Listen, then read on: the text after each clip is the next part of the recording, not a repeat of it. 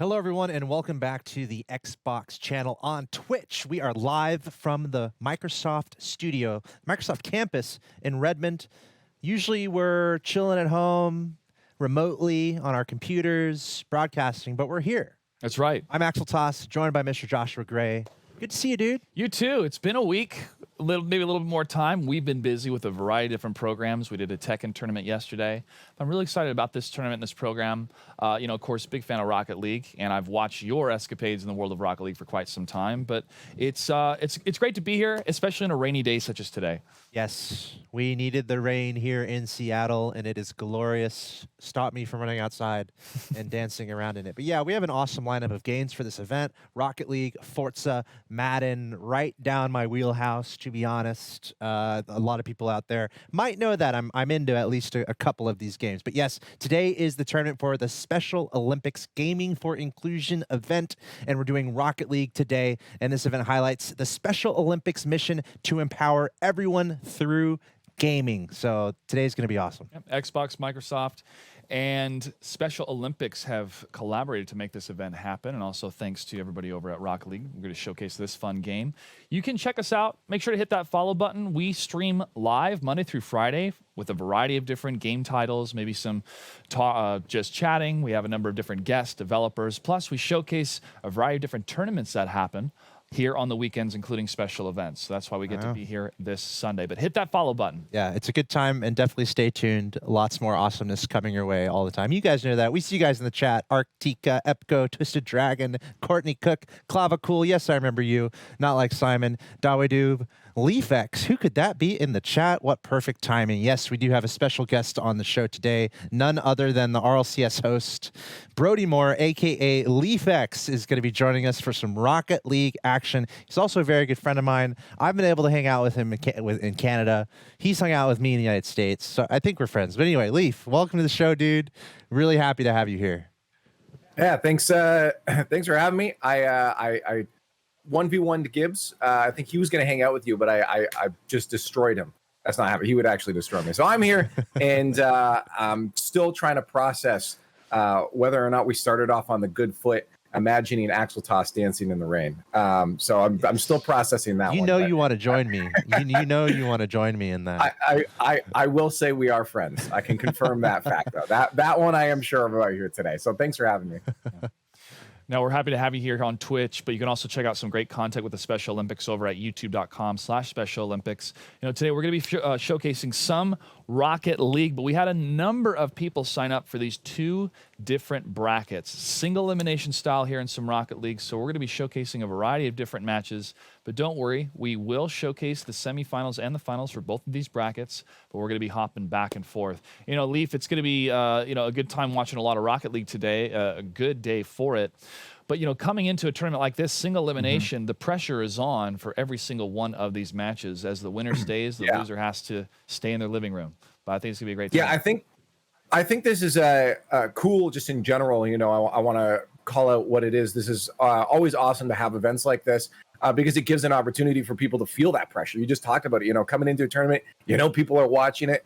And usually people that generally wouldn't be able to have that experience. So having an event like this, huge shout outs, of course, to Xbox for having this, because creating that inclusive environment is really super cool. But that pressure's on. You talked about it in a 2v2 tournament. It's just, there's less of, that safety net than in a 3v3. If you send everybody up, all of a sudden it's like, all right, we got that ball behind us and there's no one to help us out. So it's going to be a lot, down to that communication on the field. These teams are, I bet you, going to be having a blast, but for sure feeling that pressure of people watching us. And sometimes that makes people play a little bit differently too. Sometimes you'll see them sit back a little more, a little hesitant at the beginning, but they are best ofs. It's not best of one. They don't have to worry about just getting knocked out of the tournament right away. They got a couple chances, but not a lot. So you want to make sure you get past those nerves pretty quickly. And by the way, Microsoft recent acquisition of Smash GG. I say recent, like in the past year. Well, we're thrilled about that. We absolutely love that.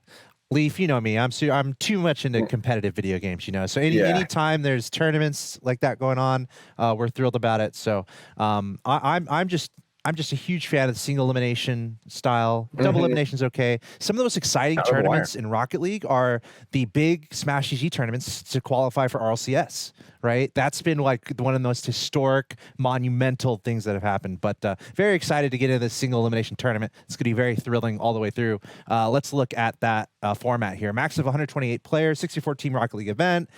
Rocket League tournaments are so easy to do. They even have it in game. So anyone out there who's thinking about competing, they have tournaments in game just to get your feet wet in tournament play. So definitely check that out. If you're an ambitious tournament organizer, there's almost nothing easier to organize than a Rocket League tournament. So highly recommend it. We're doing it here. 64 teams, players split into 2 groups of 32, single elimination bracket on both sides. So we're going to have one winning team on each side of the bracket. So technically, we're not going to have the final 2 teams play each other. Instead, they're going to advance to our celebrity showcase on September 18th, which is really hype. I mean, we got a celebrity here right now with LeafX. So, who knows what we're going to see on September 18th, Celebrity Showcase with the winners. So really exciting, a lot on the line here. And of course, Rocket League, pretty simple, 5-minute game length, best of 3 each round, best of 5 for the finals. And remember, in Rocket League, if you're tied at the end of regulation, it goes into overtime, and that's sudden death, the next goal wins. So love Rocket League. Can't wait to get into this. Oh, same. And we're going to get into this first match here in a sec, folks. But let's take a look at the match settings one more time to review. It's 2v2, best of 3 series for the win condition, best of 5 in the finals, 5-minute match length. Any cars are allowed. Hope to see a smorgasbord of different cars being selected here today. Let's take a look at our participants over on the pool number 1A side. We have some pretty fun names. We're seeing Corey Chitwood, Caitlin Roy. They're CP Chit 01 and Caitlin Roy 1230. It makes it pretty easy. Epic Kurt Dog and Grappico 1904. Storm Shadow Style Blue 0704. Burnt Toast 8044.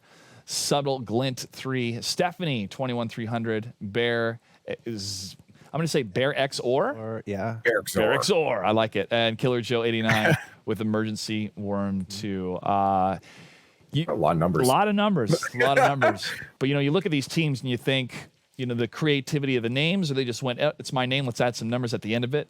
Either. I'm more concerned, I'm more scared of those people because, listen, I know I'm going to win this. Oh, I need to register? Okay, here's my name and then a number afterwards. When do I play? Let's go. I didn't sign up for math. What is this? Too much math here. We're going to watch Rocket League. Yep. And B-side for pool number 1. We got the W Gang. I like it. They actually have a name. Which W Depends which. Cheering for them. Depends which W. Her Frights, I like Pi 10. Nebulous Void, Jade Nickel. Faye Zach, Douglas County, and Comic Nash, Captain Rex. Yesterday we were playing a tournament and I picked one of the names out of the bracket and I said, I think that name's going to go all the way. And guess what they did? So I got to be concerned if I pick a name or a team today of which one I like. But you have the power. I have the power. That's what's really fun. I don't know if anyone's familiar with March Madness. You have these single elimination brackets. You can actually fill these out and see how close you can get predicting wise. But speaking of brackets, I think we have a look at our pool 1 bracket. We just saw the teams there, and here is how it's all looking in our single elimination bracket in pool 1. As you can see all the names there, it's all gonna reveal itself to eventually lead us to that quarterfinal where the winners will play each other, and then of course semifinal, and that's going to be the important match, the really important match. Best of 5, semifinal winner 1, semifinal winner 2. The winner of that will be advancing on to that celebrity showcase match. That's going to be so awesome. I can't wait for that. That being said, let's take a look at our second grouping of players. That was pool 1. This is pool 2. G. Garardox Car Booster. Ooh, I like that one. Safe Desert 4953. Target Boy 69. Dark Assassin. Cute Panda. Silent Esports. Ooh. I wonder if you're supposed to just say esports. Shap 10, Gersh, Reed, Brit D. Brit, Angel Mangle, Special 3D 007, a Piano Paulo or Pollo. Could be Piano Chicken. I'm not sure. 4023. Those are the first grouping of teams here. And now we can go to the next grouping of teams in pool number 2. Same rodeo here. Prototype 1354, Boogity, Turned Sphere, Dr. Dominate. Oh, nice. Rocket Car 14, Sony HQ4. I don't know. Maybe they should name themselves Microsoft HQ. Uzama, Kimmint, Mrs. Barnhart, Boswell, Stockton, Mertman, Party Man 24/7. Woo. Wow, that guy's hardcore. Thanks to all you guys for joining us. Excellent to have all these participants. And of course, that brings us to our bracket of Pool 2. So yeah, we have a bracket for Pool 1, bracket for Pool 2. Today, we're going to go through these brackets. We're going to watch these matches, sit back, relax, watch some Rocket League on a nice Sunday. And we're going to see who's going to win. As you can see, Pool 2 bracket all the way, again, single elimination all the way through. And we'll be jumping back and forth between the matches. And as we said earlier, we'll definitely show the semifinals and the finals. Well, that does it for the top of the show, everybody. We're going to get our first game underway in just a bit after we take a look at the bottom half of the single elimination for pool number 2. You know, I know some people are already cheering on some of the players we're seeing. We're seeing a lot of fans for Stephanie in the chat. So shout out to Stephanie and her team. And if you are rooting for anybody during today's tournament, let us know in chat. We'll be reading and giving some shout outs as well to everybody tuning in. Yes, sir. I'm cheering for everybody because we get to play. We get to watch Rocket League. That's all you need in life. It's a simple life to live.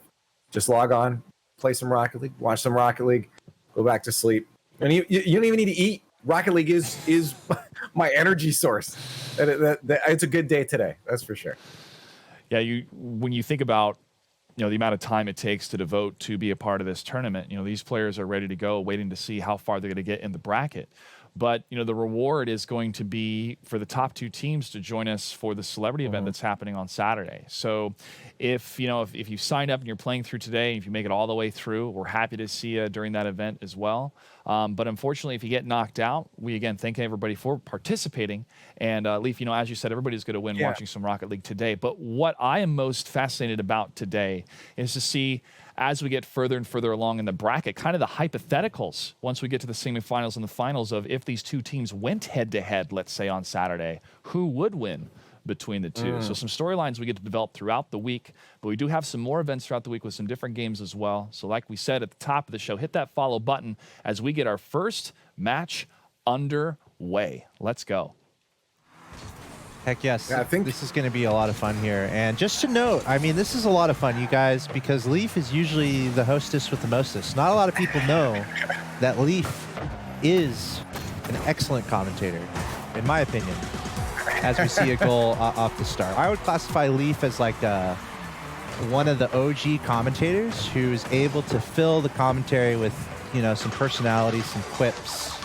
We're in a cool situation here where we can sit back and listen to Leaf do some commentary. Man, you're making it. I have to balance this out with a lot of self-deprecating jokes here, and I'm just not that creative right now. My coffee's not hitting the system fully. So you're too nice for that. Canadians, they're nice to themselves too, believe it or not. That's why their mental health situation is a little bit better than us. But anyway.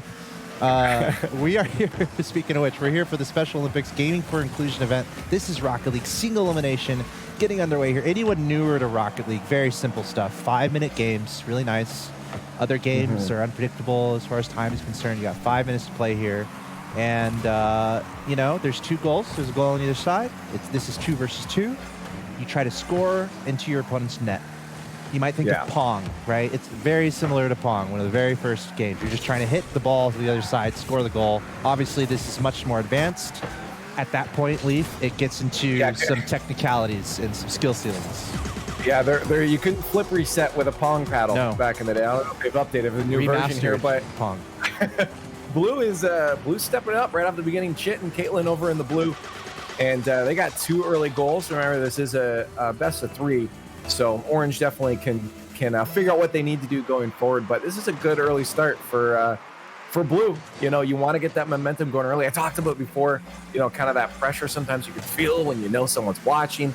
It looks like Blue is zoned in right now. Chitin and Caitlin, they're like, we know what we got to do, get those early goals, get ourselves in the lead, because that takes a lot of the pressure off of you when you come into the rest of the match. Even if your opponents score a goal, you still got that lead, that safety net, and it definitely helps to have that upper hand mentally as well, because you know that you got that safety net, and you can maybe go for some more risky. Maybe you can go for that open net and not worry about getting scored on because you're still going to be in the lead. And of course, this is a 2v2, which, 3v3 is typically the standard. It's even called standard in Rocket League. It's the most popular, with 6 total players on the field. So with the 2v2, definitely a lot less forgiveness. We have Grappicho technically on a runaway here, not able to make it.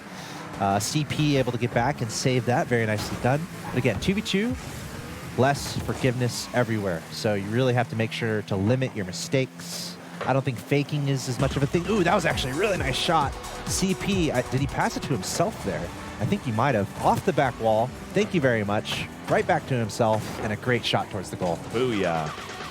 Yeah, that's a good push here from Blue so far. There was almost a chance. You called it out too. There was almost that breakaway chance there for Grappico and Kurt Dog over there. And that's what you want to see. You saw the push up. You mentioned no safety net.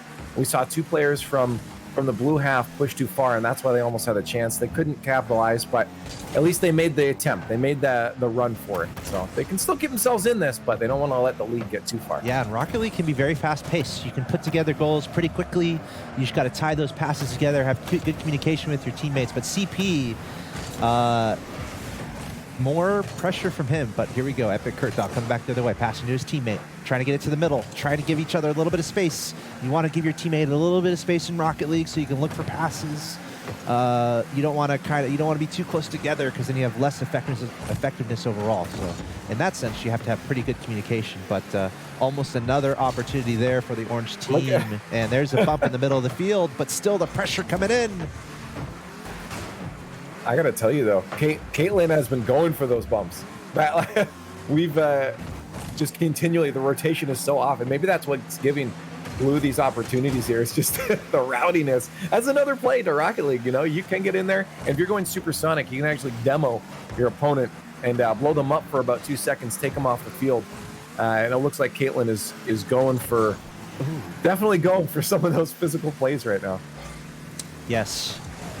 Demolitions are a thing in Rocket League. Fun fact, I'm sure you knew this, Leaf. K-Dop, one of the best players in the game, when he first played Rocket League, he thought it was Demolition Derby. He didn't even know there was a ball. So he spent who knows how long. This is K-Dop, one of the best Rocket League players ever. He spent his first time playing the game was just trying to bump into everyone and trying to demo everyone. So it is a thing, and it can be effective. So always fun to look out for that here. But right now, our Caitlin, K-Dop, coincidence? Oh, hey, there you go. There's wow. There's one vowel that rhymes, right? And CP adding another one. That's 4 goals here for the blue team. They're going to be very happy with that. Again, best of 3, single elimination. So this is a perfect start here for the blue team. Yes, CP Chit definitely looks pretty comfortable with those wall reads, when they're bouncing off the side there. So any opponents coming up against them, including Kurt and Grappico here, are definitely gonna have to make sure that they're not letting Chit get those bounces off the side, because he is feeling it right now. Dude, he's crushing it. I mean, 5 goals. He's got all the goals. So he's definitely having his way. Maybe one of the favorites for MVP of the day. If people are looking at teams that might find success going forward, this might be one of those teams. As I say that, though, Epic Kurt Dog. Hey. That's a nice thing to do. Get a nice kickoff goal. Well, it was a pinch goal too. Nice. The double. Sometimes, hey, you know what? 25 seconds left. Usually in Rocket League, you want to send one person per kickoff, but you got those last minute desperation kickoffs. Sometimes they pay off. We saw one there. 2 players pinching it into the net. We have at least a goal on the board, and that always feels good. Yeah. Getting shutouts, sometimes it feels bad, man. So it's good to get one on the board, coming into game number 2 with at least a little bit of momentum, because it can always shift around, but Chit is going to be that player they're going to have to shut down, because he has been popping off this series. Yeah, very aptly put. You want good feels in Rocket League. You want the good feels. And getting that goal near the end, even though they lost the game, that can be really nice going into game 2. You got the good feeling of the nice pinch goal. Yeah. And that was really fast, too. That's really like, oh, my God, dude, that was sick. We just did something really cool there. So maybe that could ignite some fury behind the orange team here. But we're all CS analysts here, okay? We got the tag in game, so we'll tell you guys how it is. Exactly. You know, CP Chit, he's 5 goals. I mean, he's definitely the best player in the lobby. I think it's safe to say the blue team is going to be favored here, but we'll see if our orange team can bring this back. No, you're absolutely right. I mean, look at that score. We saw Caitlin going for physical plays, and then Chit was just taking the whatever shot that he wanted off the backboard there. So that's definitely a solid threat for teams going forward. Yeah, and I wonder if they're thinking, hey, we can't let this pinch happen again. Let's shut it down. Mm-hmm. Well, they almost let it happen on that kickoff right again, as there was a failed kickoff from Blue. They just didn't go for that one. So they got to be careful because that really can lead to some goals. We've seen that in game 1. Well, again, anyone newer to Rocket League, I believe this applies to the ranked ladder too. You know, that first goal is so important. In tournament play, when you're playing the ranked ladder, getting that first goal is absolutely huge, and it feels great if you can do that. An orange team, they're down right now, so they're trying to make it happen. But here's CP Chit going the other way, scoring off the bat. Not too surprising to see. I'm wondering if he's trolling us with his name. I don't know, but that's a great way to start. We saw the blue team play well in the first game, so what they want to do is exactly what they did in game 1 and try to get the 2-0 victory. Yeah, no, that almost was an opening goal. Right as you were talking about, you know, the importance of that first goal, is almost an opening goal there for Orange. That would have felt great too, especially coming off a goal the last game. Being the only one to score for a bit is good, but that counterattack potential opened up for Chit, and what we talked about Chit is just having that opportunity for open up for him. There's likely going to be a goal at this point. Ooh, nice shot there from Epic Kurt Dog. In Rocket League, when you're making these shots, you don't want the easy shot to the middle of the goal, right? You don't want the slow, easy shot to the middle of the goal like I accidentally do when I'm trying to pass my teammates. What you want to do is you want to have a decent amount of velocity, but you're looking for the upper 90, like they say in soccer or football, whatever you want to call it. Upper 90, you want to tuck it into the bottom left, bottom right. You want to make really angular shots to try to keep your opponents guessing. So look out for that for these players. Ooh, that's a good one, almost to the top right there, from our hero CP, who's been killing it all day long. But I'm looking out for the comeback from the orange team. This game is a little bit closer. We saw even physical play there. Graphico got that save after a demo, and they're getting a lot closer to scoring opportunities. So this is why best of series are really good. It gives you that opportunity to hone in, adjust, and get yourself back in the game against your opponents. A 1-goal lead right now is a much different story than we saw in that first game for the blue squad here. And if you're watching this and you're itching to check out some tournament play and play yourself, go no further than smash.gg. There's tournaments up there all the time. Also, Rocket League has tournaments in-game, both 2v2 and 3v3. So you can go in-game and see when those are scheduled. Oh, here's an offensive attempt here from CP once again, and he does it. Nice play here from the midfield to control. Got some more boost, kind of chipped the ball up a little. And then once he got underneath the ball, he's able to kind of chip it up a little bit over the defender and get another goal. Yeah, that seems to be the story. If CP Chit can get their hands on the ball, it seems to be a goal. Eventually, I wonder, again, going forward, I don't want to count out Orange right now. You know, there's still 2.5 minutes left, and they are getting closer to scoring. But, you know, going forward, someone's going to have to shut down CP here. Yeah, he does, again, we're the analysts here. He does look like the better player in the lobby. Let's see if he can try to close this down on his own, trying to set it to the goal. But no, there's the defensive play here from, who is that? Yeah, that's Epic Kurt Dog. Once again, he's got full boost. Not able to utilize it quite yet. See if he can go back and get a challenge on that, going underneath it this time. He's got the teammate back trying to handle it and try to navigate it out of this tricky situation. Go, Grapco, go. Dunk him. No dunk. Okay. I was hoping just to dive at the ball. But yeah, those 2.5 minutes are slowly slinking away from them there, down to 1:30 now. And 2 goals back. It is looking like Blue might have this one. I do like the attempts, though. Yes. You know, we're starting to see some more aggressions. So you saw aerials there, even demos from Orange. And that's what it's about. Whether you win or lose at the end of the day, coming into this and having that experience and being able to learn what it's like to play under a bit of pressure like this is really the important aspect to take away from this, whether you're out or in the tournament. Yeah, one of the best pieces of advice I like to give to others is, you see how he's full boost here? Really using the boost, really trying to play faster. And one of the most satisfying feelings in Rocket League is when you're full acceleration, going full speed, and you hit the ball exactly how you want to, and you're able to send it, you know, super quickly across the field. That's a Dude, just hitting the ball is satisfying. Like, you know, when you play golf, when you hit your driver in golf, it's like one of the most satisfying feelings. You're hitting it as hard as you can, as far as it can go. That's what you're trying to do in Rocket League in these stages, I think. I think we're seeing a lot of slow play here, a little bit of tentativeness at the boost. Just anyone who's newer to Rocket League, really try to get faster, try to play a little faster, dodge a little bit, use that boost, and I think that could be a great way to try to improve. Axel Toss is telling everyone to go ball chase. Yes. And just hit the ball. Yep. Yep. Actually, twos that actually I kind of think works. that's good advice early on, but to Leaf's point, Yeah. after that stage, there are some things you're going to have to build in. Oh, there we see a nice goal from the Orange team trying to bring this back. 9 seconds left. Hey, are we going to see another kickoff pinch goal? We'll see. Blue has to go for kickoff. We've seen that before. That has been a strategy. That has been a strategy used by the Orange team. It doesn't look like their kickoff positions no corner lend kickoff. to it. No. But that's still good, down there, that's though. a good shot to the other side of the field. A pass to the middle. Oh. Looking for his pass didn't quite make it there. No dribble comes out to keep that ball up. It stays on the ground, and the blue team, CP Chit and Caitlin Roy, are going to be able to walk away with the dub on that one. It was a little closer in game 2, though.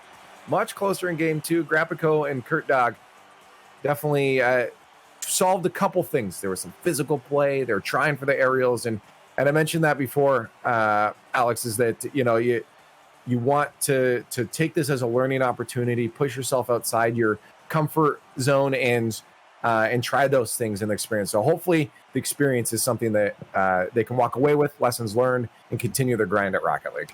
We like to call it the download when you're up against somebody and you're losing, and then all of a sudden you're like, wait, I need to make these adaptations and these changes and then start to play better. And we saw that in real time between these two competitors. Now, unfortunately, in a single elimination bracket, we have to say goodbye to Grapico and Epic Kurt Dog, but I like to say thanks for signing up and thanks for those great names. Definitely, I'm going to be like saying Grapico all the time now.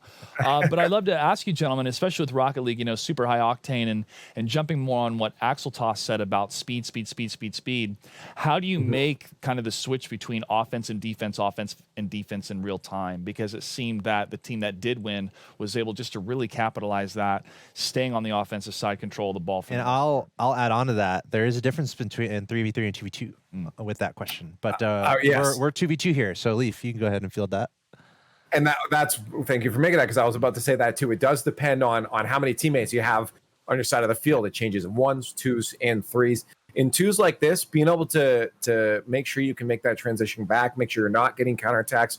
We saw Chit get a couple of those counterattack chances because we saw both players move up too much. One thing to recognize, and that seems counterintuitive to being faster, but being slower sometimes makes you faster, because if you slow down a bit, think about where that play is going to be, you can be ahead of that play. And to your opponents, you look like you're moving faster. You know, obviously there's flips, there's boosts, more advanced techniques with wave dashes and half flips later on. But, you know, there is an element of just being ahead of the play. And some of that comes down to making sure that you're not grouped up too much. If you have a teammate in the corner, especially in 2s, don't be diving in that corner, whether it's your corner or your opponent's corner, because what you're doing at that point is you're taking away either an attacker that could receive a ball that's fed out into the slot, or you're losing a defender that could be stopping an easy shot or a roller towards your net. So avoiding clumping up like that really gives you a chance to be in a better position, which will allow those transitions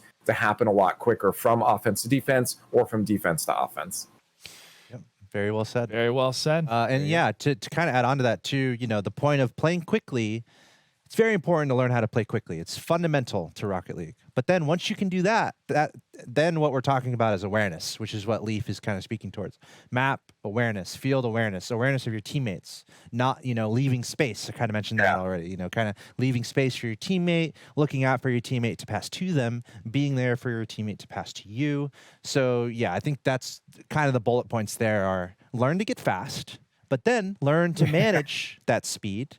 And that's where map awareness comes in. And I'm getting to the point in my Rocket League play where I'm able to play fast enough where I can be on offense, but then a second later, I can be back on defense. So once you can really be super fast in Rocket League, you're really able to play more of the field. And I think that's pretty exciting. And that's when it gets really beautiful when you see the pro players. I thought you say you're getting to the point where you finally are hitting the ball. Maybe. Sorry, I had to get a dig in that's here. difficult. I don't hit the ball that much. I'm more of a fake aficionado. No, you're definitely pretty good. I think people sometimes start to forget. Because you're playing against people of your similar skill, especially if you're playing ranked, it's very easy to lose focus and get discouraged because you're like, well, okay, I'm win one, I lose one, I win one, I lose one. Because you're playing against people of relatively similar skill at that point.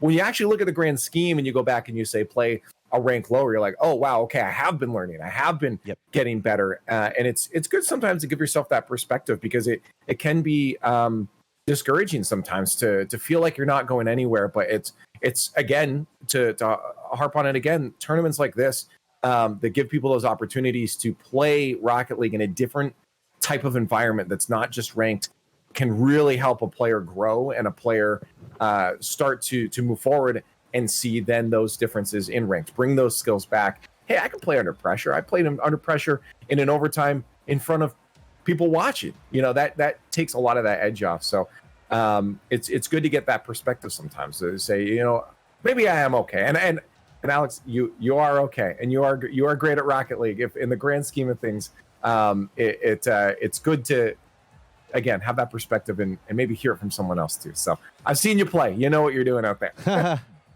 Yeah, the thing is, it's not an easy game. No, but that's why we love it so much.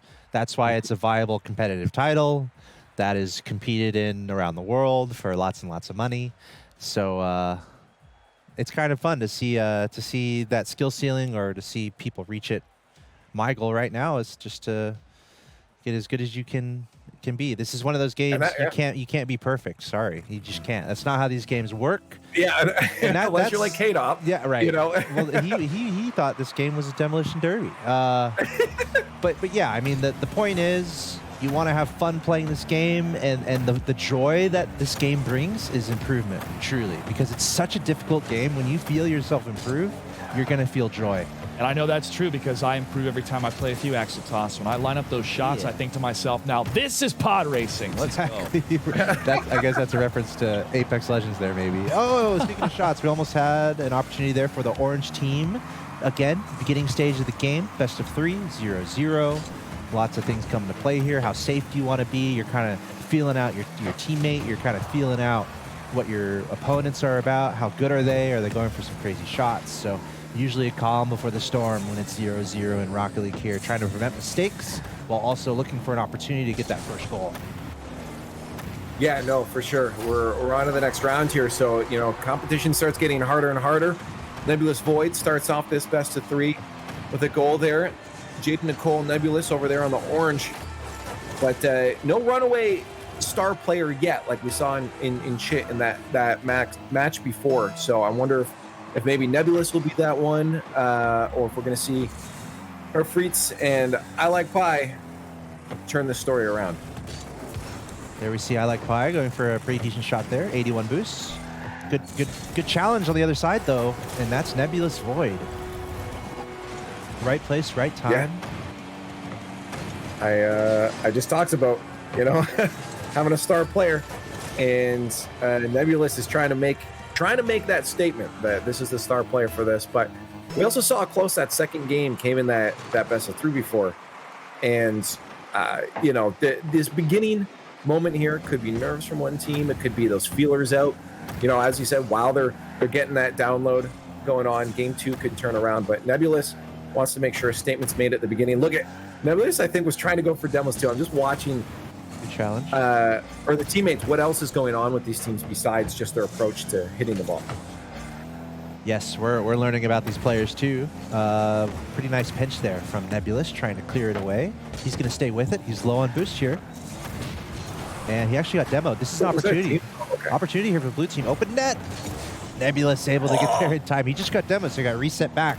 So he was able to actually rotate by getting demoed. So that worked out there for Nebulous, but kind of going back and forth here.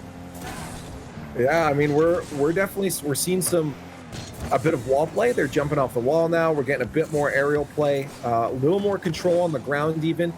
I think both teams honestly are relatively closely matched here. Orange definitely looks like they may have some more confidence in their mechanics in game one at least. Yeah, I like Pi looking for a pass there. He needs to go after it. Got to go after that ball. He's not going to challenge it for now. Nebulous Back it up.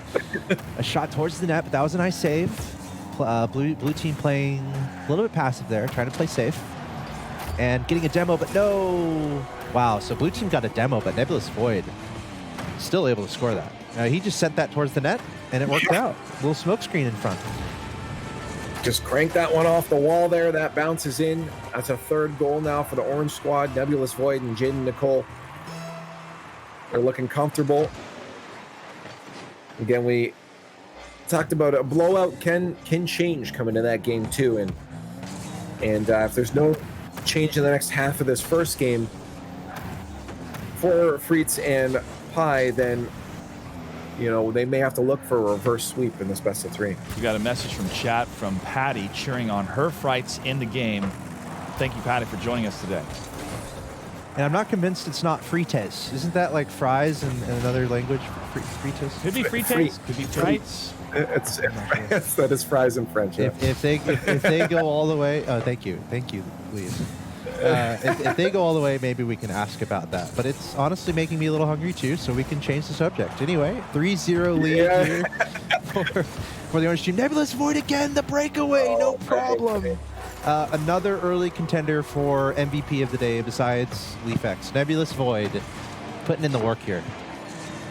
Yeah, I mentioned star player. Nebulous was making a case, and that continues to be the story here in game number one. Nebulous every time just finding the accuracy. At this point, with a little bit of weaker defense amongst these teams, accuracy really plays a huge role in how many goals you're going to be getting, because you can just send that flying from your own end and get a goal if your opponents are overcommitting. So keeping that accuracy on and a bit more speed. You talked about that too before, Axel Toss, of having that speed, and it does feel like Nebulous has a little more confidence in that speed. And there's an example of it, a goal line save, keeping a shutout on the scoreboard. Yeah, we're seeing the full package here from Nebulous Void so far. We're seeing some good offensive play, obviously 5 shots, 4 goals, but then we're seeing him really solid on the defensive end as well. We see those 3 saves. So Nebulous Void doing really well. I think, probably the best player on the field right now, showing that. And we'll see if the Orange team can keep up. Looks like game one should be formality at this point, up by 4 with 40 seconds left. That's going to be hard to bring back. But this is a best of 3, so there's still a chance to try to, as you said, reverse sweep. I think it's important to mention too. Yeah, if you're close to a tied game, or it is a tied game, if that ball hits the ground and you're tied at 0 seconds, you head into a golden goal overtime here. But if you're about 1 goal, 2 goals down with 20 seconds left, there's a reasonable belief that, hey, maybe you can grab those, get a kickoff goal, bring it into overtime. But with 4 goals down, that's a very, very hard task to accomplish. And it's definitely, or usually pretty safe to call it that the team in that lead with a minute left will be taking the win, and they will. Nebulous pop-off player here, and Jaden Nicole making sure that support is there. Orange will take game 1, but it is a best of 3. Yes, best of 3. We're going to move on into game number 2.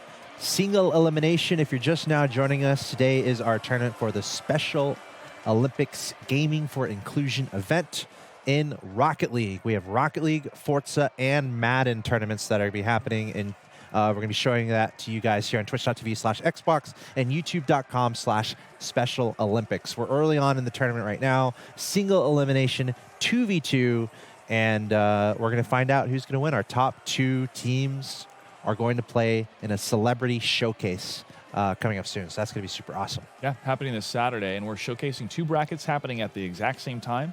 So we'll be jumping back and forth between these brackets that are happening right now with these matches.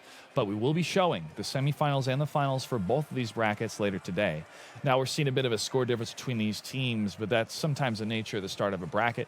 With an even playing field, you kind of don't know where they are in the skill level based on these different teams. Yeah. But that's the beauty of single elimination, as we get to find kind of the best here pretty quickly as soon as we hit that mid-range, those mid-rounds for the tournament. So for those of you tuning in, those of you who signed up, best of luck in the tournament, but it's going to get harder and harder and harder the closer you get to those finals, and we're looking forward to it.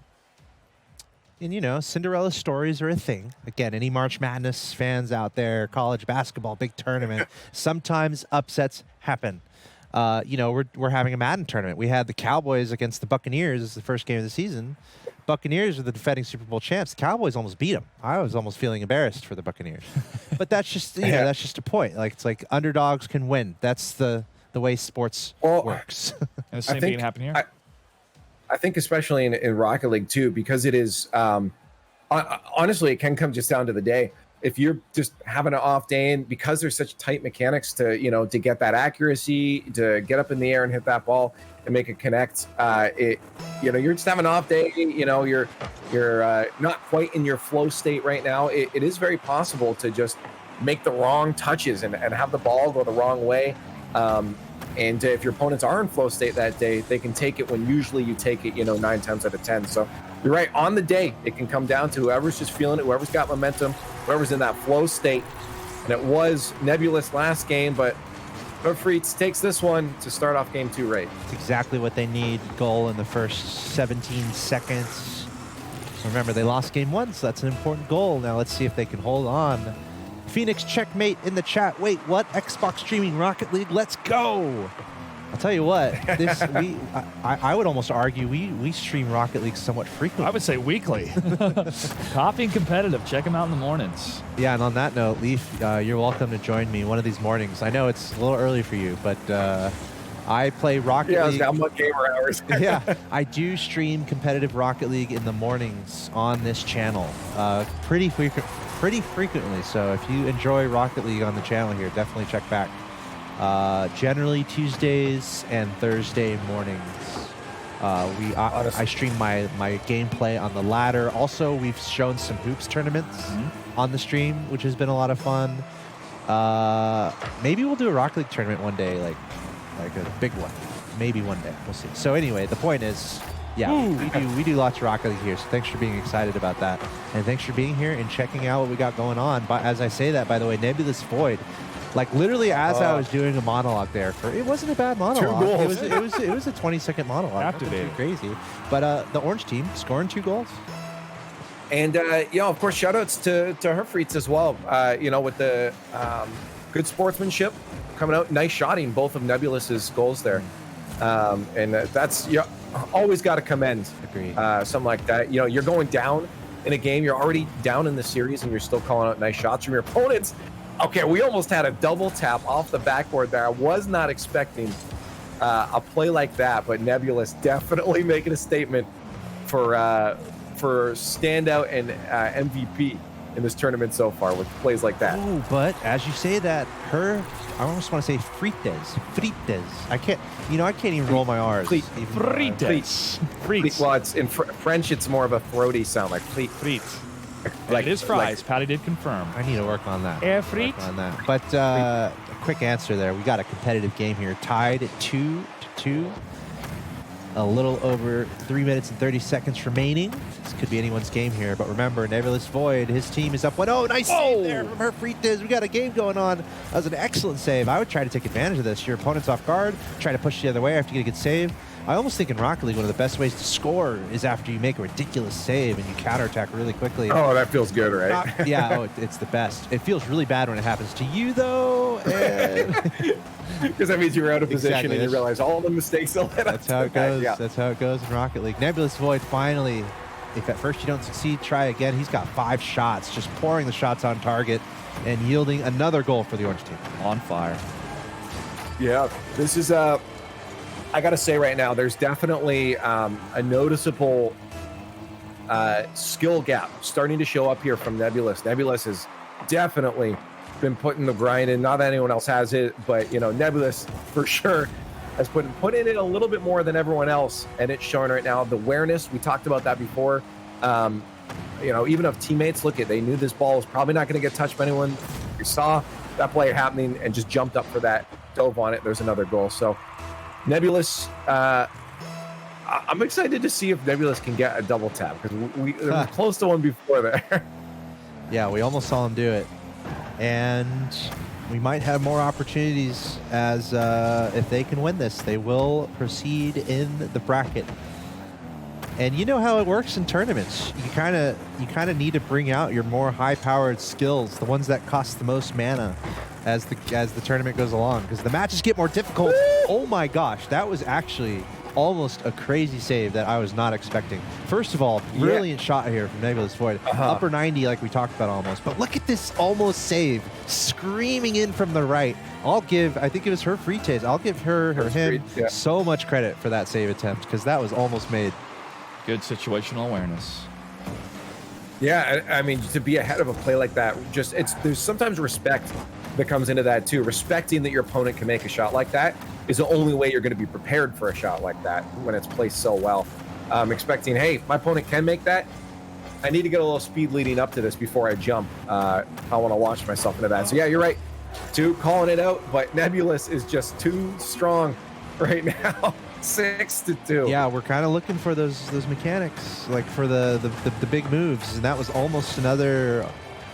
I almost think he could have gotten a flip reset on that, close to that, but kept it a little easy there, just getting a nice, just kind of chipping it to himself and following it through. But Nebulous Void all over that scoreboard right now. His team is up 1-0. He is on the verge. Orange team, that is. They are on the verge of winning and going to the next round in our single elimination bracket here. Nebulous Void back in control, sending it to the middle. Plenty of time on the clock, but the offense continuing to surge here from the orange team. So blue team running out of time. What I do like to see though is I feel like when you play an opponent like this, like Nebulous, that maybe a couple have a little bit of skill gap above you, you actually start to play a little better. You start to try those things. I'm seeing Airfreets also try to get up there. We've seen some aerials coming up from them. It's not working out for them yet, but they're trying, and that's the important thing right now, is they're going for things that maybe they'd be a little hesitant to try if they weren't playing someone that is pushing them to their limits. And that's what I love about competition, is it's not just about you pushing yourself, but your opponent's pushing you past what maybe you thought you could do. That's an excellent point. One of the best ways to get better at Rocket League is to play against people who are a little bit better than you. And they can stretch you to your capacity and make you a better player. And that's what we love in Rocket. I mean, that's what brings me so much joy in this game. There's always an ability to improve, and it's so much fun playing in lobbies where everyone's a little better than you. Like I've been able to play in a pro lobby before, and I just had so much fun. Even though I wasn't to the level, I still made some plays here and there, and I felt like a better player. I think the important thing is, it's fun because whether you're winning or losing, it still feels like there's a lot to take in, and playing competitively. I mean, that should be your main goal, is to just better yourself, and at what you're doing to be the best. So playing better players, absolutely, I can agree with that. That's the best way to learn. Go save that replay even, but just getting that feeling of playing in a lobby like that. For now, we're seeing this game come to an end here. 7-2 advantage for our orange team. And remember, they're up 1-0, so they're on the verge of extending their lead to a 2-0 and winning the series here to advance to the next round. Nebulous Void, the player of the match here. You can see those stats. 6 goals, 9 shots, just absolutely lighting up that scoreboard. But here's how tournaments work. Your opponents get a little better as you proceed through the bracket. So Nebulous Void and company, they don't want to get cocky here. They don't want to be like, okay, we can relax now. We're so good. No, you don't want to do that. You want to carry that intensity forward and keep that pedal to the metal. So I know you guys are filling out your brackets at home. This is definitely a team I'm looking out for. Nebulous Void and Jaden Nicole putting together a pretty good sequence of Rocket League there. Smooth 2-0 victory, and they'll be advanced to the next round of the bracket. And they're actually going to play the winner of whom we saw a little earlier. CP, Chit, and Caitlin Roy are playing against Singularity and Real Crispy right now. And the winner of that will play against that team that we just saw. So... And tip our hats to Air Freets and I Like Pie 10 that joined us today, and to everybody that signed up.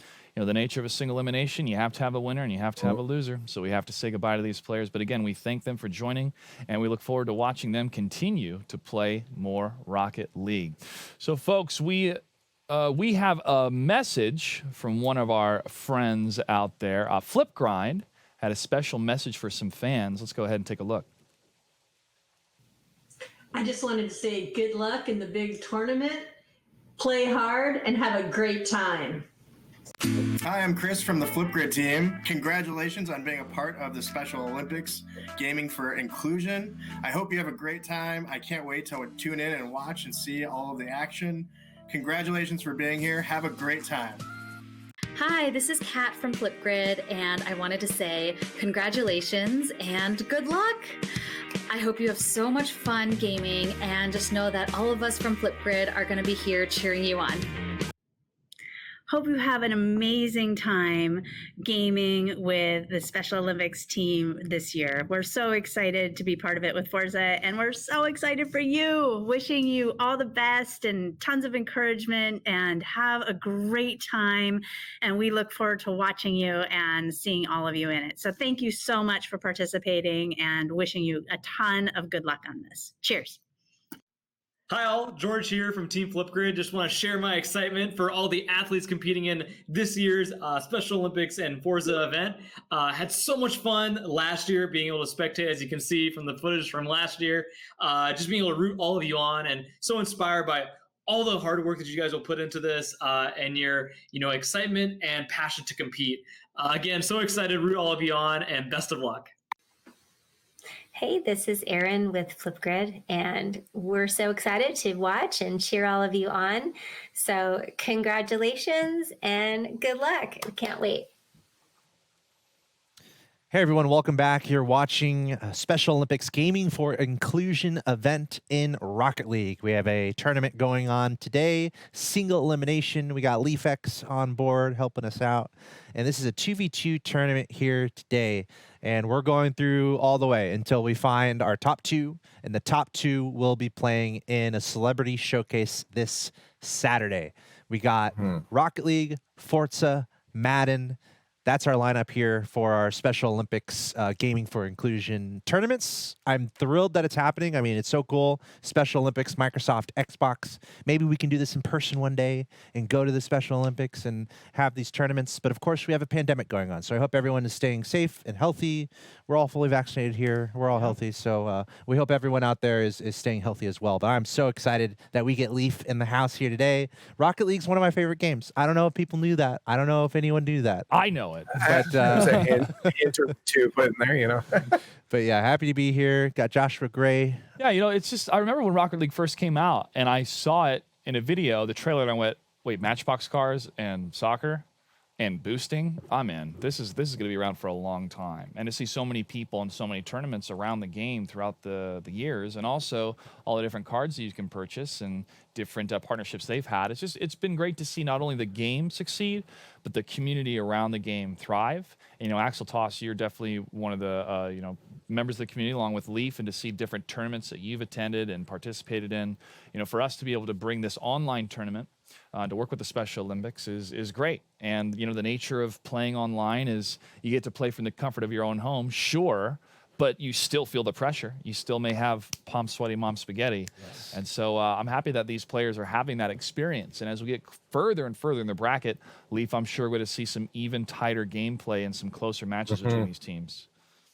Yeah, I'm hoping so. The best thing you can ever hope for in a tournament, it doesn't matter what skill level it's at, is that the matches are close, because that creates a real intensity in that match. You have two teams, two players, whatever it is, going head to head, and if you think about it empathetically, you get in their mind and you say, okay, I can feel this. I can feel the intensity. To them, this is a big moment. And then being able to share what I think they're experiencing through Cassian. That's one of the beautiful things about Cassian is getting to share that experience. What I envision they're feeling to the audience is a really fun experience, like being that conduit for those emotions, because they're cars. You can't really, have emojis or speech bubbles coming up saying how they're feeling. You don't know. That's an idea. So we get to do that, and I think it's fun seeing those close matches because they're feeling the intensity. So I really hope again we get a lot of that. We've seen some players pop off like Nebulous. It'll be hard to match that, but there's definitely tiers above that skill level. So I'm wondering if we'll see that, where we'll teeter out, or if we're going to get those really close, even matchups going forward. There's one match currently underway that we may jump to in a bit, but it's concluding here, about 30 seconds left. And yeah, it's going to get closer and closer between these teams. Remember, there's two brackets going on too. So the storyline's developing on two brackets at the same time. We're jumping back and forth between these matches, but we will show the semifinals and the finals for both of these single elimination brackets that are happening. And as Axel Toss mentioned, the top two teams will be joining us for the celebrity event this Saturday. But the storyline is if these two teams go head to head, who would win? And I'm looking forward to kind of having that conversation throughout the week. And I hope that other people are continuing that conversation on social media and also joining us throughout the week here on twitch.tv/Xbox, where we get to showcase a variety of different games Monday through Friday. Axel Toss, myself, and the Mav Show. Now, Leaf, it seems that we've seen obviously a lot of online tournaments have been happening for a variety of different games. But as we're loading into this next match here, can you give us kind of a brief rundown of the current landscape of Rocket League as it is today? Well, it's awesome still. It was day one awesome, and it is still awesome. It's continued to grow too. I mean, there's different communities that have built themselves around Rocket League as well. Obviously, you have your casual players that hop in, maybe twice a night after a hard day at work. They hop in, play a few matches, and that's their go-to, and that's cool. You have the trading community that just loves trading items. There's so many cosmetics in the game. You have your YouTube community that there's so much content out there. Shout outs to a lot of the big guys. Sunless Con is a great one. If you want to check out cool maps and stuff, check out Lethamir. Then you have your competitive side, and the competitive side is continuing to grow across every avenue, even with stuff like this. And that's why even further and further, we talk about it. Inclusivity is super important to make sure that everyone feels they have that opportunity to be competitive. Because in my mind, and I feel like Alex can agree with this, the competitive community is the best because, well, we like being competitive. So that's why I'm a little biased to that one. So seeing everyone have that chance is great. But what is going on right now is Yeah, we are sneaking into a match that is in progress. These two teams are tied 1-1. And remember, this is single elimination, winner take all here. So this is effectively a best of one at this point to see who's going to stay alive in this tournament. I am actually really surprised to see how fast those two goals came out from the orange team. Literally in the first 10 seconds. That's what I was saying. Yeah, a perfect start. A perfect start here from the orange team. 2 goals in the first 10 seconds. They're going to be thrilled about that, especially in Game 3, in what we would presume to be a very close series because they're tied 1-1. So orange team has to be feeling really good, scoring twice here in the first 10 seconds. But yeah, just to echo what you guys are saying, Rocket League also free to play cross-platform. I think it's really important for games to be inclusive. I mean, here we are doing the Special Olympics Gaming for Inclusion event. I think video games should be as inclusive as possible. We love all the platforms. We love all the games. So that Rocket League is one of those. Free to play. You can play it on pretty much any platform. And yeah, towards the competitive scene, in my mind, it's bringing together the worlds. I mean, that's what esports are doing. We have people from vastly different backgrounds. Guess what we have in common? These video games that we're playing and we're trying to beat each other at. We don't have to go to war. Let's just have a 1v1 in Rocket League. Your champion versus my champion. Yeah. Do it the old way. So I mean, I've caught a classic mantra about that. We're bringing the world together here with these competitive video games. So really excited that Leaf, you're joining us here today, and of course everyone tuning in as we get to see another tournament unfold here. And this is pretty dramatic here. Game 3, winner stays alive. That's how Axel Toss described the plot of Mortal Kombat, except just put in video games. Yeah, well, here's the thing. First and foremost, the thing we all have in common is that we're humans. and that we do like to be competitive. So I think it's really healthy to find an outlet for that, like competitive games. It's just an inherent thing we have, and to do it productively like this, for entertainment, for joy, for the glory of winning over the opponents, to do it here is a great way to outlet that. Love it. We're already in quarterfinals for Pool 1. Absolutely love it. Yeah, one of the best examples being the World Cup, one of the most iconic, historic sports events that brings vastly different cultures together. And here we are, the Olympics, definitely along those lines, involving the world in sport, in camaraderie, and really great to have this going on. Once again, Rocket League, Forza, and Madden. That's our lineup here over the coming weeks, so make sure you stay tuned, follow the channel. As we see an answer here from the blue team, I mean, that's a really important goal, because, if you think about it, you're down by 2, and they scored their first 2 goals in the first 10 seconds. If you're the blue team right now and it's halftime, you're feeling pretty good, because you've been able to, stop whatever was happening in the beginning as another score happens. But my point being, just getting that goal in before it gets too out of control, really important for the blue team. But then there we see a very quick answer from our orange team here. So still close game, still plenty of time. The real important thing is just getting on the board too. I mean, when you go too long without scoring, it starts to get that. You're like, oh man, it just feels like we've not been doing anything. So getting one on the board is definitely really good. Of course, it's not the funnest to concede that right away and have them answer it, but it is still good to be on the board. With 2 minutes left, you're right. You slowed down, that leak, at least, and you've been able to put one back yourself. So 2 minutes left, 2 goals at least to bring it to overtime. Bar down and out, and that's not going to be it. That would have been a great moment. And it turned around too. We talked about that earlier, didn't we? The good saves, the quick counterattacks. What an opportunity, though, there for the blue team. First of all, that chance they had, I talked about playing quickly earlier. It felt like that was like the epitome of speed there. Like everyone was, in a good spot, but they just barely hit the ball wide. But great speed, and of course they double commit, which is an unfortunate side of being too fast sometimes. If you're not careful, you're going to double commit with an equally speedy-minded teammate. So almost working out for the blue team, but then a travesty, a goal going the other way. And we talked about it earlier. It's so heartbreaking when that happens. You almost have a chance, but then they score the other way. But look at this. Yeah. Here's a quick answer. That's kind of what you need to do. Still 91 seconds left here. I think it's a lot of back and forth, which obviously you don't want. You said it before. We had that bar down and out that would have been super ideal to have in the net, because this would have been closer.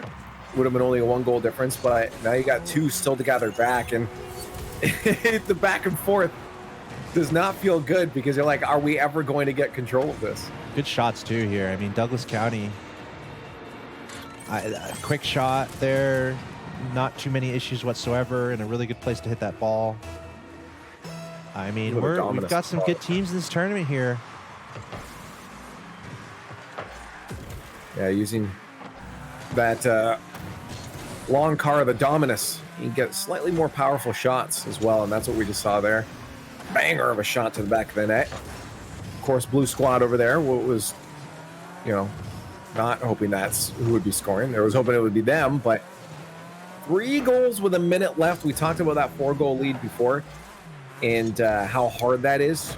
Kind of same situation here. 3 goals is a very difficult task to overcome. It felt like it was close at the beginning, but something happened here, and blue just kind of lost control. The orange sank a few extra ones home. Yeah, I mean, at this point, it comes down to possessions, and when you're running out of time, every possession becomes a little more urgent. So for the blue team here, they're running out of time here. Basically, a possession has to lead to a goal. They have possession here, it has to lead to a goal. If it doesn't, it's really tough. So it's getting more and more dire here for the blue team as time is starting to expire. And the orange team, you look at this, they're keeping up the pressure here, keeping it on the blue side, trying to make a bit of a statement and carry some momentum into the next round. And look at this, they might even score here, and they will. Douglas County, great position, great block, and sent it right towards the goal. I just love they just both turn. They're like, whatever, 10 seconds left, commit everything, and they get rewarded as a result. And that will be it. I'll call it here, folks. Yeah. 11 seconds left. There's no way 4 goals are getting sunk. And that will be the Orange Squad here taking the dub on this best of. Yes, and they will be proceeding in the bracket with that victory. Very nicely done. I like it. We're getting to learn. We're getting to know a lot of these players. We're seeing who are the top dogs here, who are the top teams. We're starting to get hints from some of these teams that we're watching of what kind of competition we're going to get as this day goes along. And I'll tell you, it's getting pretty exciting. We're seeing some pretty good plays come out, some pretty fast play, and we're seeing some pretty good teams put together some good games. So. And we're hearing some people in the chat, especially Twisted Dragon 25, saying, watching this makes me want to play Rocket League. That's why we do it. That's why we do it. Quick peek at the bracket right now, folks. We have Nebulous Void and Jaden moving on, as we previously saw, waiting for the victor between CP and Caitlin versus Singularity and Real Crispy. Hey, another name that I like out there. Yeah, Douglas County getting that final goal, solidifying the victory for Faye, Zach, and themselves. Cosmic Nash, Captain Rex will be their next opponents. And then they'll face off, hopefully, if they continue on, the semifinal winner for the first bracket that we have right now. Yeah, we're getting further and further in the tournament. As we mentioned, the further we get in the bracket, the closer these games will be. That being said, we are going to take a small break here. So everyone tuning in, thank you. Thanks for hanging out. Thanks for tuning in. It's safe to say we are live a lot of the time on a lot of the days. So twitch.tv/Xbox, your source. Follow the stream. Stay tuned. We're going to take a short break here. We have much more Rocket League coming your way. Again, single elimination bracket today, and we're going all the way through the tournament, covering that Rocket League action as the day goes along. So stay tuned. Get yourself a snack. Get some hydration. Water's important. And we'll be right back. When I play, I can do amazing things. I can run, I can jump, and I'm still learning to do more. Special Olympics young athletes helped young children around the world discover their abilities and develop their strengths through the power of sport and play. Young Athletes introduces basic sports skills like kicking and throwing through fun activities to children with and without intellectual disabilities, ages 2 to 7. Children of all ability levels participate, and they all benefit. They develop important motor skills, grow stronger, build confidence at every milestone, and learn to interact and communicate with others. Families share in the fun and learn to support their child's development. And everyone learns acceptance and friendship.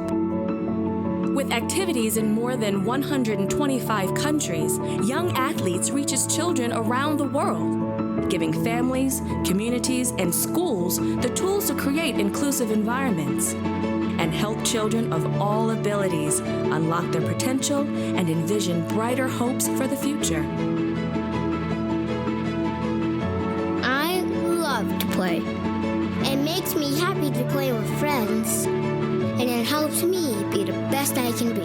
So come on, let's play together.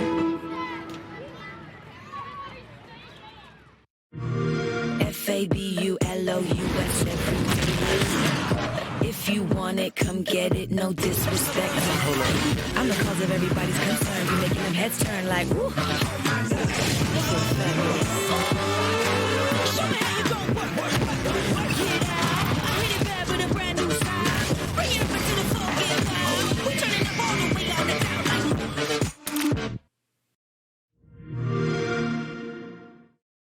Hi, I'm Christopher Bell, the number 20 Toyota NASCAR driver for the Joe Gibbs Racing Team.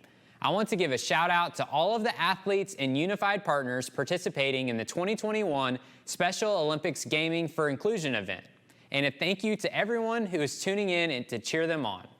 Your participation in this virtual opportunity proves the power of sport and the power of inclusion remains strong and can be shared together even if we aren't physically together. And what an exciting way to connect through a mutual love and appreciation for esports. Tune in to watch the Xbox Twitch channel on September 18th.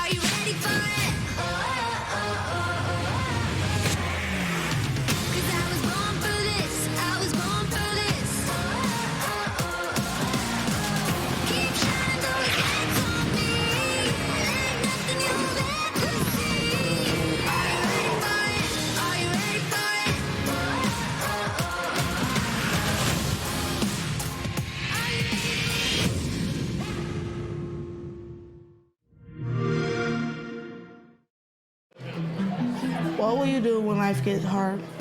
Will you run from it, or will you stay and try to overcome it? Just don't be afraid of the future. Go out into the unknown and try.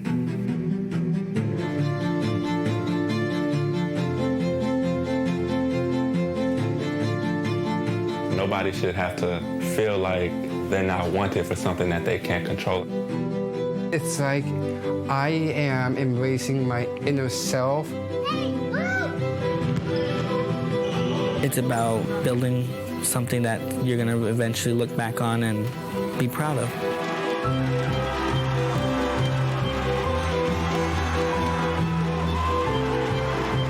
These are bonds that can never be broken. I'm never going to forget these moments. It's a beautiful thing. Hey everyone, welcome back from the Microsoft campus in Redmond, very close by, effectively in Seattle, Washington. Beautiful day here today. And I say that and it's raining outside. Some people are like, you're crazy. Oh, this is exactly what it's supposed to be. We needed rain. We needed rain. So thank you, rain. I'm Axel Toss, one of the hosts here on the Xbox Dream Stream meme team. I haven't filled in Leaf about that, but he's on the team. He doesn't know it yet. He needs to read the fine print. Yeah, Joined by doubly a member. Got to read the fine print. Also, I speak. I say really fast fine print in the beginning of the show. I don't know if you heard that, but you're on the team. I've signed so many things now. I'm not surprised I ended up on something like this. Another title, another hat to wear. And we love it. Took this long. So yeah, Leaf X is joining us remotely. We got Joshua Gray in the studio. How's it going, Mr. Joshua Gray? You know, it's going great. It's always a pleasure to watch some Rocket League, and we're happy to work with the Special Olympics to feature these players, these teams. And in case you miss the live tournament, or if you need somewhere to be, as some people in chat are like, oh, it's getting late for me. Hey, we are so glad that you're able to tune in. And you can watch the VOD right here on twitch.tv/Xbox, and there's some great content as well at youtube.com/Special Olympics. We're getting our next match ready in just a few minutes, everybody. So again, thanks for your patience. And that next match is going to be FaZe Zach Douglas County versus Cosmic Nash and Captain Rex. And as we do get further and further into both brackets, that's right, 2 brackets are happening at the same time for our single elimination tournaments, where the 2 top teams will join us this Saturday for a special celebrity engagement. Now, Leaf, we were, seeing some big score variations and differences here at the beginning, but definitely great plays and great decisions from every single player in today's tournament. Now that we're getting further and further in the bracket, what are you looking forward to the most, or what are you keeping an eye out for when it comes to like the setups and going for these setups and passing the ball to your teammate in the middle of the field? Because it seems that there's a number of those setups where one player knows exactly what they're doing for the setup, the other player is like, I can't get there in time, and can't line up the shot. So you think we're going to see more of those setups happening successfully the further we get into the bracket? And I'm sure Axel Toss can attest to this too. Twos is a little harder to sometimes to have those plays, those passing plays. A lot of times you do just have, I'm a ball chase, I'm out of boost, you go ball chase, right? And those passing plays generally come off the wall out to center if you are doing twos passing plays, or off the backboard. So now we're seeing teams get a little more of that speed, get a little more power on the ball. That's where I'd want to see some of those plays come from. Get yourself up on the wall, or get those hard shots off the backboard so your teammate can finish off that shot. But again, that comes down to that positioning, making sure as that second player that you're not committed too far and you're not right beside your teammate. You can't really get a pass if you're in the same spot as your teammate. It's so true. Oh, and almost. Oof. Okay, so the orange team overcommitted big time there. So this is an opportunity for the blue team to try to score going the other way. And that's towards the net. These shots are good, but there's the defense on that side. So yeah, I mean, here's the thing with 2v2 and 1v1 for that matter. It's why I don't play it that much, because you're on pins and needles. Like, you cannot make mistakes. That's why I play 3v3, because I'm not that good at Rocket League. So I need backup. I need teammates to carry me, to expect me to miss / fake. So yeah, dude, 1v1, 2v2, super unforgiving in Rocket League. You have to be a patient player. You cannot make mistakes.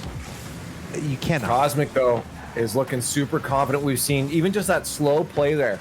And that is up to Cosmic's teammate to be careful then. When you see a teammate with ball, you say, okay, they have the possession. Don't just dive in because they're not going for it. Let them have their time with it. Maybe they have a play they're ready to go for.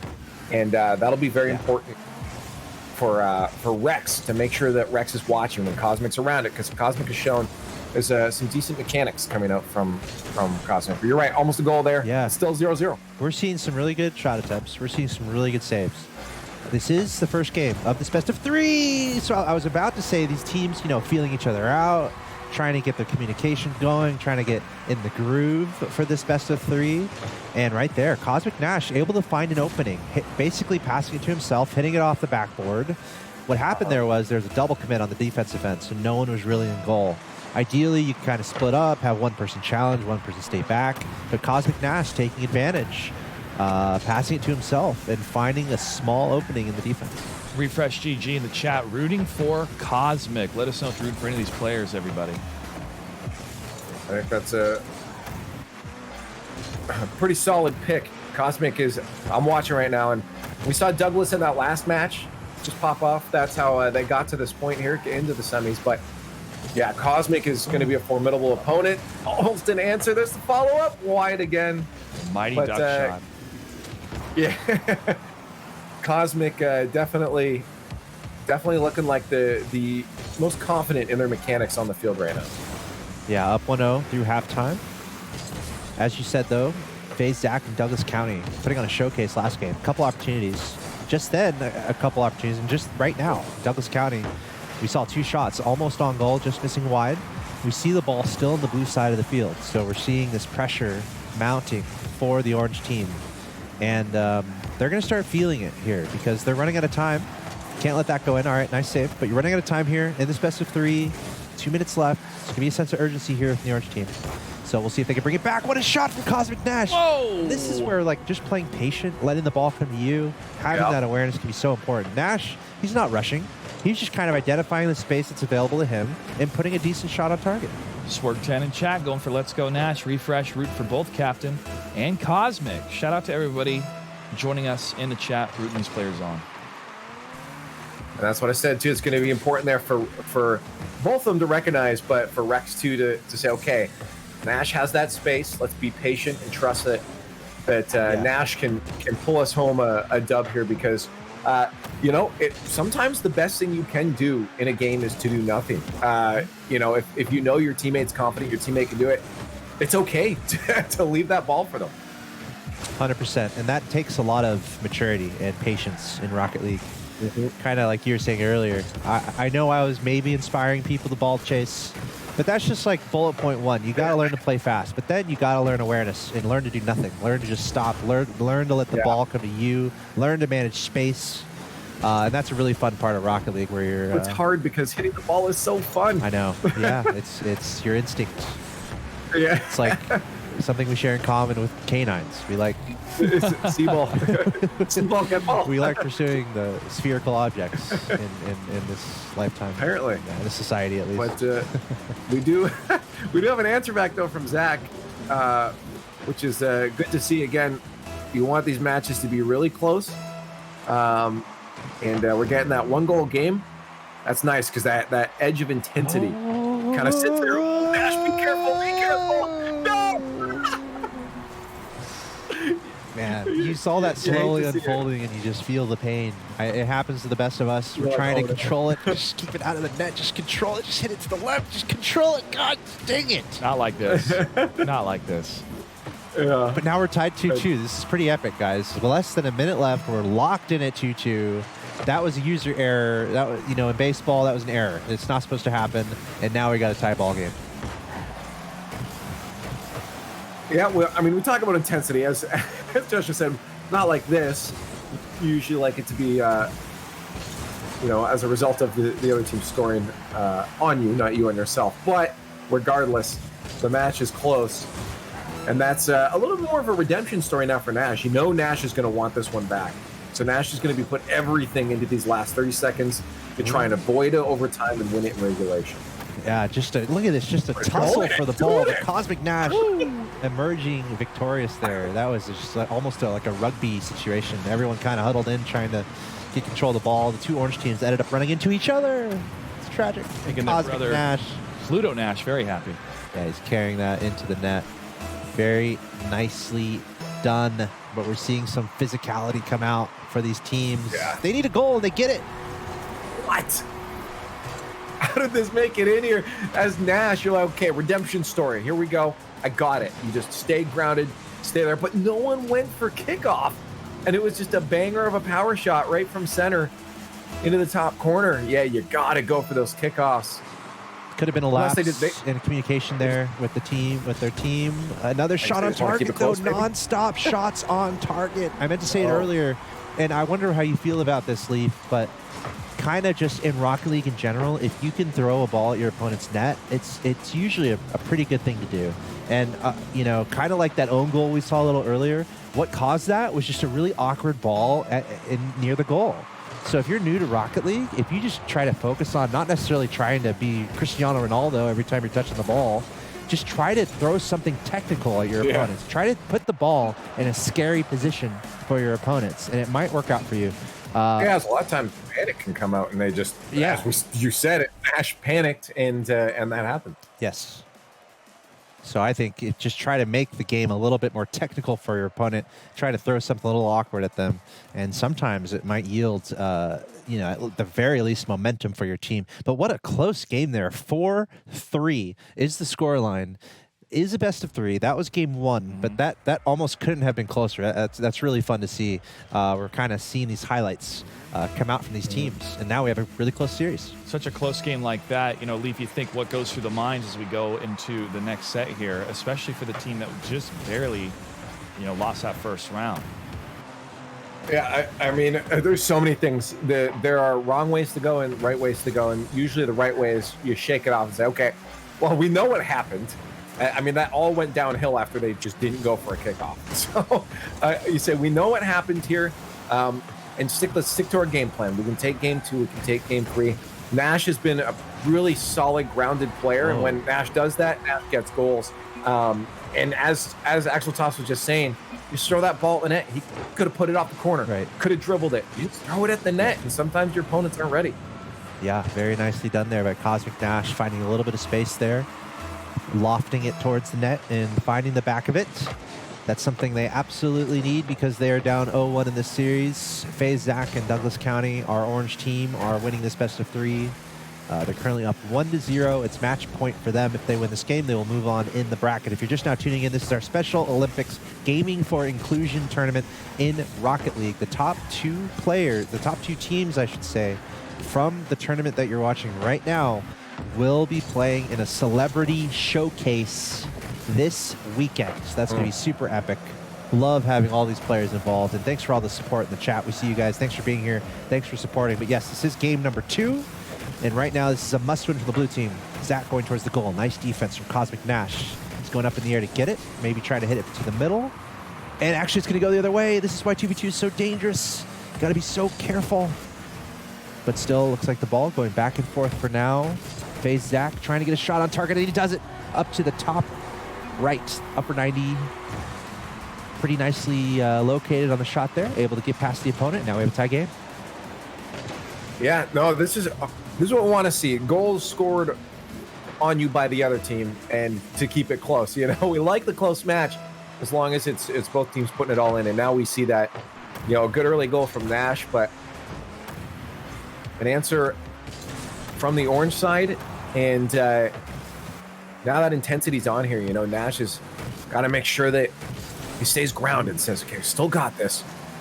And Rex doesn't panic at all either. So that mental game going to be a huge aspect to a win here. FaZe Zach, pretty nice back pass there, but Cosmic Nash able to get a handle of it. Low boost here. Low boost. You can try to challenge this. Goes right back to IM10045563 towards the net. That's what you look for. Honestly, a beautiful setup from his teammate. Cosmic Nash, you can see here, able to challenge that in such a way where it deflects right back to his teammate. And that's what I was kind of saying. Just put it on target. Put it on target, and it might work out for you. Stay on target. Oklahoma City University showing up and blowing up, cheering on Cosmic Nash. Welcome. Now that lead that comes from Nash getting the space that he needed on the offense, and the cleanup coming from his teammate right behind. That's their game plan, and they need to stick to that. What? Nash off the back for double tap. Okay. All right. We got bangers in the house right now. Nash off that sidewall. Beautiful double tap. And I was wondering, because I figured it was an inevitability before we saw one of these.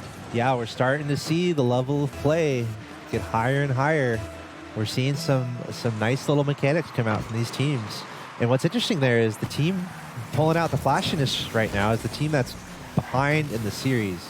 The blue team, Cosmic Nash and Captain Rex, currently down 0-1, so they must win this game. And they're pulling out the flashiest moves to be able to do it. Another opportunity here off the backboard, trying to follow it up, not able to get it just there. Douglas County low on boost, not able to make a play on it. Manages to hit it once, but blue team is pressuring a little bit too late on that one. Another shot towards the net, and FaZe Zach able to score another one. Yeah, that good play to move in there. Zach just jumped on that ball. Nash a little bit too late to it. And that last defender just caught out a little too far as one sends flying home, but they're still down, but at least 2.5 minutes left. But you're right. I think sometimes that's what you need, though, is you need to have that confidence. And we're seeing that from Nash now. Nash is starting to speed up a lot. And that is something that this orange squad is going to have to watch out for, but they're not giving up yet. Another opportunity here. We're seeing some serious pressure on both ends. Both these teams having legitimate opportunities towards that. Cosmic Nash. He might have just pushed that one away from his teammate. We saw his teammate just fly by and completely miss the ball. Something out of Charlie Brown lifting that football. There it is. Oh, all Cosmic part of the plan. Nash, dude. Look at this guy. 3 goals, 6 shots. Cosmic Nash, there are moments in tournaments where players just take things into their own hands and deliver beauty. And that's what we saw right there. Cosmic Nash really putting the team on his back here, scoring most of the goals and trying to keep his team alive in this single elimination tournament where his team is on the verge of being knocked out. I mean, here's the thing. I talked about a game plan. Let Nash kind of do whatever is needed. As long as that last player, Rex, there is just playing safe, playing smart, get those cleanup goals to give Nash a chance to recover. That's what I want to see the game plan here. So for Nash, have confidence. If you got to take that ball, take that ball. As long as you get a goal, I don't care. You know, if I was the teammate, I'd be like, yep, sure. Yep. Take possession. It's all yours. Do what you do best, my friend. Let me help enable you to do just that. And it looks like it's working for now. Cosmic Nash going up again. That's a double touch in the air, and it's going to go back down. That's an opportunity towards the net. And that's just a textbook right there. You know, keeping the pressure on, identifying the double commit, staying forward to look for another opportunity, and just following up his own shot. Yeah, you're right. That did come, we got to point out, from that double commit. We still know the fight is still coming out from the orange squad here. Zach and Douglas are still pushing. They're not giving up. They're still giving that drive forward. But we do have to make sure those, double commits don't happen. No panic on the defense. That's what you want to avoid. Yeah, Cosmic Nash definitely stepping up huge for his team here. So a minute left, 3-goal differential. FaZe Zach, a pretty quick answer there from the orange team. That's going to be very nice for them, right at 60 seconds. Kind of pushed that forward, and then he let the ball come back to him a little bit. Actually, he just kept following that in. He just drove. Sometimes you just got to get yourself in the play. That's why speed becomes so important in Rocket League. Ooh, maybe a missed kickoff from the orange team there, but able to get away with it. The impetus is on the orange team. They want to end this series right here. If they can win this game, they will advance in the bracket, but they have to get 2 goals before the timer hits 0. We know they're capable. They've shown some pretty nice plays here. Let's see if they can do it now. Douglas County going up for it, hitting it towards the goal. That's going to be defended by Cosmic Nash. Back to the middle. FaZe Zach is there. He's got a little bit of boost to work with. I think he'd want a little bit more, but able to make it somewhat threatening, trying to continue it forward, but now it's going the other way. Oh, good try from Nash there. They still got a 2-goal lead with 20 seconds, so good chance to bring us back, but an answer here brings it to 1-goal difference.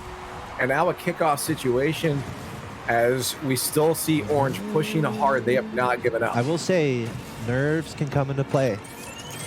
Nerves especially when it gets this close. Yeah, nerves are a thing in the ladder, in tournament play, when you're on the camera, when you have teammates who are counting on you, right? There's some mental things happening there where you got to stay resolute, play your game, and don't make misses. 1 goal is all that's required for the orange team. I felt like they had an open net there, not quite able to make it happen though. And the blue team, they might just get away with it. A really nice game played from them, but almost a comeback on the other side. But our blue team just able to hold on, which means we're going to a game 3. Yeah, this is getting close, and this is what we asked for. We want those series to be back and forth, to be neck and neck, just real tight here, because that makes it exciting. You know, for these players too, they have to go through a lot more than just like, okay, well, I'm going to do the thing I'm used to doing. Well, now you got to do that thing you're used to doing while you're also doubting if you should be going for that, or doubting if you're going to get shut down by the opponents. And that adds a whole other layer to be able to pull those things off when you have a little bit of doubt there. So Nash needs to keep that game plan up, but I do like what we're seeing from Orange here. They are not giving up, they are driving. Nash representing Oklahoma City University. Let's see if they can get this win. This could not be a closer situation. We're tied 1-1. We saw how close that last game was. I feel like the first goal is going to be really important here. Oh, don't let the easy ones happen. Oh. Low-hanging fruit. You can't let the easy goals happen here. Not at this level, not in the tournament play, and that just worked out really well for Cosmic Nash. Able to just scare his opponents a little there, I guess, and getting that early goal. But it's just one goal. Still so much time to go here. But that can be pretty important when it comes to momentum, when it comes to really making sure you're in a good state here in such an important game, Game 3.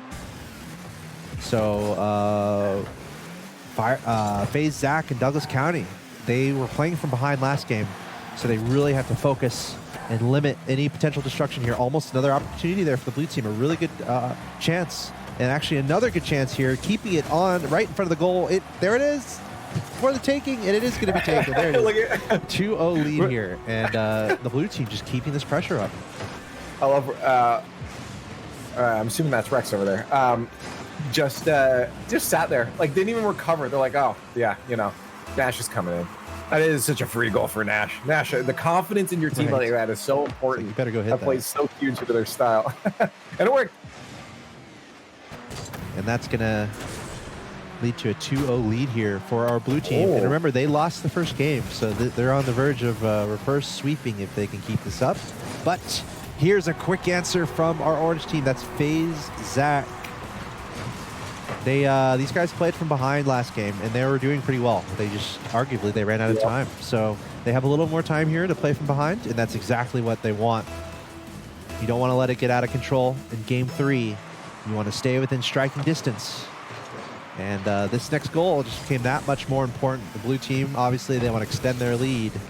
And the orange team trying to bring it back, but just like that, Cosmic Nash, right off the kickoff almost, getting control of the ball, playing patient, identifying the space that he has, conserving his boost properly, and just putting a nice attempt towards the net. You can almost hear the OCU chants in the background, but I think Chad is definitely chiming in.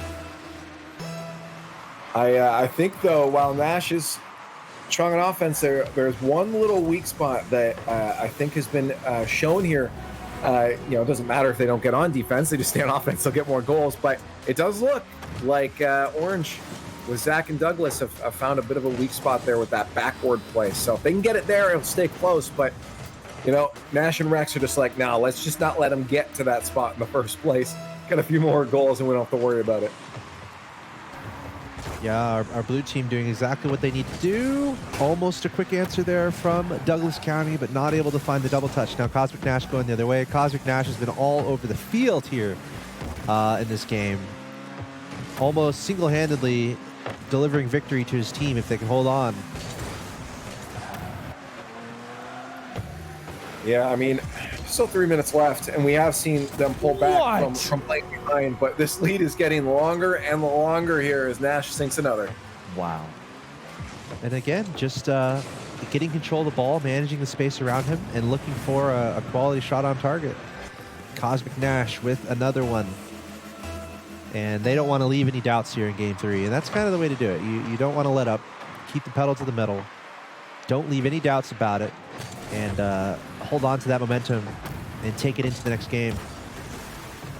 But what's fun about 1v1 and 2v2, and I say fun, well, I don't play the players. It's actually brutal. It's a brutal part of it. It's a lot of goals can happen at once. You know, it's very much a thing in 1v1 and 2v2. You can tie together a lot of offense in a short amount of time. So don't count our orange team down just yet. We're almost to halftime here in this game, which means they do have time to bring this back. But they've got they're running out of time to turn it around. They have to turn it around right now, score a goal, and try to bring this the other way. Yeah, 2.5 minutes left. They got half the game left. They can do it. Their opponents scored 5 goals in under half a game. Oh. Then why can't they? Chance, there's one. Only 3 left to go. Got to keep that pressure up. I think one of the, in a comeback situation, maybe one of the number one things is keep the pressure up. Just whatever you have to do, hit the ball towards your opponent's net and just keep doing it over and over and over again. That used to be a meta in RLCS Season 2, I think. European teams, the backboard offense. Just keep hitting it off that backboard. Just keep pummeling that offense. That's what kind of needs to happen when you're in a dire situation like this. So look out for our orange team to really pour on the offense and try to bring this back. And they can. Again, they're persistent. Zach and Douglas, we haven't seen them at any moment where they've given up on that offense. Almost a beautiful double tap from Nash, just short of that left post. Nash still confident in those mechanics, though. And that is causing some problems here for the orange squad as they just can't get a lot of possession because Nash just dives in time and time again. Okay, that was a delicious demo. That demo was absolutely imperative right there. Literally, Nash was about to score, and then the demo came in, delete him off the field, and then literally they took it back and scored the other way. That is literally a 2-second sequence there that could mean the difference in this game. Wham, bam, thank you, ma'am. So we'll see if the orange team can use that and get a couple more goals here. Oh, they're close. That's sitting on the goal line. They still got possession, too, so they have to pounce on this quick, though, because Nash is going to get there fast. At least stops a play, and they back out. No boost.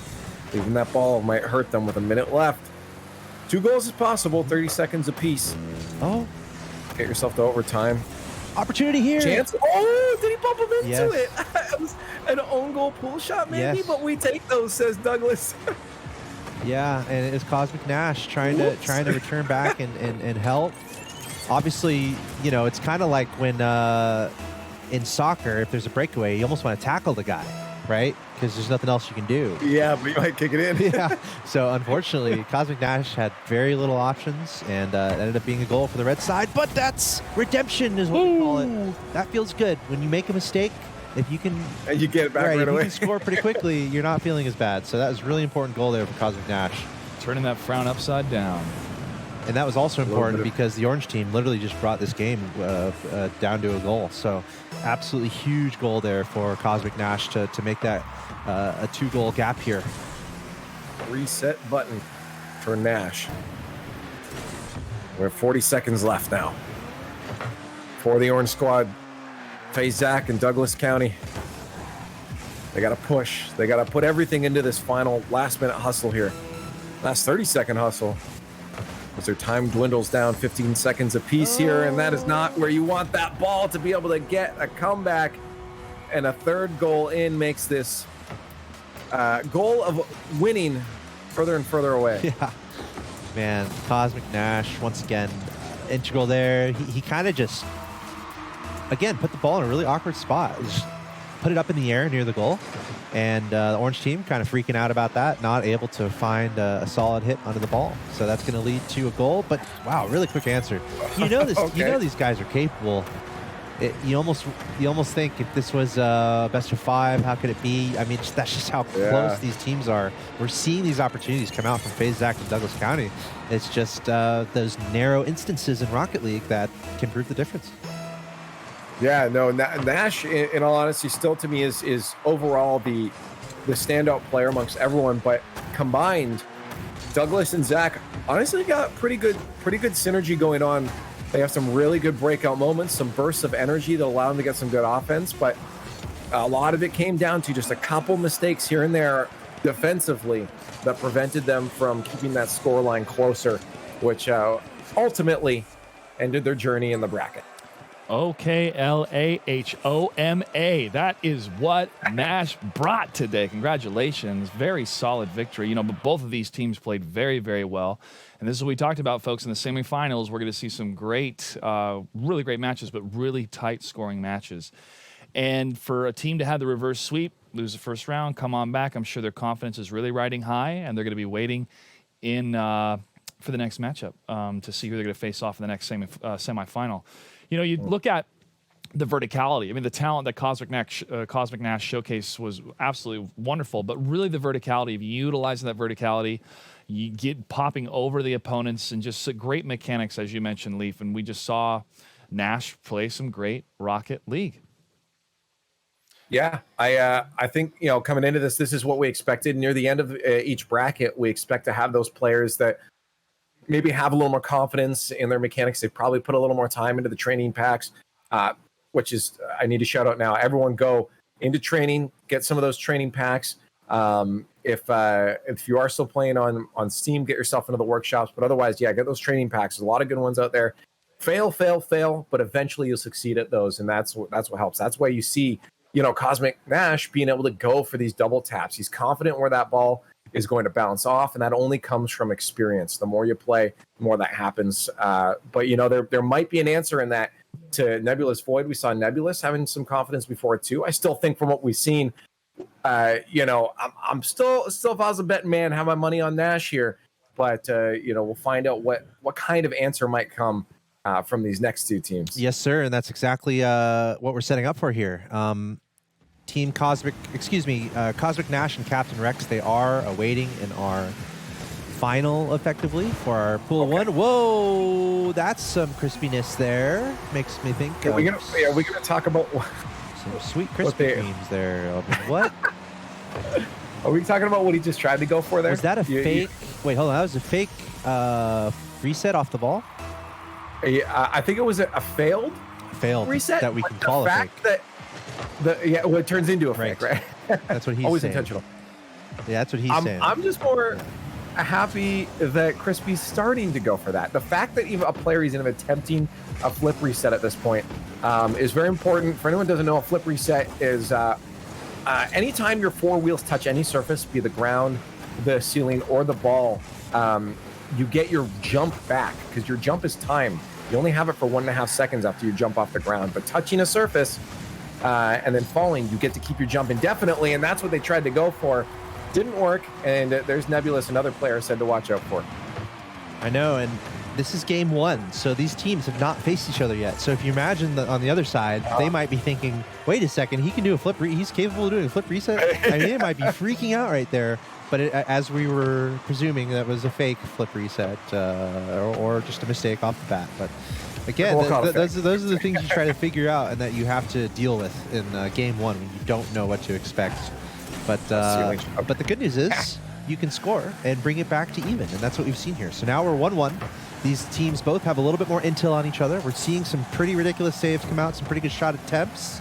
Seems like we have a pretty close game here. Once again, if you're just now joining us, Gaming for Inclusion Special Olympics event in Rocket League here, single elimination bracket. This is a best of 3. The winner of this will face off against the team that we just saw win, and then that will be the final. And the winner of that, the winner of the next game you see on stream, will be the first team who will make it to our Celebrity Showcase.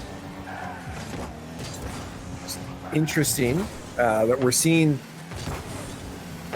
the same situation apply here that we saw from Rex and Nash, where it is just Crispy right now, flexing some mechanics, going for ceiling shots, which is just basically the same as that flip reset on the ball, but off the ceiling.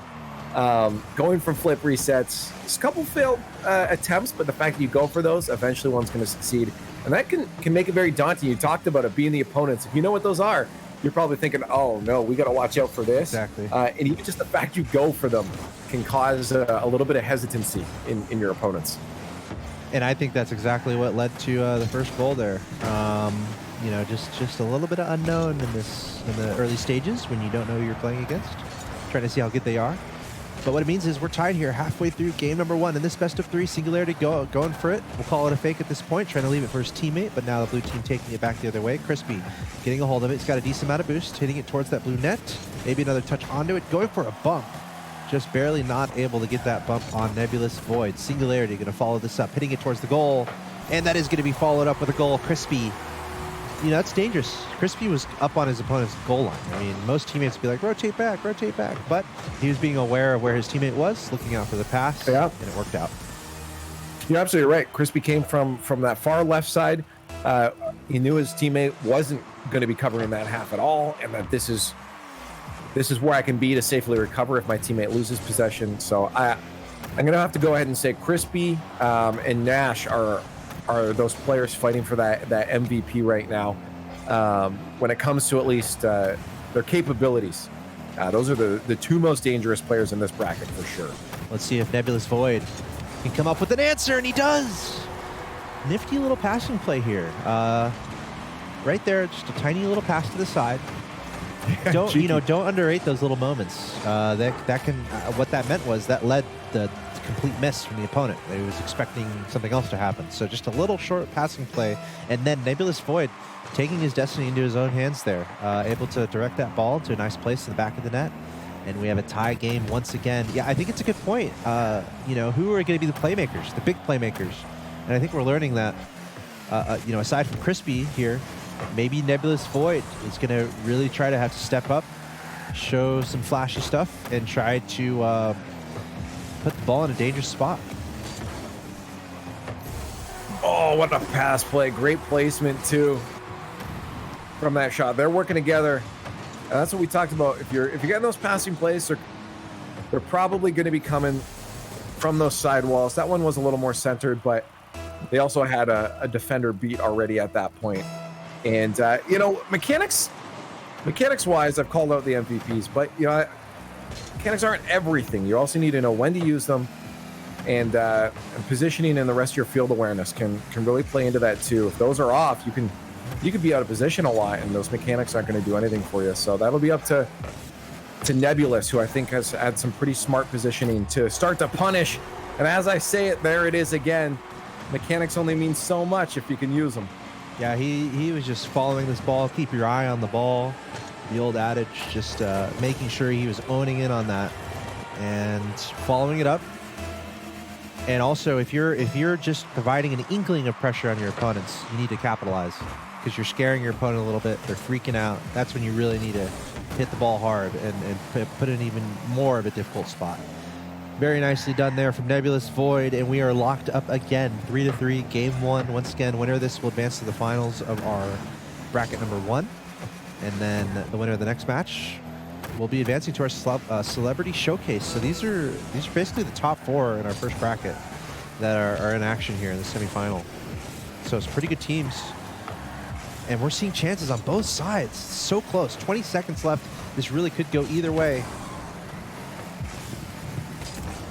Well, push up there from Crispy. Wanted to keep the pressure, but almost gave an opportunity to their opponents. Seeing no boost, Crispy might be able to center that. And a miss there. They got to be careful about the counter. Probably want to just drop this one, get this on the ground, and get yourself into overtime. Oh, rough. No. It touches the ground, but that was almost in. It is not where you wanted that ball to go. Oh, boy. You can almost feel like that's momentum if you're the red team, because you're like, okay, we were about to score, we got this. And Crispy just off the kickoff, not wasting any time. Let's see how he did this. Just chipped it up to himself, had some boost to his name, and then accelerated right into that ball. Kind of made with that first chip shot, you keep your opponent guessing, and then it's kind of up to you. You can fake or you can hit it with authority, and we saw Crispy go for the big bash after lofting it up to himself. It's pretty high level play, to be honest, and yielding success. So that's a 1-0 advantage here. Yeah, Leave, I want to kind of dive a little bit more into the mechanics that you were talking about. Being able to execute the mechanics and know the mechanics, great, but you have to have that situation awareness. I think for me, at least, it's the headspace of where do I want to be 5 seconds from now, 10 seconds from now? Is that an exercise that maybe helps either you or other players to try to look at the field that way rather than where's the ball, where's the ball, where's the ball? Oh, for sure. 10 seconds ahead's a little much in Rocket League. A lot can change 10 seconds out, but you want to be thinking about in terms of more of like, okay, what's the play, what options, and it's all about option coverage. What options does my teammate have or my opponents have? What options do I have? And the more options you know, the more chances you can cover those options. Your opponent starts going for flip resets. That's what we talked about. Now they have to be aware, okay, maybe a flip reset comes out in this moment. Maybe it's just an air dribble. Maybe it's to the ground and it's a ground pinch. Maybe it's to the ground, a trap and a dribble. Right? There's so many options out of that play. The more you're aware of, the better you can position for that. But thinking about those options, where that ball might go, where's my opponent's teammate? Okay, they're over there. They're probably going for a passing play on this. Now you can position better. So yes, thinking ahead is absolutely critical. You don't want to be reacting 100% of the time. While it is reaction, you want to already have those options planned out ahead of time. So thinking a little bit ahead of where that play is going to go, where you're going to put it, and what you want to do is still very important. Not too far, or else you're going to forget what's happening now, but a little bit ahead, absolutely. At this point, as we get into game number 2, I feel like all the intel has been gathered. That's the biggest mystery in these single elimination brackets. Kind of like what you were just referring to, Leaf. What skills are my opponents capable of? What level Pokemon are they? Are they level 10? Are they level 50? Are they level 99? I'm probably level like 70, I would say, right? As we see Crispy score. But these guys are trying to weigh each other out. What are they capable of? Can they do that flip reset? Can they do they like faking? What do I have to look out for? Now, I think a lot of that unknown is out the window. These guys have a firm grasp on what's going on here. They know what they have to do. And this, again, what it comes down to is really limiting those mistakes. Gotta limit those mistakes. There's no room for it in 2v2, because if you make a mistake, there's only one person behind you to defend. So it can be pretty damning if that happens. So really looking out for these players and teams to limit their mistakes, not let the easy goals happen. That's a great save from Nebulous Void. You gotta have that save, especially down 0-1, but the pressure continuing. That's a great thing to learn from there in Rocket League. If you're able to apply pressure, you almost get the goal. A lot of people are like disheartened. They're like, all right, guys, let's go home. We didn't make it. But if you just keep up the pressure and you're like, okay, we almost got it. You got to keep attacking. That's a great way to lead your teams to success. I think that's what we saw there. A really good shot attempt, but then a really good follow-up. Yeah. Well, and that comes down to, again, what Josh was asking too is, you know, am I just going for it there, or am I thinking, okay, do they, you know, if you commit too hard, then you might also be giving them a hard clear onto an open net, right? So you got to look at the position, say, what are the possibilities here? Where could this ball go now? Do I have it?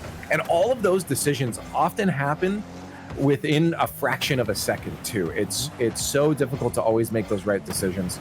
And that's why I say mechanics aren't everything. It's always about surveying the land and making sure you're making those decisions based off all options possible.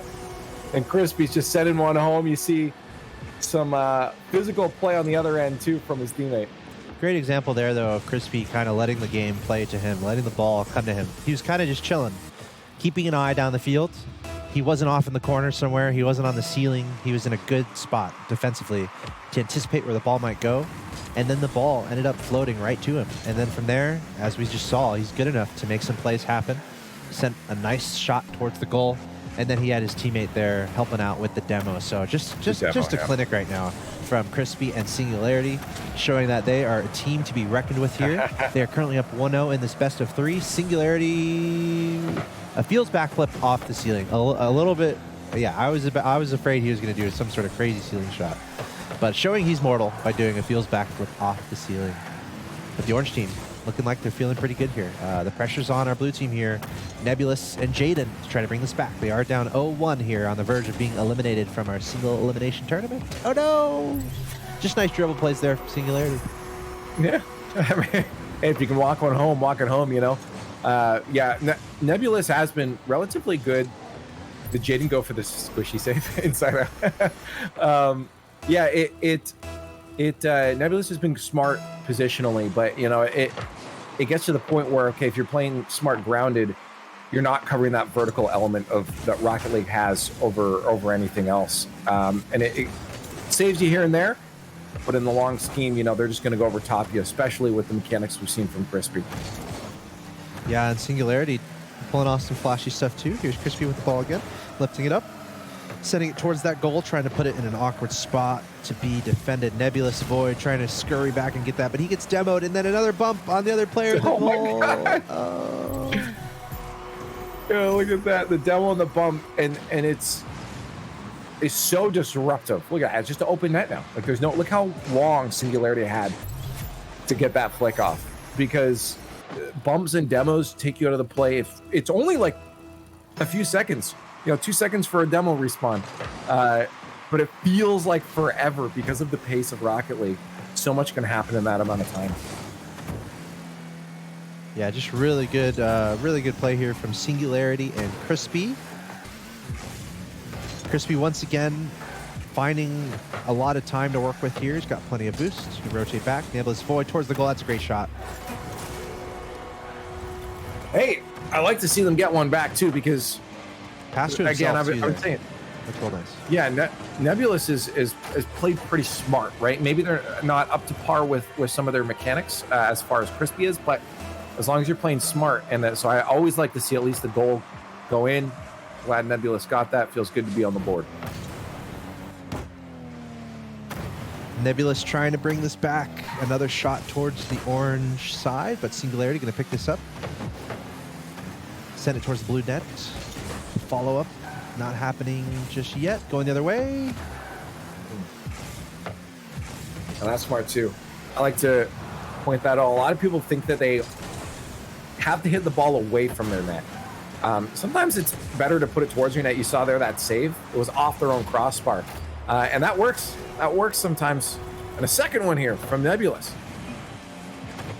Yeah, and once again, an example, I think, of just kind of playing the field, let the ball come to you. Nebulous Void wasn't overextending, wasn't overcommitting anywhere, just kind of near the middle of the field, trying to put himself in a place to have a chance at the ball, and it definitely worked out. So 90 seconds left here for our blue team to try to bring this back.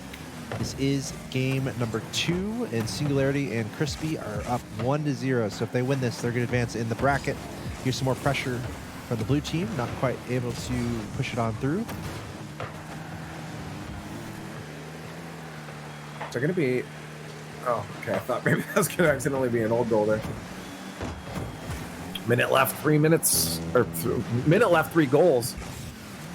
It's a hard task, especially against this team of Crispy and Singularity. They definitely feel like they got good synergy. Crispy's got solid mechanics. Singularity knows how to clean up those goals and set some plays up. So hard task ahead. Not sure if I'm confident that it'll happen, but I do like the attempts. Nebulous had a good run. Jaden, good support on that. With 30 seconds left, unless something crazy happens here, I think we have to probably call this one. Yeah, we're seeing some attempts here, some chances from Nebulous. He's able to get the ball with space. He's made some moves up the wall, doing some fancy things. But at the same time, I mean, you still got to get past 2 players. So Crispy and Singularity locking it down on the defense. And it looks like it is going to be enough. Honestly, a pretty convincing victory here. It didn't go to game 3, just 2-0. Pretty comfortable victory here from Singularity and Crispy. Definitely setting themselves up as favorites. And that means they're going to advance in the bracket to the finals of Pool 1, where they will face off against our... Oh, that was Cosmic? Yes, our Cosmic team. Nash and Cap, yeah. Correct. Cosmic, Nash, and Captain Rex. There we go. There you go. There is the bracket on your screen right now. So Singularity and Real Crispy. Smooth 2-0. They probably swept all the way through based on how well they were playing there. And now they're going to be 1 match away. So I believe that's best of 5. Singularity, Real Crispy against Cosmic, Nash, and Captain Rex. Be a best of 5. Yeah. And the winner of that is going to be in our Celebrity Showcase. That's an interesting one too, because just looking at that, preemptively talking about it, what we've seen there is Crispy and Nash really pulling the team together with their mechanics. They've had a lot of that speed, so they'll clash.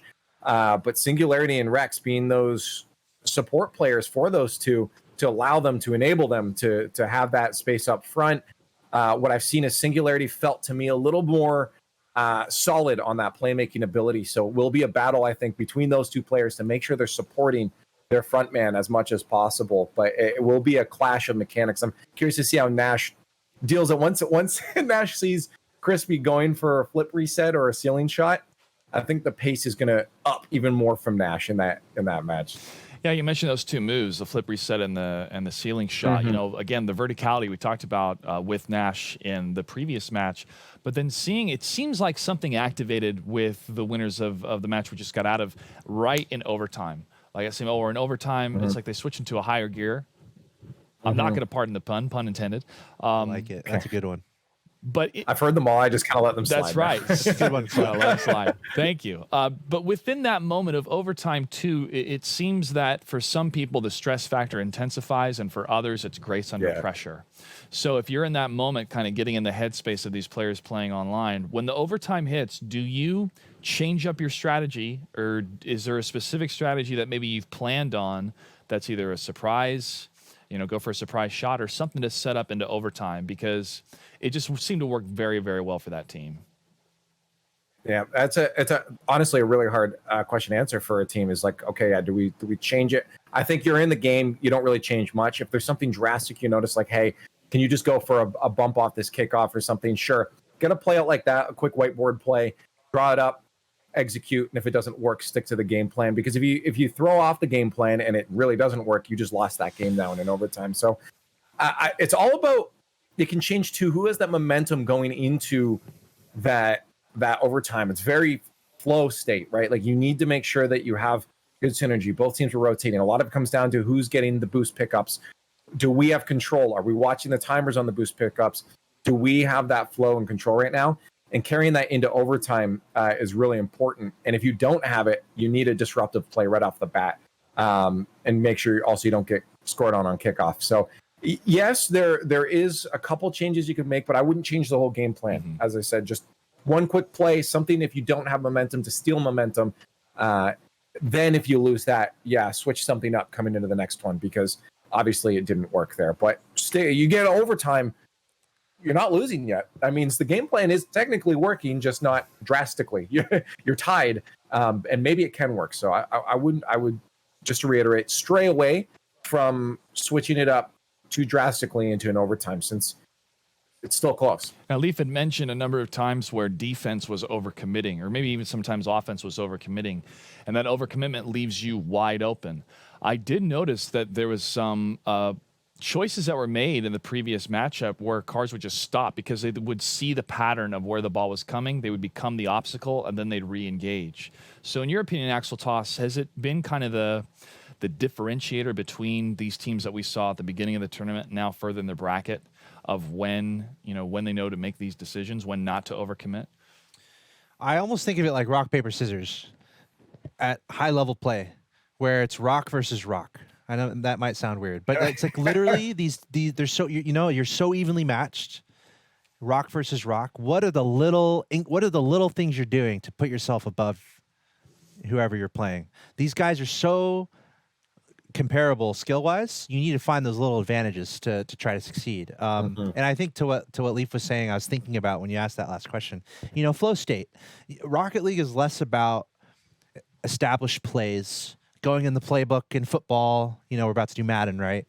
Going in the playbook and picking the Hail Mary at a particular time. Like, that's very much a thing in certain sports. And Rocket League, it's less about that. Sure, it happens. Organized plays, fake kickoffs, it happens. But it's less about that, and it's more about flow state. That's just where I would leave it, really. Where it's like, look, you know how good you are at Rocket League. All of us do, to a certain extent. I do. It usually takes me about 4 hours of playing to get to that point where I'm feeling good, So I think that's what it really comes down to for these players and these teams today. How can you find your flow state? How can you find your best Rocket League play in that moment, in that time? And this happens across all sports. You want to show up on the day playing the best possible. So I'm looking out for that big time. How can these players get to their element as fast as they can? I think that's really what it comes down to. And that's why I think in pro matches, we see some players in professional play, they just pop off. I'm sure Leaf remembers. It's like, you think about these moments in competitive play where you have a player just completely pop off, and it's like, well, there it is. They did it. That's their flow state. That's their prime. And it's just beautiful to watch unfold. And that's really important to recognize too. So that's why I talked about coming into, these two squads with Nash and Crispy, is that these are two players that are on the day right now. We mentioned a few times, it comes down to the day. They're they're feeling it right now. They're going for these plays, which means confidence is there. You need to let confidence shine. If you ever have a player that is playing better, you need to change what they're doing, change their position. Maybe the other day it's Rex or Singularity that has that moment. So let them move up. Let them have a little more time on offense. And you see that, again, as you said, in professional play, is sometimes a player that maybe is saying, hey, my mechanics feel off today, but my accuracy is on point. They'll play a lot of that third man role because they'll play that cleanup. You have the other two set up the play, get demos, be the enablers, and that third man comes in, just takes a nice, easy shot. You don't need crazy mechanics, get that cleanup goal. And they'll move that player's position or where they tend to be. They'll say, okay, if you need to cut, you go. And we've seen that with Nash and Crispy. They cut a lot. They're staying on offense as much as possible because they're feeling it on that day. And you need to enable that. You need to allow that. And that'll be up to Singularity and Rex to not dive in if they know their teammate's going to cut, because they know their teammate can probably get a better play set up. And that's where that trust comes in. And that does play back kind of to what you're asking about, the defensive half is making sure you're not double committing there. When you can't see the play as well, when you're on offense, you can see the net, you can see the play, you can see your opponents, what they're doing. When you're on defense, if that ball rolls up behind you on the board, you're looking straight up. You're not seeing who's coming at you and who's attacking. I think it's a lot harder. And that's where that trust comes in of allowing that player that's in flow state to maybe take that ball, to go ham. We see it with players like First Killer in the whole team play there is just let First Killer go. Right. Yep. And because they have that trust, that player is going to be in flow state. So same thing happens on defense to avoid those double commits. And another example that just rings in my head is JNAPs, right? Like, I know, Leaf, like, you think back in history, you just think of these players that just show up huge. And it's so much fun to see unfold and to see happen live. And we've seen it happen in live events. JNAPs immediately comes to mind. A guy who absolutely pops off and has pulled off amazing things for his team, leading them to victory. Like, I think of the E-League finals way back in the day, right? I think of Bluey a little bit, as a player like that. I think of Justin, of course. You think back to RLCS Season 5, the London finals. You've Garrett and Justin having to do the exact perfect things at the right moments. You think back to Season 6 in Vegas and Cloud9 coming through the lower bracket, right? That's another like microcosm spot where, like, okay, this team at that time, they were playing perfectly. Yeah. And that's what's really cool in tournament play. You get to see where that kind of develops. And speaking of nerves, Captain Rex was chiming in chat saying they're super nervous about their finals match because it's for the win and they get to play with a celebrity. And tournament yesterday, we were talking about nerves. And one of my favorite expressions that I live by is that if you're not nervous about your passion, you're not passionate enough about it. Nerves help you be completely present in the moment, all those senses activated to make sure that you're aware because you're about to participate in something where you need to be 100% in the moment.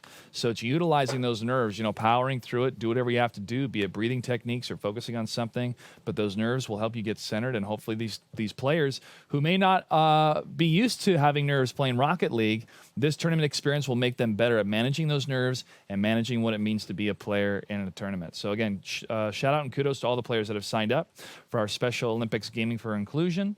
We want to thank Microsoft, Xbox, and the Special Olympics for collaborating to make this tournament happen. And we are live here on the channel Monday through Friday, showcasing a variety of games. So make sure to hit that follow button. And we showcase a variety of tournaments and special events on the weekends as well. Leaf, again, thanks for joining us remotely as our gameplay expert. To see and to go through these brackets, you kind of think of the emotional state of these players at the very beginning. Anything can happen. Let's try to play our best, but it seems it really ramps up towards the end because more and more is at stake.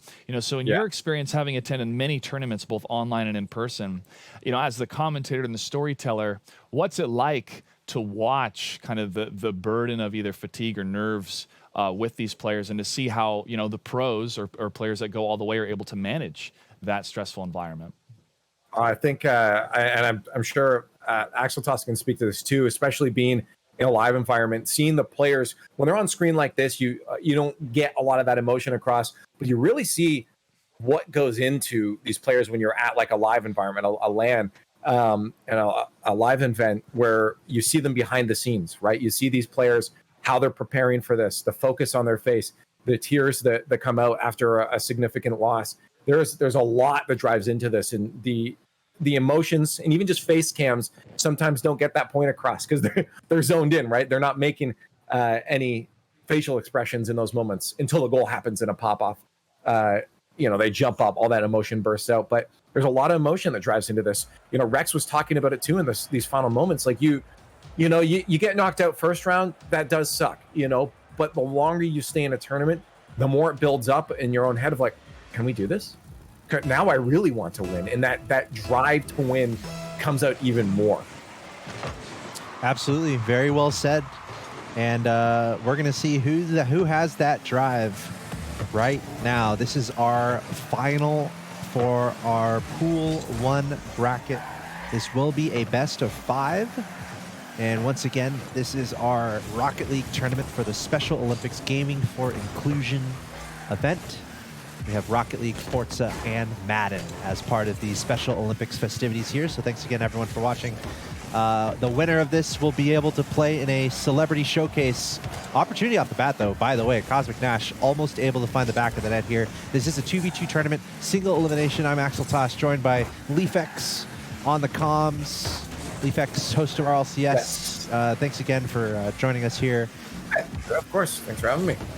And here we go, man. Finals time. Best of 5. Winner qualifies for a celebrity showcase. And Cosmic Nash opening up with a nice challenge here. Kind of just posturing in the middle of the map. And this was a mistake from Crispy. Crispy did not expect Cosmic Nash to be there. Cosmic Nash says, thank you very much. I'm going to put that in the back of the net. And this is what I said coming into this. It's it's a lot on the line. That first goal is going to be huge. I think for the team. Rex was talking about those nerves. Getting that first goal really eases those nerves. Saying, okay, we can do this. We can get a goal. The longer you go without one, the more those nerves can hit, and now you can play a little more confidently. And I think that's super important. And I'm hoping Rex starts to feel okay. Let's get back into this. Let's get moving again. We got that goal on the board. But for their opponents on the orange half here, they're going to need an answer back, and they get one pretty quickly. Singularity with the cleanup. It's a huge shot here. Crispy, great pass. Now, I believe, is it IM? Is his name IM? Looks like it. Is that Singularity? I think that's Rex. Oh, sorry, Rex. Okay, got it. Come on, Rex. What are you doing to us?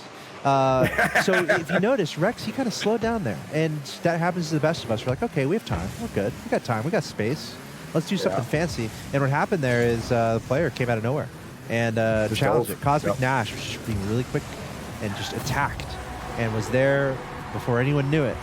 And that's huge in Rocket League. Taking your opponents off guard and playing quickly can lead you to nice advantages. Cosmic Nash here, just able to control the ball and put a nice shot on target. Sometimes those should be saved, but that's part of why players who shoot a lot of goals find success. I mean, if you're able to shoot a lot of goals, that equates to a lot of pressure, which can equate to more goals for your team. So we're seeing a lot of good pressure from the blue side. Crispy trying to answer, not quite able to make anything happen there. No teammate in the middle. He's going to follow it with what little boost he has. But Team Blue doing good things for now. Still a close game, though, as we see an answer right away here from Crispy. We saw how good he was last game. And now we're tied 2-2, 3 minutes to go. Yeah, there's the back and forth we hope in a grand finals like this.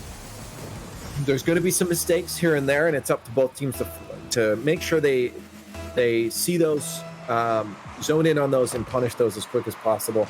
There's a little bit of a mispositioning there from their opponent, so Orange able to send a tying goal home. The infamous double fake. But don't punish. That's what I said. You got to punish. Oh my gosh, dude. Okay, so double fake into miss into another miss, but that's okay. This is Rocket League, as they say. Nobody is perfect. Sometimes it does come down to just taking advantage of mistakes. But when you have an open net in a final situation, you got to deliver. You got to enter your flow state. You got to play perfect if you want to be the winner. Oh my gosh, I think that was on target. That was a great shot from Crispy. Crispy, though, right now, again, cut. Oh. That's what it's all about. It's up to his teammate to make sure that gives him the space to do so.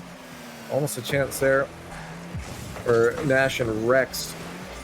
But there's no goal in the back of the net. 2 minutes left.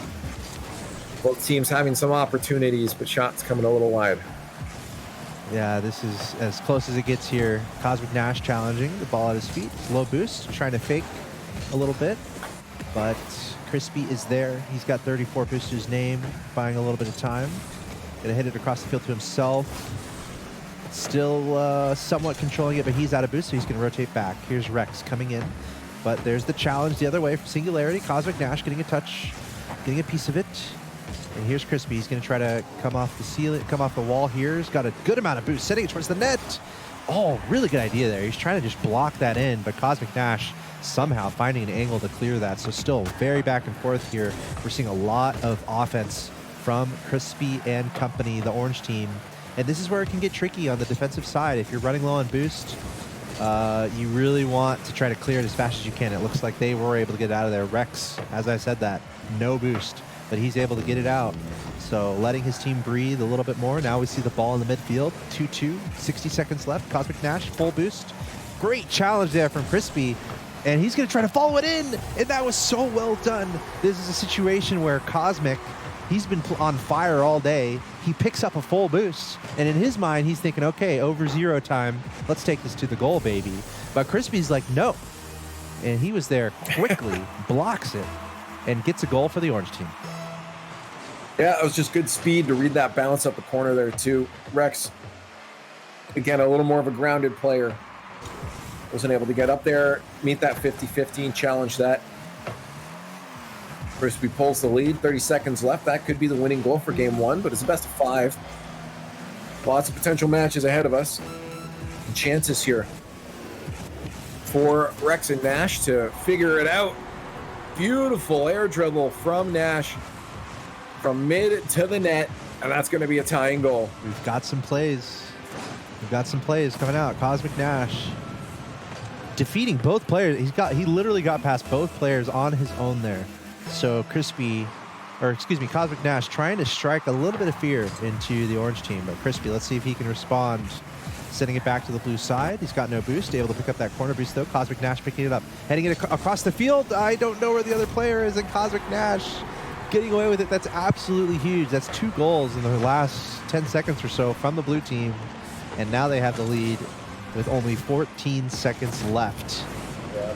Singularity pushed up a little far, maybe expecting that play to come out from Crispy on a 50, but it was risky. You want to be positioned back a little safer on that, especially when your teammate isn't confident they'll get that 50 out to mid for you. And there it is, the goal for blue. Nash and Rex, they kept their heads in the game. And they might get another one here, 5-3. That'll solidify it. 3 seconds left. Well, physically possible to tie this. I don't think it's gonna happen. I don't see it. Really, really unfortunate there. Actually, the teammates, they bumped into each other. It happens. You don't want that. No, do not want to run into your teammate unless you're trying to like propel them into saving something. Yeah, I've seen it work, but not often. Yeah, generally don't want to accidentally run into your teammate, and that is going to mean a loss for Crispy and Singularity. Cosmic Nash going absolutely huge. 5 goals on 7 shots. Meanwhile, 6 saves. So very even in his performance there. But I think that was a really close game. It was very close, and people in chat are chiming in. We got Rush TW saying that Crispy is their GOAT. We got JD's and the Inferno with a yup and a yes, sir. Sword10 saying let's go. Yep, game 1 is done, Captain Rex. That's right. So thanks for being here, everybody, and we'll continue with the action to find out who's going to be our winner for our first pool here for the Special Olympics Gaming for Inclusion Rocket League.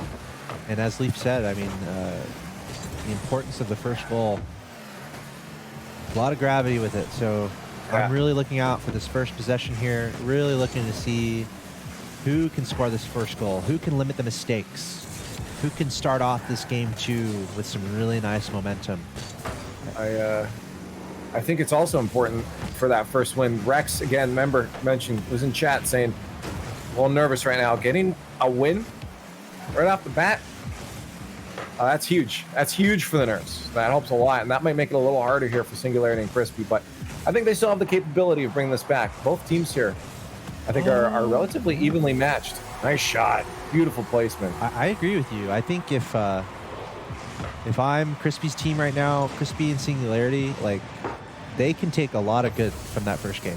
They had some nice plays. Honestly, from the day to day that they've had a lot of nice plays, a lot of nice teamwork. a lot of nice games. And game 1 was really good for them. It was just a couple little mistakes that led to their downfall. So I hope they're feeling confident. I hope they're telling themselves that they're a good team because they need to be confident to bring this back. Crispy chiming in saying that they're kind of shaking. We've all been there. Just got to keep breathing. Yeah, it's hard to it's kind of hard to explain and describe that, but you almost have to do it, you know. But there is a tangible feeling to tournament play, advancing through a bracket, something on the line. Maybe I've done it in a live setting, which is also crazy.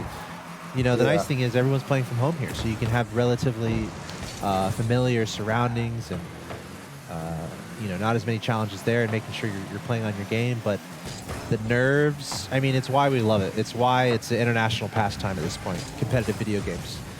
These brackets, these tournaments, they fill you with adrenaline, and it is one of the most exciting things to exist on the planet, in my opinion. Yeah, those nerves are a good thing. Yes. Nice shot, Rex. Bang. Bardowski.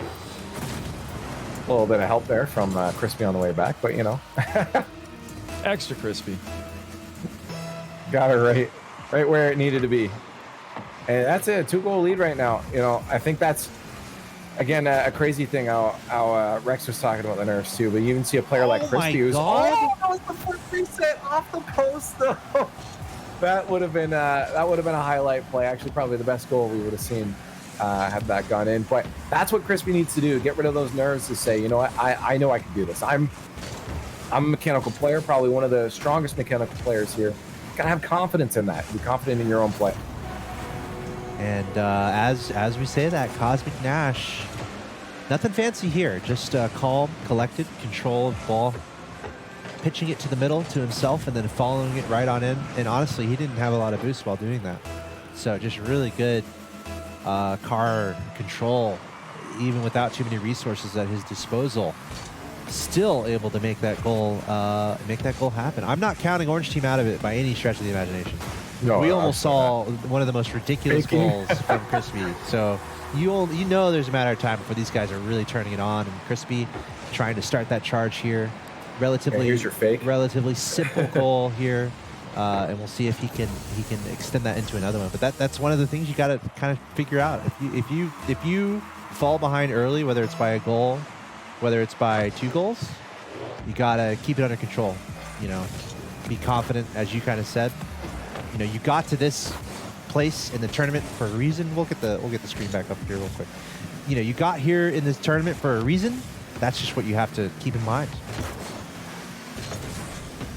Yeah, I like that goal though. That was your classic faking goal. Crispy just floated down beside it, and those defenders thought maybe he'd do it because he'd proven before that Crispy can get those touches. And then when you don't, all of a sudden it rolls in. What if we'll see maybe a couple more of those on purpose? Get themselves caught up with 2 minutes left. They do need an answer to one of those blue goals. Nice demo. And he got a bump there. Singularity with control. Should bring it up the wall. Send it towards the goal. Off the ceiling. I didn't expect that. Gets the hit towards the middle. Beautiful. Crispy! Whoa! You know, just a little bit unexpected there. On my behalf, certainly, but probably on the other team, on the side of Cosmic Nash there. Just really nicely done. Making it mysterious by going off the ceiling. You know, the element of surprise, very important in Rocket League. And then, you know, that's not a guaranteed hit there. Coming off the ceiling, that's a pretty impressive sequence. So the ability to come off the ceiling and hit that to the middle, that's just really well done. Nash still had, I think he definitely seen those plays before because his positioning was ready for that shot going to far post. At that point, it is a 50-50 call because it's going short side. Is it a shot? Is it a pass? Yeah. So Nash knew, well, even the passing play, I think he had covered, but it was just he made the call for the far post on the pass, right? And then short side was left open. So Crispy had a great touch. The Cosmic gets one back on his own here. All right, boys, that's what we like to see. Everyone's stepping it up here, and that's trickier than it looks. This has to do with confidence, kind of what we've been talking about.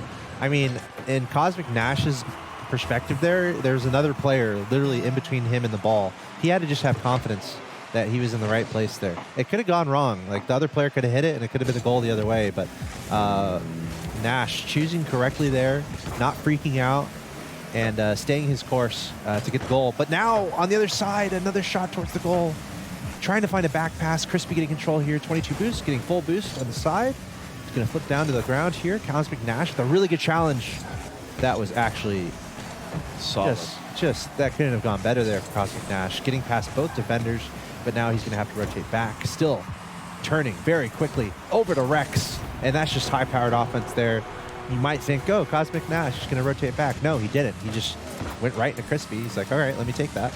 And then really good awareness from the teammate to identify that and take advantage of the open net. One thing that Nash is really good at is the low 50s. And that's why I want to see Crispy and Singularity take it a bit higher. Take it up the walls, take it off the ceiling. Because Nash has so good at these individual 1v1 plays, as demonstrating yet again here. Low 50s, 1v1s. Nash definitely has that ground game on lock. Yeah, just a little dipsy doodle there, just kind of chipping it, just a little chip shot over his opponent, and that's all you need sometimes. Those little chip shots can go a long way. If you're new to Rocket League, learn to do those flicks, and once you master that, I haven't even done it yet, but I can imagine it feels good. Whoa, Singularity. Let's go. I'm surprised to see this with 11 seconds left, but that was a pretty cool goal. Pass it to himself, and the location could not have been better there. I mean, good luck saving that. Carry your momentum. That's what you got to do. Just you're moving towards the ball. Keep that following through. Get that flip in there. Get you on target. Singularity gets a nice goal to keep it relatively close. They probably won't take the dub on this one, but they are going to, again, make sure that they're keeping themselves in the game, in the series, and getting those goals on the board, because getting none feels bad. So game 3 is going to have to be huge for them, because this is a match point now for Cosmic Nash and Rex. And Crispy's got to make sure, hey, be confident, because if those nerves are still there, we know you can still make some great plays. You can still get goals. Just watch out for those, again, as I said, those low 50s. Keep that ball away from the ground when Nash is there, because Nash has been winning every single 50-50 when it comes to that ground game. So get the ball up the wall, play confident with your mechanics off the ceiling with those air dribbles, and that's going to be probably their key to success, but that is going to come strictly from confidence in their own mechanics. Oklahoma City University still cheering on Cosmic Nash. So again, great to see everybody in chat cheering these players on. One game away for victory from one of our teams here in the first pool. Let's go. Something I was thinking about is just how important that first goal is. I was about to kind of talk about that, and as I say that, Crispy and Singularity doing exactly what needs to be done. You're trying to get into your flow state. You're trying to shake off the nerves. You're trying to come back in an important series. Getting that first goal in the first 5 seconds is absolutely huge. So if I'm the orange team now, I think from here is you got to double down. You got to go all in. You got to keep scoring. And there's 2. Limit your mistakes. They're in a perfect position here, right? 2 goals up, 13 seconds in. Keep up the pressure. But I think even more importantly, limit mistakes. Because mistakes, as you have less players on the field, mistakes can exacerbate the situation that much more. If you're making a mistake, you're potentially giving a goal away in 2v2. So I'm really looking out for the orange team to lock it down. This is the point. You're up 2-0. You must play perfectly here. You have to lock it down. There's no room for mistakes. You're down 0-2 in this series. As you see, a little flip reset, almost a double. Whoa, almost a double. All right, I'm about to get out of here. If he pulled that off, wow. What I like to see, though, I said I want the confidence in those plays, so I'm hoping we see a lot more. Yeah, if we get one of those, we're popping out for sure. Yeah, dude, I'd be like, all right, I'm out of here. It's too much. That was incredible. Joshua, take it away. Yeah, I mean, there's a strategy here for the blue team. Operation Get It to Cosmic Nash, and I think for the orange, it's Operation Get It away from him. But that has been a good demo to keep it away from him. close. Almost had the play again. Physical play is good. You just got to make sure you're not overcommitting here. Don't let Nash, as you said, have the ball low on the ground like this because he's playing so smart. He must play a lot of 1v1s. Yeah. But keep that ball in the air, and I think that'll be Orange's key to success. You know, objectively, controlling boost is pretty important in Rocket League. That's a strategy a lot of teams employ. You know, the first step is getting the ball on your opponent's side, and then the second step is just take all the boost. So you get the ball in an offensive position, like right now, kind of just get it near the goal, and then you focus on controlling the boost. Take those middle boosts, maybe try to steal a corner boost. So you apply all this pressure while starving out your opponent. It's going to be a really good way to get some goals in. So keeping an eye on that. Also, just as I've said, like any little mistake you do, you are going to pay for it. So I'm looking out for that too. It's almost impossible to play Rocket League without making mistakes. So who can limit those mistakes and who can take advantage when they happen? Cosmic Nash almost finding a gap. Teammate coming in to follow up. Low boost here for Crispy. Could be a nice opportunity for the blue team. Trying to find his teammate. Back to Cosmic Nash. Nice defense. And still back and forth here. But back and forth is good for the orange team. Again, they just got to lock it down. And if it's 2-0 the rest of the way, they're going to be happy. Yeah, hey, absolutely. I mean, holding the lead in itself is key here. It shows them and gives them confidence that, okay, we can do this. We're not going to get 3-0 here. Let's do this. And that's a bit of a rough bouncer there. I think that last defender. You can't let the easy ones. On the play. You cannot allow easy goals. Yeah, We'll call that a fake. We'll call that a nice fake there from Cosmic Nash. Yeah. Got the best of Singularity there. See what happens. It happens. Yeah, let's see what happens here. We're past halftime. Got about 2 minutes left. This is match point. If the blue team can close this out here, they will get the spot in the Celebrity Showcase. So the impetus is on our orange team to bring this back however they can. They've got the lead. They've just got to hold on. They got to play how they were in the first half. Keep that confidence. Just keep it going. Don't tighten up. A lot of times when you get in the lead, it's easy to turtle. You know, kind of pull your head back and sit in your own net, get in your shell, and that's what you want to avoid. Absolutely. Don't play anything too risky, but definitely still play your game that you were playing to get yourself to this point. Definitely. Oh, we're seeing some misses here and there from the orange team. Got it. Again, as I've said, you really got to limit that. Unless you're faking, but some of these are meaning to hit. You gotta hit them, but it's okay so far. Cosmic Nash though hitting a nice dangerous ball. I talked about that earlier. Just put something dangerous out there. Just get something deep into your opponent's side of the field, and it might work out. Nash trying to follow it up again. A good response here from Crispy. 20 boost. Not too much boost here. Is he going to get this corner boost? Is able to snag that corner boost. Again, I just talked about how important it can be to try to control that boost. It's so important. Like if you're able to steal that from your opponents and they're not able to have boost, that's almost an automatic goal. So really looking out for that. That can be a great way to try to get into the game. But Cosmic Nash getting a handle on it. Passing one, getting it to a teammate. Crispy getting demoed. Almost 30 seconds left. And they have the lead so far. But again, avoid the turtle. He's got plenty of boost. Keep moving forward. That push, nice center. I'll go up. A little close on the pass. Got full boost on it. Towards the goal. Great shot. Oh, that's it. I figured one of them might have had a hard clear there. And honestly, you saw Singularity positioned pretty well for this out the midfield. Singularity was aware that, okay, they were thinking a few seconds ahead. They're like, okay, the possibility of a hard clear is coming at this moment and waited for that possibility. But then it bounced past those defenders and kind of rolled in. So ooh, that's rough. That's rough. That's an answer back again. Key thing, we all know it. Go for kickoffs.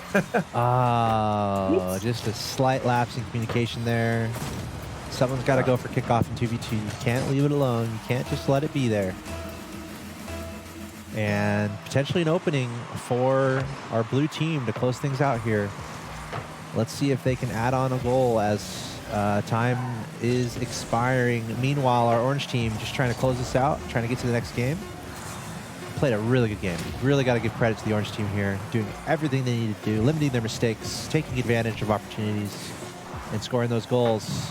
Let's see if they can hold on here. 0 seconds, and they will. So, onward we go into game number 4 as Singularity and Crispy able to lock it down in game 3. They're down 0-2, but able to lock it down there. Very nicely done.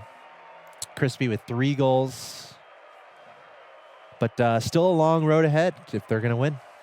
A lot of people in chat were rooting for Crispy as well. And, there's a smiley face from Crispy in the chat. So it's nice to, definitely stay alive. But the ball control, the decision to stay with the ball control, once they had the lead, it seemed that it started to really perturb Nash and Rex of trying to get back to that ball and keep the aggression going. And as you both had talked about, do you change it up in that scenario or keep playing your game that got you to that point? They had to keep playing the game, but it was the adaptation coming from our orange team that was able to keep them alive as we move into game 4. Yeah, as I said, confidence is a big key thing. Crispy came in, Rex came in, everyone talking about nerves. Obviously, Rex and Nash overcame that quick. They got the first win. That helped a lot. But for Crispy, there's still a little bit of hesitance. And the big thing, though, is that they started to get to the air. They started to play a bit better with their mechanics, trusting in themselves. And we saw that turnaround. Now, of course, it's still a close match, because Nash and Rex still good opponents, but they did find themselves a bit of a groove. And we are locked in at 0-0 here. I've been saying it all day, the importance of that first goal. I still believe it here. Very important, whoever can figure out the first score. Cosmic Nash getting control, plenty of boost. Gonna go up and get it, try to follow it up, but no, Singularity is there. Nice play off the backboard. Does he have boost? Maybe not. Crispy has boost, though. He's going to go for it. Still 100 boost. He's going to go after it. And that should be a shot on target. Oh, barely missed the corner there. I think you definitely want to get that on target. He's going to want that one back. But can Cosmic Nash take advantage here? Trying to take it back the other way. He's out of boost. Not able to find the goal. Gets the steal in the corner. Sending it back to the middle. Looking for his teammate. It's not there. Crispy picking it up. Trying to pass it over to Singularity. Decent opportunity here for the orange team. Pushing it forward. Rex not quite able to get a piece of that. And we have Crispy trying to send it to the middle, but a nice response there from Cosmic. He's low on boost. Still a lot of good pressure here, and a demo to add. Oh, we got his boost taken. Good measure. It gets bumped, but the ball's going back towards the orange net. That's actually kind of dangerous. Snow is going to take advantage, and we still got an even game here.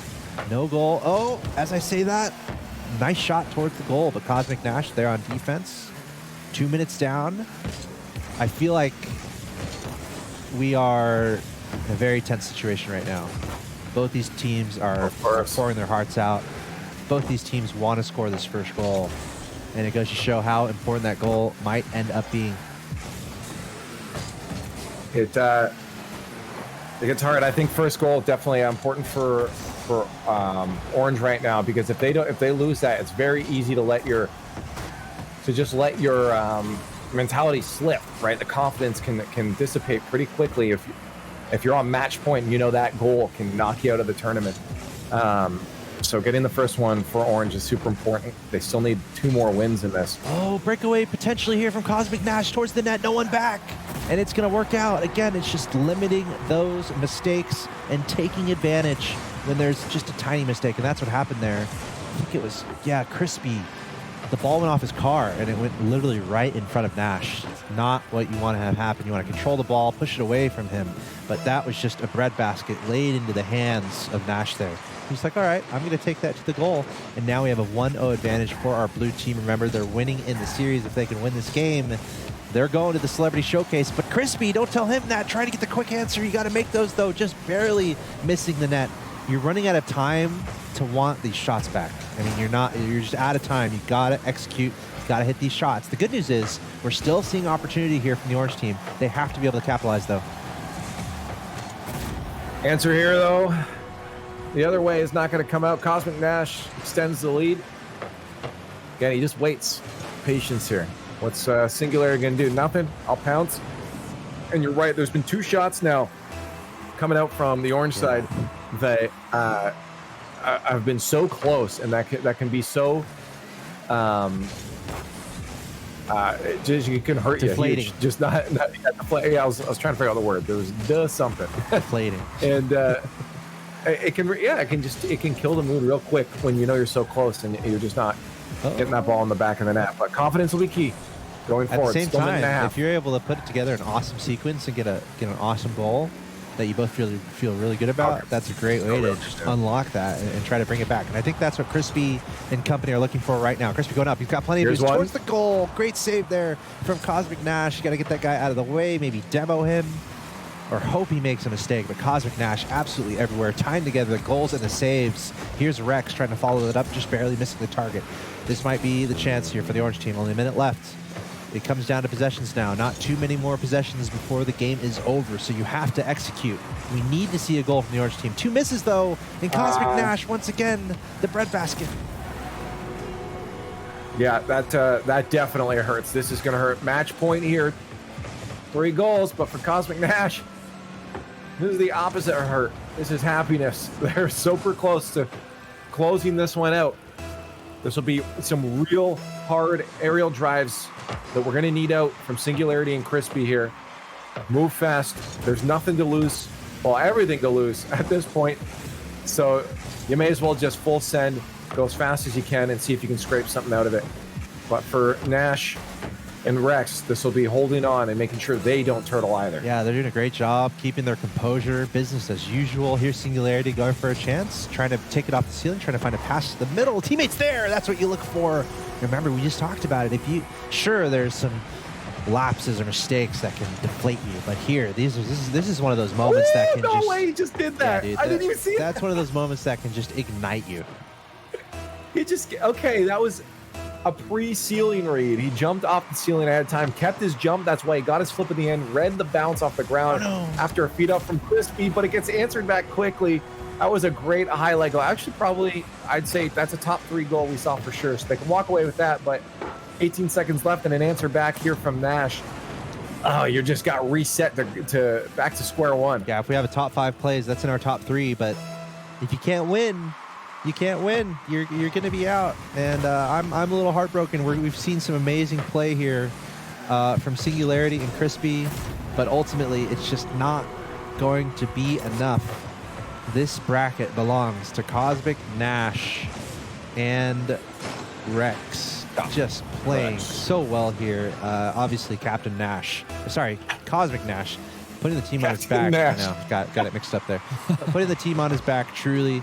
And honestly, pretty convincing win here. 5-1 in the last game. 3-1 series victory. Just a overall really nice Rocket League. And that's going to mean that they get a spot in our Celebrity Showcase. Yeah.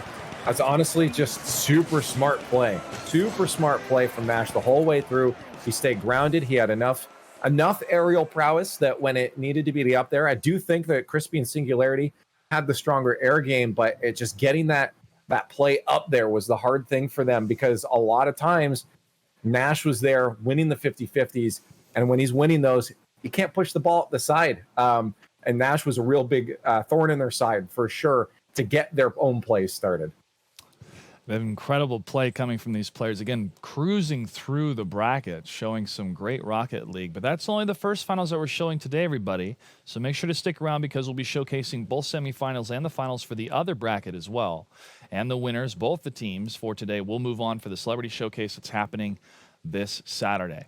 Now, Crispy, again, looking very, very good in a number of different plays, and Singularity, having a couple moments of their own. But when you're in that mindset of, we have this, we got this, we're up in the score, and then all of a sudden you lose that next round, I wonder if there was a quick discussion or something that had to really change, because it just seemed that as soon as they found their groove back, Nash and Rex were just lining up these goals over and over and over again. So in your experiences of commentating and showcasing a number of different Rocket League matches, and Leaf, I'll ask you first, is there any type of, either switch or role reversal that can happen with these teams and players if something's not going wrong and they decide, let's try this, and then all of a sudden it starts going right? Or is it really just adaptation? Is it just getting back into that momentum swing of keeping that ball control, landing those shots, landing those setups, and then just playing perfectly, as Axel Toss mentioned earlier? There definitely is role reversals we see, but usually that's when all three players have similar skill sets. Here we definitely had definitive I guess play styles for these players. Again, we had our hard driving offense from both Crispy and Nash. Singularity and Rex were kind of those players that hung out and made sure that they were just there to clean up a mess, maybe steal a boost, get a demo. They did get some goals of their own, the cleanup goals, but that was their role. So here I wouldn't have expected to see a lot of role reversal, but yes, at high level, absolutely, that does happen. Players, as we mentioned before, player like, say, Justin, usually good at that offense, really good plays, but they're like, today I'm not feeling mechanics. Let me back. Maybe their comms are better. There's different teams play differently, but, with that team specifically, last man back does a lot of the comms and stuff. So you might want to throw that player back and have them play third man a bit more. But here, not as much, but it definitely does happen. Absolutely. I think if anything, it's important to kind of, as I was saying, kind of find those important moments and really focus on those important moments, whether it's the first goal that's scored in game 5 or whether it's just having 0 mistakes so that you go to victory. I think maybe you have to hyper focus on those things when those moments come. But anyway, we have our winning team on the line right now. Cosmic Nash and Captain Rex. First question for Captain Rex. Why did you make your in-game name different than your handle? Well, it's a lot of complicated, but I think with just basic strategy, it just helps more to get it ready. I'm sorry, that was a bit of a joke question. First. No, I understand. First real question. Why don't you guys tell us a little bit about yourselves? First of all, why don't you introduce yourself to the stream here? What's your name and where are you from? Sorry, can you ask that again? Yes. Okay. Yeah. What is your name? What's y'all's name and where are you guys from? I'm also from Oklahoma City. Awesome. Oklahoma City represent. We might need to use your phone to join the interview. Go. That's awesome, guys. Okay, so then how long have you guys been playing?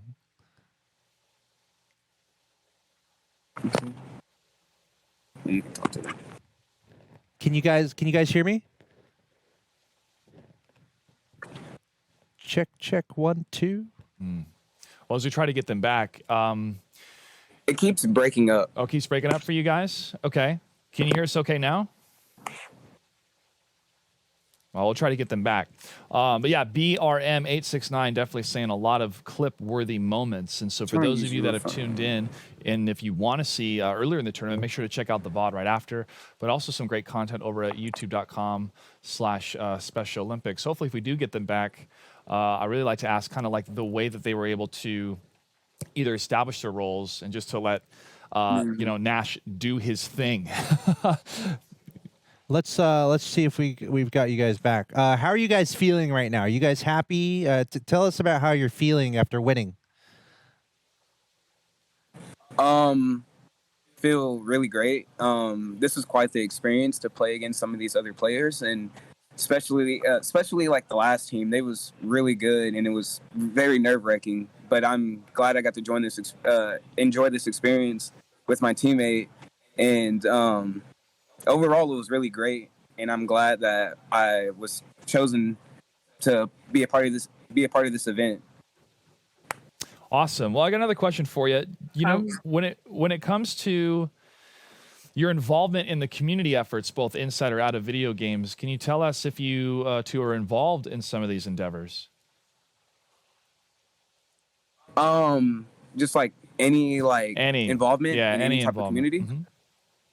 Even in Oklahoma, like what you guys got going on, maybe in the local scene.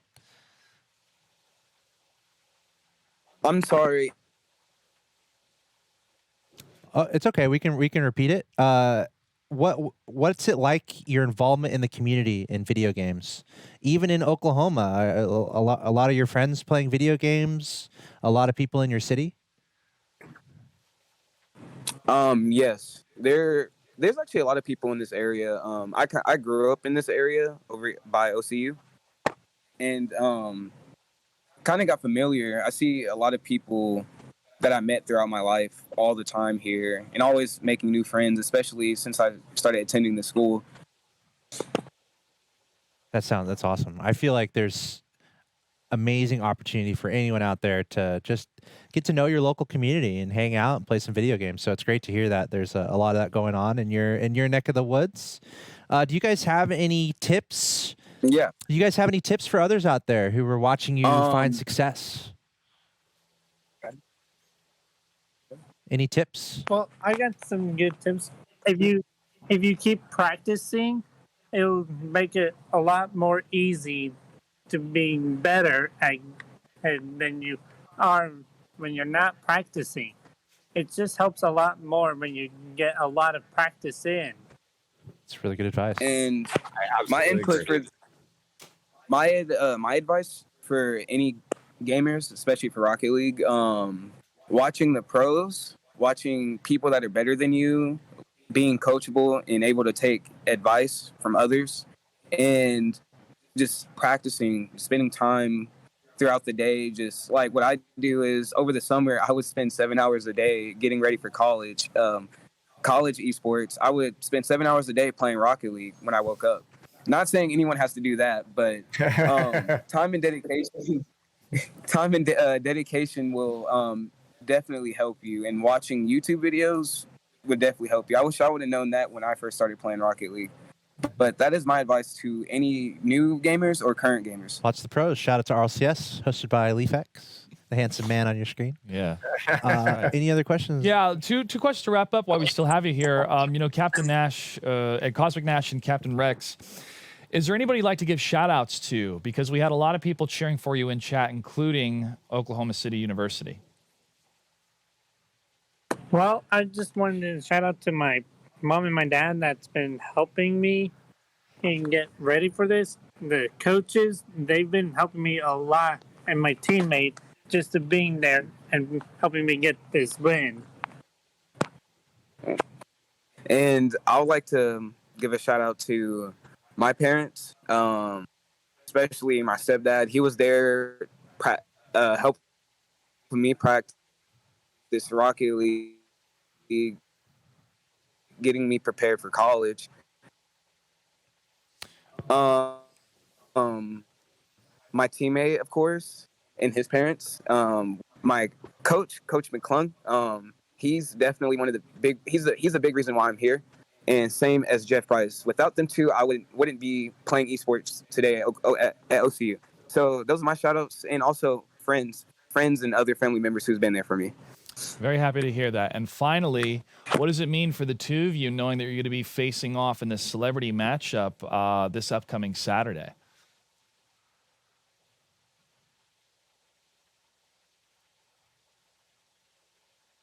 Should we try to repeat that? Yeah. What's it mean for the two of you to be playing in the upcoming celebrity matchup that's going to be happening this Saturday?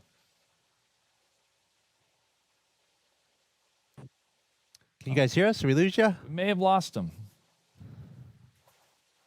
All right, that's okay. Well, hey, they got their shout-outs. I loved hearing their answers. Yeah, great really answers. There. Great performance. Congratulations to this team. Leaf, love to hear your thoughts. Sorry, it keeps breaking up again. Oh, that's okay.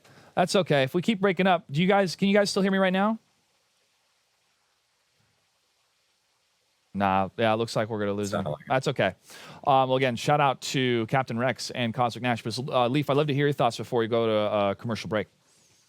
Cool. Yeah, no, I think this is awesome. I was giving thumbs up the whole time on those answers because, Rex was calling out, train hard. You have to train. You won't get better if you don't train. You got to keep doing that. And also having a support group behind you. I mean, everybody needs it.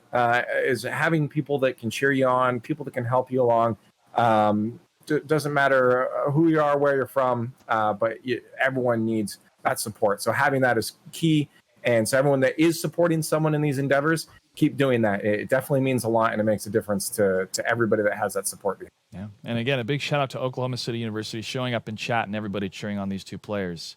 I believe Axel Toss. So we're going to take a quick commercial break. We got to let these players grab some sustenance real quick, but stick around. When we come back, it's the two semifinals and then the finals for our Rocket League special event, thanks to the Special Olympics Gaming for Inclusion. Stay tuned.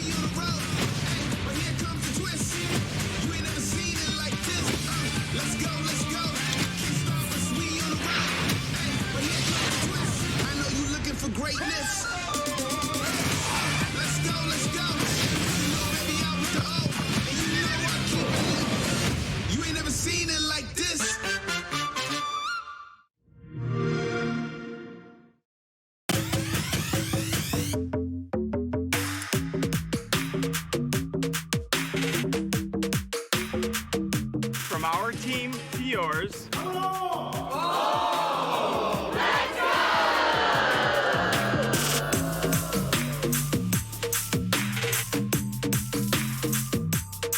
On behalf of everyone from Toyota, we encourage you to start your impossible.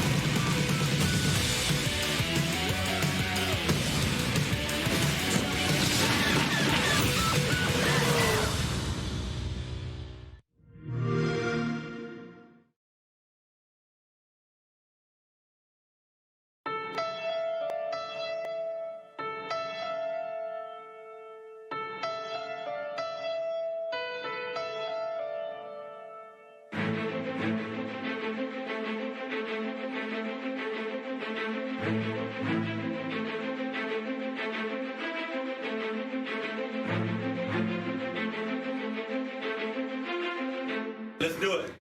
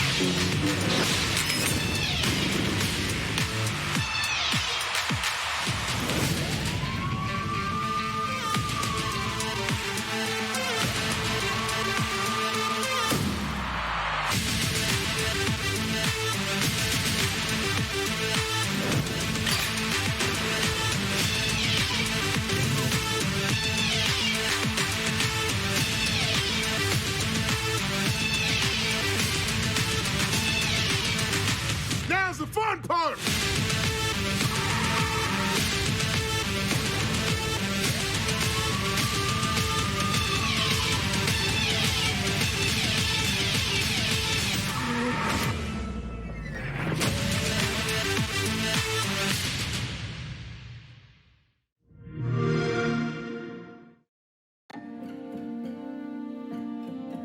Unified track makes me feel special because some people see me and they're like, oh my God, that kid is so fast. He looks like a great runner. When I tried unified sports, I actually managed to make friends. That feeling is more important to me than regular track. Unified sports makes everybody be able to better their best. Welcome to Inclusion Weekly, a show about how schools and students are working with Special Olympics to push for equal rights and opportunities for students with intellectual disabilities. Today, we're looking at the important role of unified sports.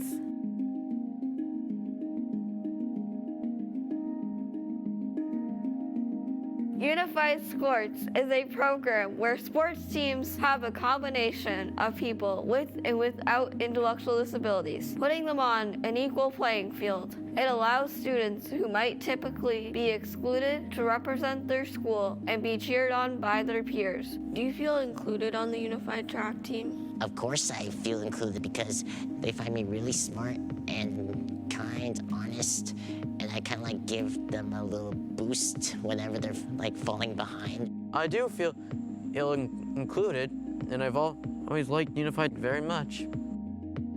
I quickly learned how great of a personality everyone's had there, and it led me to realize that I could also be having a great experience by joining Unified Sports. People in Unified Sports are less likely to experience bullying, and they have a more positive outlook on life. I have been teased a lot since elementary school, and that like hurts my feelings. Unified track really did help me a lot. I can hear people cheering for me, and it helps me not think about all the times I had in the past. To watch the students in both classrooms come together and work together, and it just makes you feel good that we have this opportunity to have these programs here at the high school. Unified Sports has taught me that anyone can do anything, no matter if you have an intellectual disability or not. If you are interested in Unified Sports, contact your local Special Olympics program and talk to your athletic directors and coaches to see if they can help you start a unified program at your school. It just takes one person to get things moving.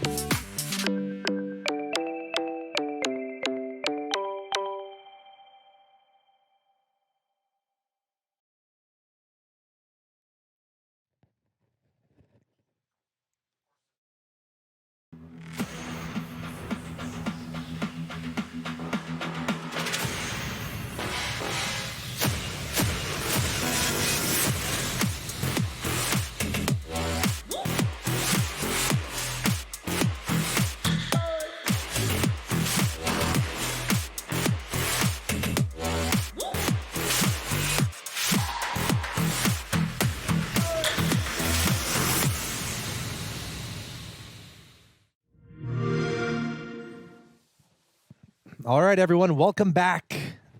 3 games, Forza, Rocket League, Madden, as a part of our Special Olympics Gaming for Inclusion event. Today is all about Rocket League. My name is Axel Toss. I'm joined by Mr. Joshua Gray. We are live from the Microsoft campus in Redmond, Washington. Cool to be here live, IRL, at a studio with cameras and lights. Usually we're at home. You know, we stream video games, a lot of video games, competitive video games like Rocket League. We play games that are day one on Game Pass. Looking forward to Back 4 Blood, the next Forza. I mean, the list goes, the next Halo, the list goes on and on. We do all the games here. So make sure you follow us on Twitch so you check out all the content that we have. But yes, today's all about Rocket League, Special Olympics Gaming for Inclusion event. We just saw Sir Cosmic Nash and Captain Rex emerge victorious. They get a spot in the Celebrity Showcase. And now we have one more spot. Yeah, that's right. Oklahoma City represent. Well done to those players. But we still have 2 semifinals and a finals to get through because we showcased 2 brackets today with all these different players. But joining us to break down all the action, he's been doing a wonderful job. We have Leaf standing by, our gameplay expert. You know, going into this side of the bracket, Leaf, we saw some impeccable, impressive plays, some very fast moves and fast decisions from these players. I think we're going to see even more of that as we conclude our second bracket. Yeah, I mean, like we haven't seen any of these players yet, which is good because there's definitely potentially surprises in there. We saw from that last one, again, a few players that were really popping off by the end there. Nash, of course, on the winning team. You also saw Crispy with some great mechanics popping off there. So I'm hoping for some good highlight plays, if not anything by the end of it. But of course, you know, getting to see a team be victorious, that's always a fun thing to witness and watch and experience with these players as it happens. And if you're watching along, check out that link in chat, which will take you to the bracket so you can follow along and see the storyline right there digitally to see how these different teams and players matched up against each other. And if you want to check out some more tournaments that Xbox is showcasing, head on over to smash.gg/Xbox. Here is pool number 2 bracket, single elimination top half. We have Mertman, Partyman 247, Prototype 1354, and Delantro. Then down below, we're still waiting for the updated. There we go. Boom. Updated side. In the bottom half of the bracket, we have Brit, Angel, Mangle, Sony HQ4, and Yvonne, and Dark Assassin and Cute Panda, and Gerardo versus Car Booster. The conclusion to this bracket as well is that these players that make it to the grand final, the winner of that will join us on Saturday for a very special celebrity showcase that we'll be doing. So looking forward to that as well. And there's our next match getting underway in just a few seconds here, folks. We want to hear from you in chat. Let us know if you're rooting for any of these teams or players individually. And again, we're very happy to collaborate, Xbox, Microsoft, and Special Olympics to bring you this event. If you want to check out more great content, hit that follow button right here on Twitch and check out youtube.com/Special Olympics. Yeah, definitely more to come. A ton of fun this is, working with the Special Olympics to make this happen. So stay tuned. And again, we're covering more games as part of this event. So it's only getting better from here. But yeah, for Rocket League today, we have a best of 3, then we have another best of 3, and then we have a best of 5, and then we're done. So we're almost through the end of this tournament. So hang on, stay tuned, tell your friends this is going on. It's only going to get better from here. As we're going to find out who's going to get this last spot in our Rocket League Tournament Celebrity Showcase. Here we go. Best of 3. The winner of this advances to the finals of this bracket. And we have 2 of these to go, and then we'll have our final match, a best of 5.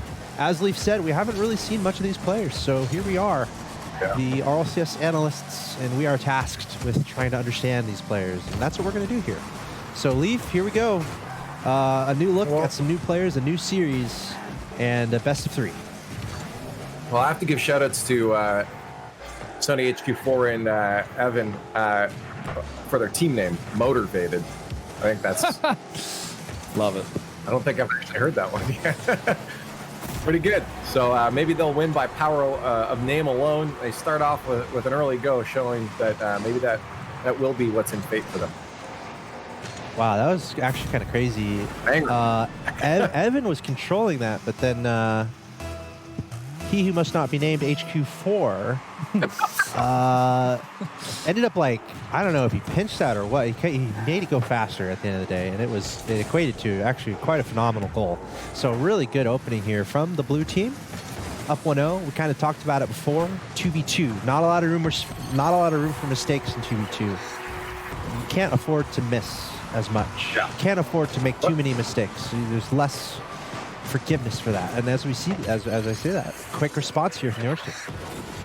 Yeah, looked like a fake there from Britt when Evan was sitting in net, and Britt came by and said, "Hey, I'm going to hit this, JK. I'm not." Just kind of rolls in. Quick answer. It's good to see. Always nice to have an answer back on a first early goal.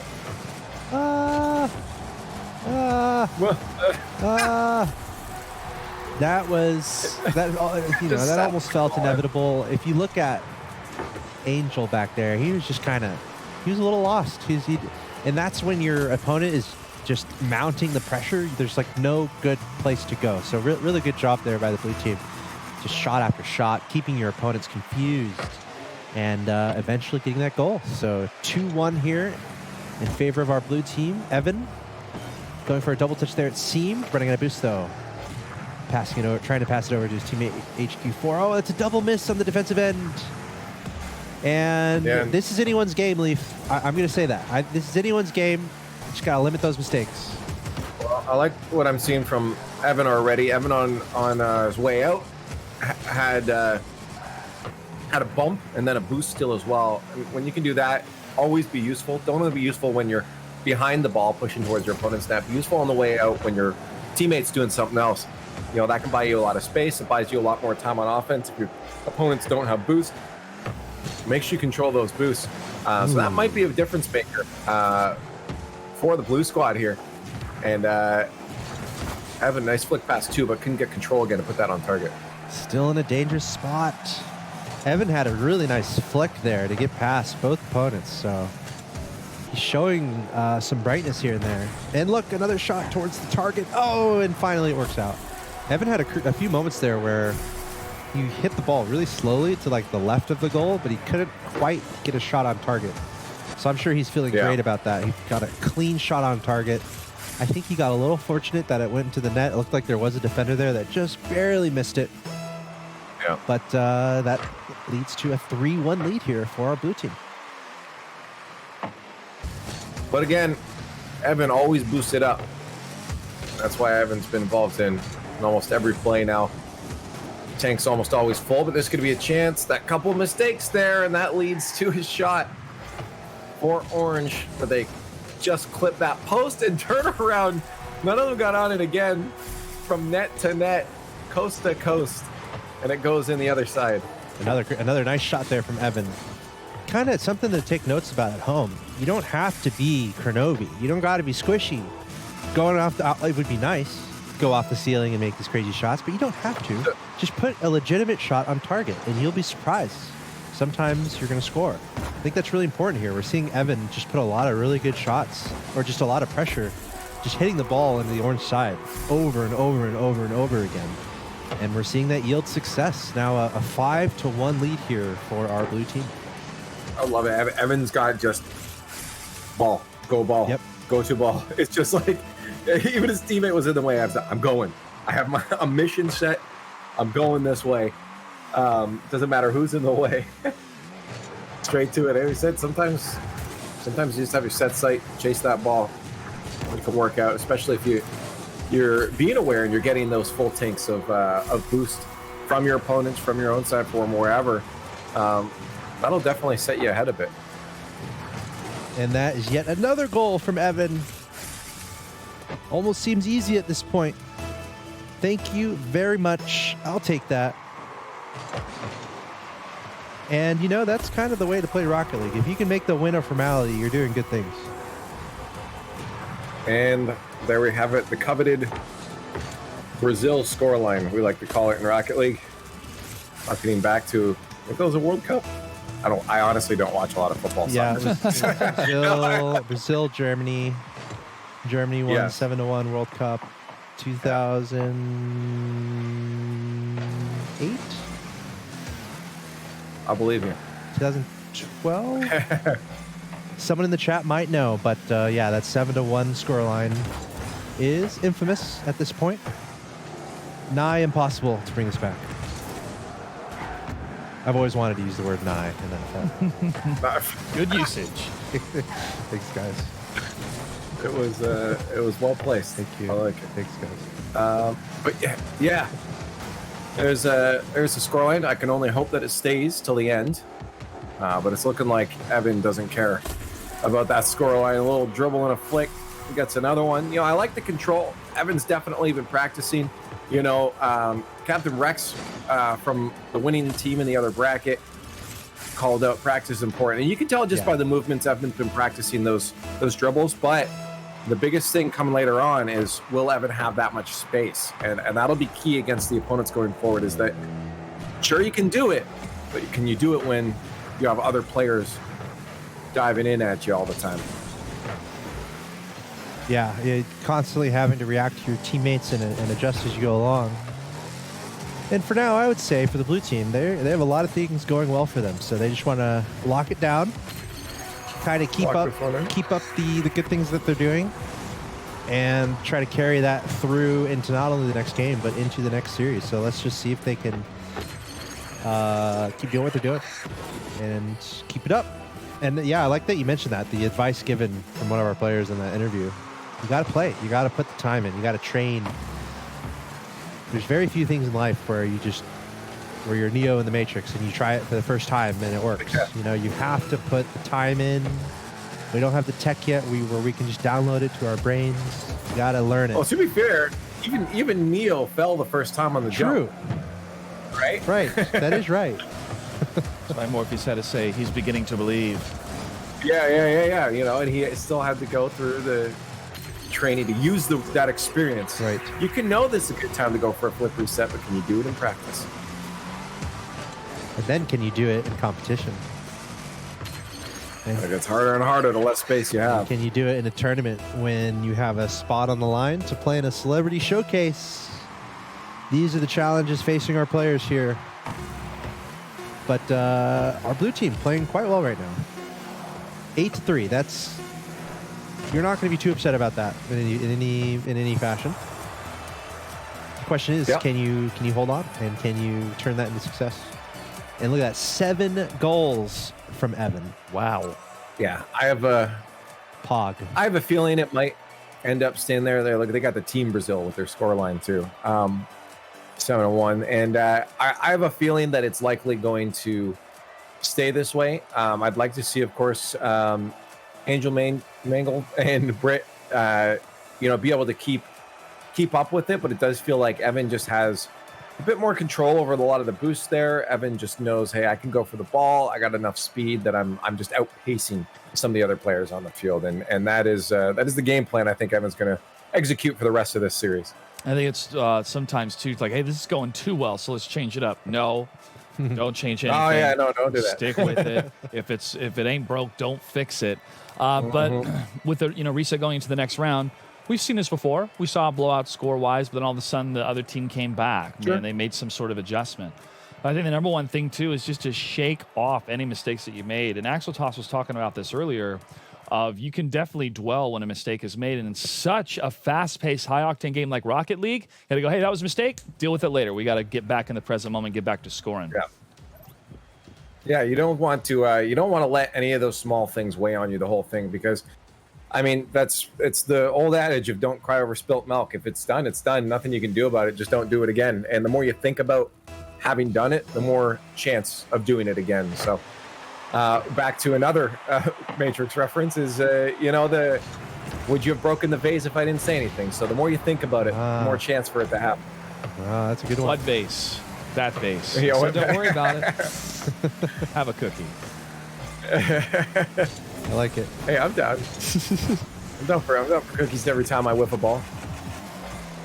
Just forget about it. I'm down for the deep Matrix references. Man. That would be like a false shame. If you got a cookie every time you miss the ball, I mean, isn't that encouraging you missing the ball? Yeah, that's the wrong, yeah. Do you want a cookie every time you miss the ball, or winning the tournament you get 100 cookies? Win the tournament. Wow, that's a good question. We are really Instant getting deep here. gratification or no aid. I'd probably take a cookie every miss. That seems more in my own, under my own hand, under my own control. Nothing tastes as good as victory feels. We'll see what happens here as Evan opening up. Wait a second. Evan didn't hit that. That was a my bad. Oh no. That was oops, chat. I mean, I was kind of talking about it earlier, avoiding mistakes. That was a little mistake there from the orange team, trying to hit it into his own goal. So got to try to lock it down and try to. No, that's a great, exactly that. There you go. A banger. Look at that. Just the solid hits that can be really satisfying, and then it can actually be really helpful. We see there the blue team overextending just a little bit, and Britt taking advantage. A great shot across the field. Yeah, Britt, I think, was the one that owned goal before, too. So it's, as we talked about it before, redemption. Yeah. Being able to be like, all right, back to 0 game. We lost a minute on the clock, but it's even. 10-0 now. Nothing happened. Oh! Okay, Orange is getting another own goal. Oh. I'll be honest, I was playing ladder yesterday, and I had a game where my team was winning 1-0, and then my team lost because we own gold twice. Oh no! Not even joking. So it happens, even to the best of us. It certainly does. Some of the best goals you've ever scored in your life are own goals. Right. Get the gnarliest of angles. And to be clear, it does not count. You do not want to hit own goals. That will be a point for the other team. We have a lot of chaos here around this ball here, as it is on the orange side. Evan trying to find the back of the net, going a little far, going to try to turn it back to the middle. Has 100 boosts, going to try to follow it up. Yes! And that's a great example of staying focused on the play. Keep your eye on the ball and don't give up. Evan knew where the ball was, just kept getting those touches in. Yeah, and the boost steals too. Yeah, kept following it up to make sure he could score. That's the important thing, just keep those steals, keep your tank full of boost. It's the only resource in the game. It's one of those things that it's very important to manage. You can do more the more boost you have. Whoa, Britt. Oh, what a 50. That's straight in. That might be a top 5 nominee here. A swoop to the right, swoop to the left, and then gets past the last player. Very nicely done by Britt. Yeah, great 50-50. Keep yourself grounded. Good follow-up. That last defender's not there. But they're still down a goal in game 2. It's match point here for blue. And they're looking to just hold on to this goal, but they got 3 minutes to do so. Much different story than game 1. Yeah, this is much closer, much closer here. Okay. That was another own goal. Another own goal. I think that's 3. Is that another? Oh. Right there, yeah. Oh, no. Yeah. Oh. I mean, they keep getting them back, but you're going to get in the lead. Gotta avoid those as much as you can. Leaf, how do we prevent the own goals? What advice can we give? Well, I think the advice is to pretend you're actually on the other team. And now your own goals are goals. The real thing to do is of course, I think what we're seeing here is there's a little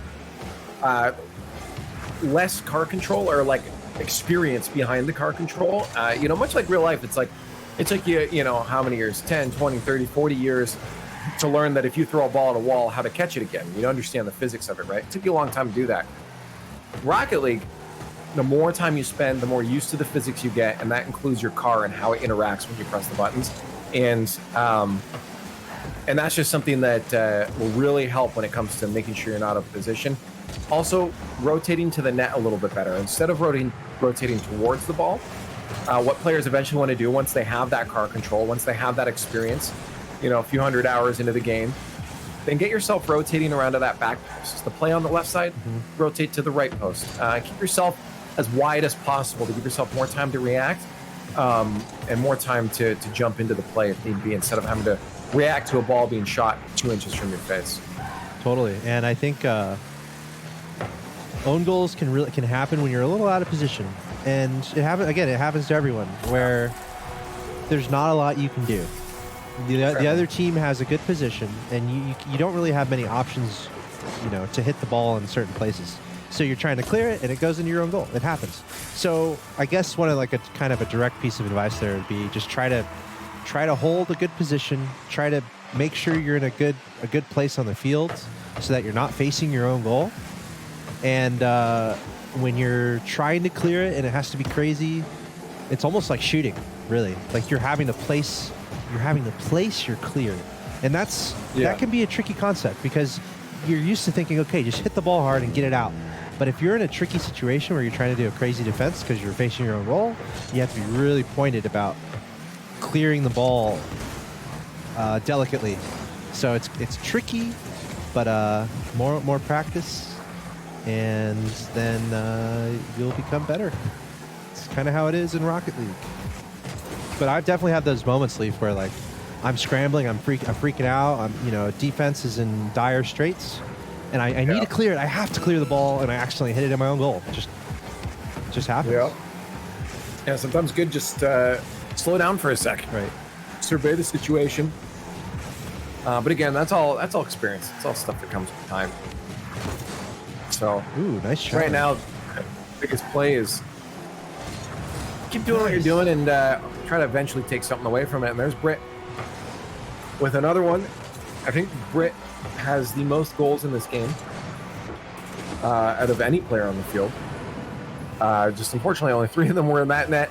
Yeah. And hopefully in the future they can switch it up. 10 seconds left. I don't think that's going to be enough time for them to get the plays. Maybe one more consolation on the way out, but this is match point, and Blue is going to take this one. And again, there was attempts. There was never a moment they gave up. They kept pushing and trying their best to grab the win here, but unfortunately, as we said before, only one team can win. Yeah, and hey, look, 3 goals there from Britt. I will say, like, some breakaway moments, right? Like some legitimate breakaway moments there for the Orange team. And again, the only thing that really hurt them was the goals that they scored on their own net. So it's really, you got to really clamp down on that defense. And that's a whole skill set in of itself of just being a good defender, making good saves. You're going to deflect into an own goal many times but at the same time, you're going to make amazing saves. So it's just part of getting better. So I don't know. I feel like that's the best advice I would give there. It's just like really just becoming aware on the defense and really trying to lock that down can lead to a lot of success. So Britt and Angel, thanks for playing. Good games. I feel like you guys almost had it. Just a couple unfortunate mistakes that made that series go the other way. So Sony HQ4 and Evan making it to the finals. And look at this. It appears that their opponents are ready to go as well. Dark Assassin and Cute Panda. Oh, that's right. This would be the semifinal. So the winner of this will play against the semifinal on the top half of the bracket right there. That was the bottom half of the bracket. Here's the top of our bracket here. We saw Prototype and Delantro making on through. They're going to be awaiting for that result there. Silent Hypno, Silent Syrup, and Andy Cool and Macat Soil. Macat Soil. Right. I like that name. It reminds me of my cat digging out in the soil, which she does all the time. The Macat Soil. I thought I saw some before. That was that Special Olympics Illinois? Actually, that might be what soil stands for. I think I saw in the chat before. Whoa, so sweet. There might be repping a crew. Cool, right coming on. in here. Got some acronyms in there, and we got Motivation, which I think is one of the best team names in all of Rocket League, I'd have to say. That's pretty solid. Yeah, very, very solid. Now, if you are in chat right now, there is a link where you can take a look at the brackets and see how far these teams have come, both in our first and second bracket for today. That's right, we're doing 2 brackets. We've already done the finals for the first one. Now we're going through the last couple matches, some quarterfinals, semifinals, and the finals for bracket number 2. Now, Leaf, I'd love to ask you, if let's hypothetically say that went to a game 5 instead of a best of 3 is a best of 5. Do you think that would have been enough time for the Orange team to start to, kind of shake off the rust, maybe get past the nerves, and punch a couple more of those numbers up when it came to their score? Because it seemed like if they had some more time, it may have been a closer matchup. Yeah, it's always hard to tell because, everything can change coming into another game like that. I think I still had a bit of a favor to Evan. I think Evan was. I think most of the players in that match were pretty fairly matched up. I think Evan had a bit of an edge. Had they had the awareness to jump in, take Evan out of the play demos, but I think Evan was a little too speedy on the boost grabs there. That it might have just overwhelmed a little coming into the next one. Not to say it's doom and gloom for that team. They couldn't have done it. But I would have to edge it a little bit to Evan's team still overall by the end of it. Just based off of Evan's speed on a lot of the plays. It wasn't, panic. We talked about panic flipping, jumping into a play when you probably shouldn't. And Evan was very grounded. Evan said, I got boost. I'm going to wait for everyone else to panic flip and then kind of punish. So that game plan was working. So I'd have to assume the game plan would have kept working. But you never know. There were definitely a couple dives in there and challenges that allowed their opponents to get some, as Axel said, breakaway moments. And are you able to articulate just what Evan was doing so right in that matchup? Again, I think it really comes down to the fact that he stayed in the play. Axel Toss called it out at one point too when he did kind of a cross to cross. He knew that he had a lot of time, get the boost, go this side, get the boost, stay in the play, and again, as I also just said, add on to it, stay grounded. Don't do those panic flips. And I really think that was Evan's game plan. I think that was that's all it was, is focus on the ball. He already got a few goals. I know this is working. Why change it? He said, don't change it. It broke. And he didn't change it because it wasn't broke. Just keep on the ball, get those boosts, and stay grounded and confident that you'll get that next touch. And I think in a tournament with a lot of unknown like this, how do you know who's gonna emerge? And if you compare it to 3v3, I think it's easier to tell because in 3v3 you have fuller teams, you have a lot more variables to worry about. Different things that are making this team good or that team not so good. However, in 2v2, there's less variables on the field. So if you have a standout player like Leaf just on the field, Leaf's like, okay. Sometimes that's all you need to know. Like if you have a standout player on the field and it's just a 2v2, there's not that many players on the field. So if they're just on the next level, it's pretty likely that that team's going to win. So I think that's mostly what we were seeing there in that matchup there. Evan just really good. And we saw that previously, right? In some of the matches that we had in the previous pool. We had some players that were like Nebulous Void, CP, Chet earlier, like some guys who were really stepping up.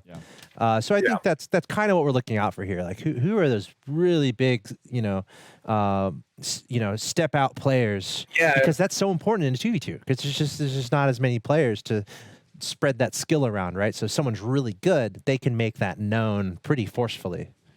Yeah, I think that's another reason 2v2 is one of the most popular playlists. It's easier to jump in solo queue and say, okay, well, if I play good, we can win this. Whereas threes, as you said, there's more variables, there's more possibilities. If I'm relying on two teammates to make a touch and they both don't, I'm probably not in that position because the positioning changes. Whereas it's like, okay, if I'm in twos, I can kind of play middle ground of they're going to hit it and they're not going to hit it and adjust accordingly. And then it's just me I have to rely on, make sure I get the next thing. So it is, I think that's why it's popular. Just it's easier to control a game because of those fewer variables. And this is nice. We're going to keep a lot of those variables in mind that we saw in the last match because we are continuing to follow Evan and Sony HQ4. They're going to be facing off against Dark Assassin 388 and Cute Panda. I love the dichotomy between the names here. Dark Assassin and Cute Panda. And I believe this is a best of 3. Yep, still best of 3. Yep, still best of 3. And yeah, what a better tag team duo, right? You lure them in with the Cute Panda, then you knock them out with the Assassin. So maybe they're going to bring that to the table here on the field. Now, another thing, too, that I talked about earlier in the stream was verticality. And a lot of these players being able to really activate the boost at the right time. And I think for me as a player, that was one of kind of the biggest struggles to overcome, or at least understand with those game mechanics. How crucial is it with resource and boost management? And I'll ask you this first, Axel Toss, and then Leaf, I'll have you chime in as soon as we load this match in. I mean, how crucial is boost management? And do you communicate that to your teammate, or do you just try to get your boost loaded as fast as you can? I guess comparatively less important in 3v3, but at the same time, and Leaf, you can piggyback on this. I guess I would make the point that in any game type, what it comes down to is putting the ball in an offensive position and then managing the boost. Because step one is getting the ball in a dangerous spot where you have the ability to be aggressive. Step two is starving out your opponents, putting the ball in a dangerous spot and then starving your opponents out. So I think if there's like a, point A, point B, just a very easy way to look at it, you try to push the ball offensively, try to get control of the ball, and at that point, really try to manage the boost. But I feel like overall, Leaf, in 2v2, maybe a little less important because there's less players out there to take all the boost, right? Yeah, so in 2v2, that's absolutely right. Less important when it comes to communicating the boost. I mean, if you're out of boost and you're coming off the ceiling, it's probably a good idea to say, hey, I don't have boost. You might have to come up for this, right? So communication in that sense will be important, but you have so much more boost on the field because there's less players taking it. In threes, communication's absolutely critical. Controlling those little pads, everyone goes for big pads. Right. You can do a lot with just those little pads on the ground there, the 12 boost pads. So it's definitely important, but it is circumstantial as well. Yes, but it's great. It's a great question. Boost, the only resource that you're really worried about managing here in the game of Rocket League. So that's definitely one of the first things you got to figure out. If you're just joining the game, if you're new to the game, you got those smaller boost pads that give you, 13, 14 boosts? And then is it 12? I think it's 12. Yeah, 12 and then hundreds on the sides. So you got those small boost pads that give you 12 at a time. Obviously, there's more of them. But your juicy boosts are in the corners and then the sides that fill you up all the way to 100. And Joshua, you're speaking towards verticality.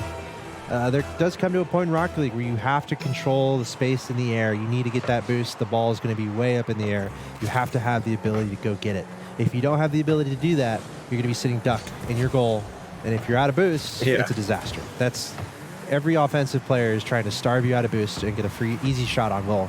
So that's what you kind of have to prevent. That's why it's so important to just keep your boost up, know where the boost is, and always be ready to go after that boost. And honestly, demoing goes right along with that, because when you're demoing someone, you're effectively taking their boost away. So yeah, lots of that to look out for sure. For now, we're seeing our blue team, which are coming in as the challengers effectively. We just saw the orange team win pretty comfortably in the last round, led by Evan, but now we're seeing a nice challenge here. Cute Panda and Dark Assassin, the dynamic duo. They've got themselves an early advantage here. Yep, and they have shown that they can have a little more confidence hitting that verticality. Obviously, we're still seeing a lot of these players play relatively grounded.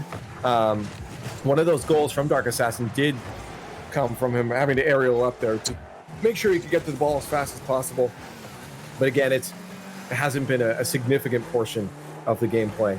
And I think that element, though, might help him out. Again, we've seen Evan pretty grounded, but we also talked about it before. Sometimes when you play opponents that are better, you start to step it a bit more. So you can even see Evan now trying to come off the wall. It's risky if you're not confident with it, but it's still good to see, because the more you do it, the better you're going to get at those kind of plays. So I think with a bit more of the confidence verticality here, what we've seen, it's not a lot, but I think that might give an edge to our team in blue. At the end of the day, too, keeping it simple and just hitting those sure shots. Like, let's say, for example, you're able to play and just not miss at all. And you're able to do exactly what you want to do. You don't need a lot of verticality to find success with that. A simple example is just like an infield pass to your teammate, right? You don't necessarily have to be flying through the air to make that happen. But these are the little things that you can try to improve on to become a little bit better at Rocket League. identifying your teammates, going for those short passes, and finding different little ways to get little advantages to find success for your team. Right now, there's a little bit of pressure on our orange team, and another goal here.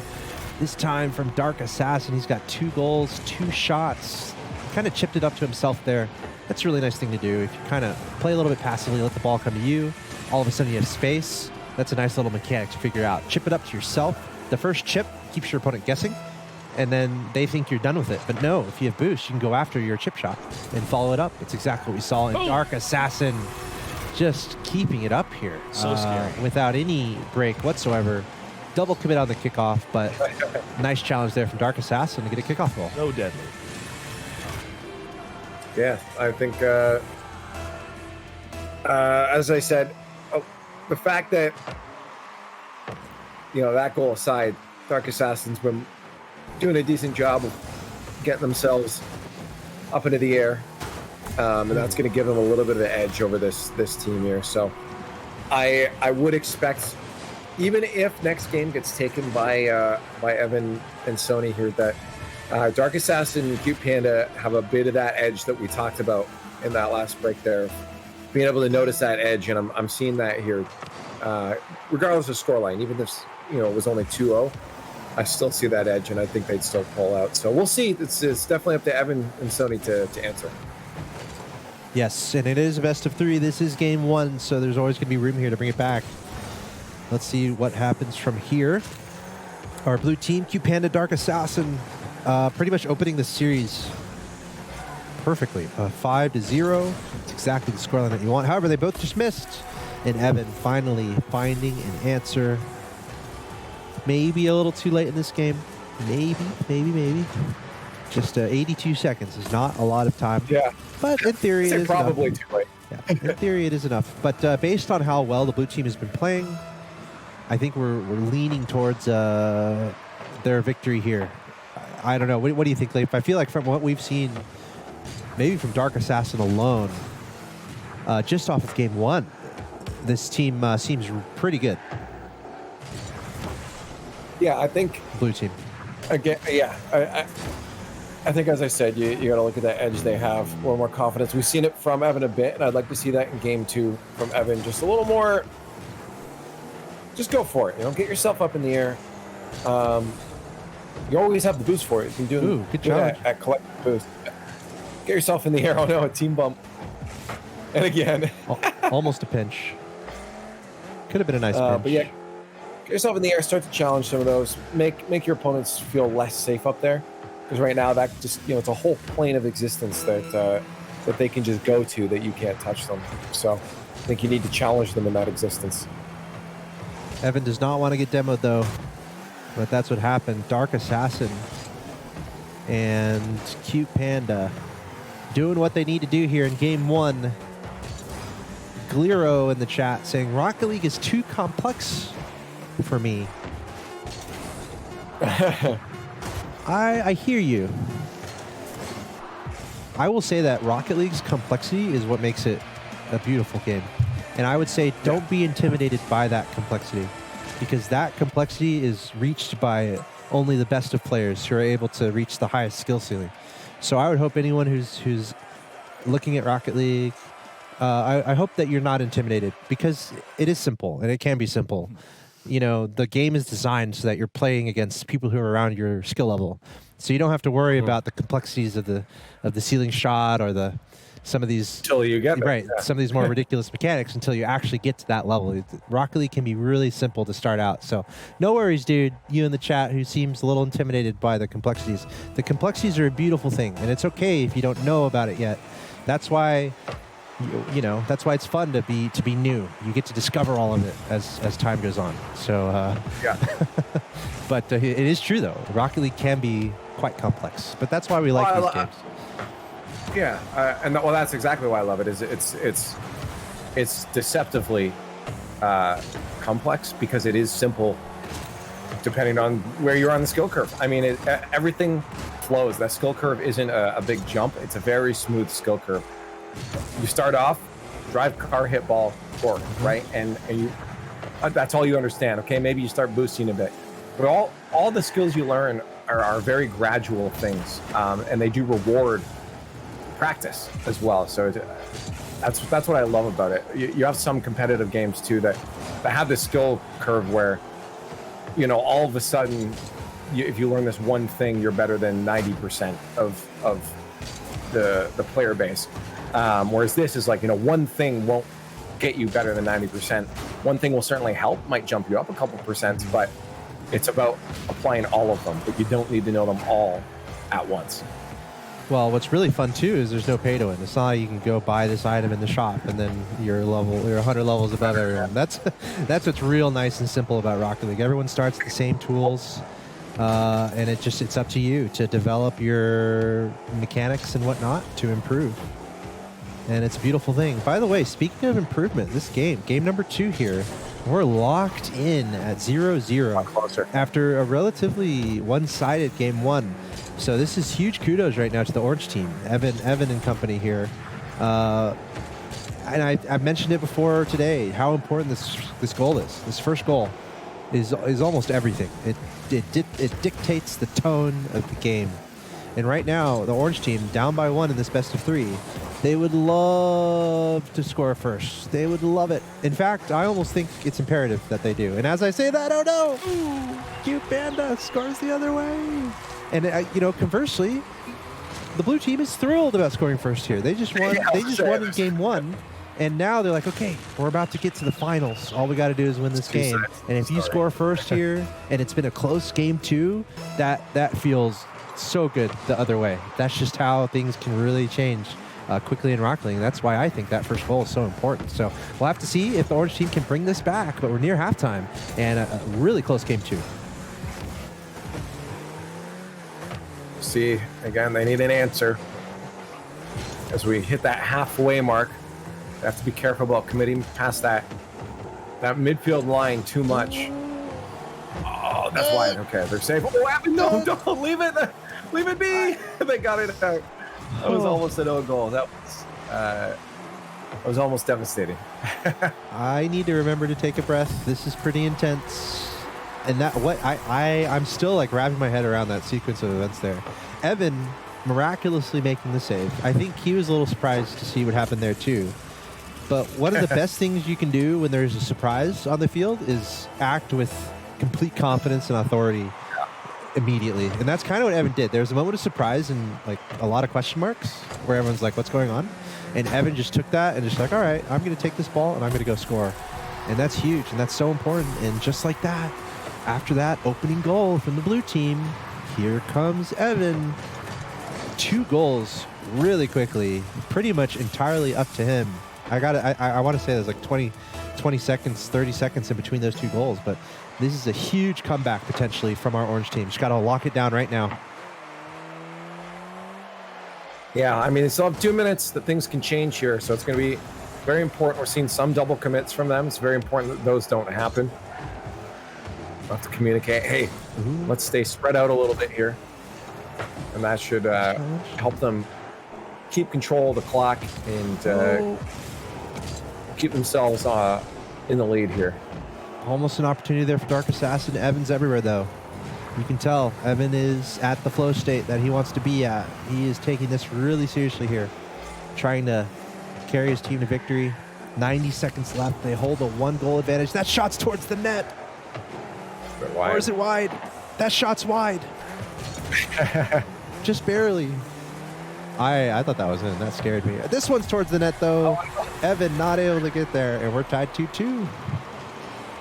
Yeah, that's unfortunate. Very close. It's not Evan there, but barely. Bit of a miss on the touch, yeah. And that will roll away. Tied game, though, now. Or match point here for the blue squad. Dark Assassin and Cute Panda. They're trying to walk away with this. You know, we saw Sony and Evan grab that lead with 2 minutes left. That's a lot of time in Rocket League for something to go wrong. An opponent to score it. We've seen that happen. Evan was demoed there. That's pretty tough. 60 with only 60 seconds left. This is a must-win here for our Orange team. Looks like he's able to get away with it, though, after getting demoed. Brings it back, getting control of the ball, trying to pass to his teammate. Evan with control towards the net. He got it. There it is. Evan's not giving up. Lead grab back. He's not giving up here. No, sir. You gotta have confidence on that, though. On that turn, make sure open nets are the hardest things to score on. Agree. Very easy to miss an open net. It's the added pressure, man. Too much. Uh-oh.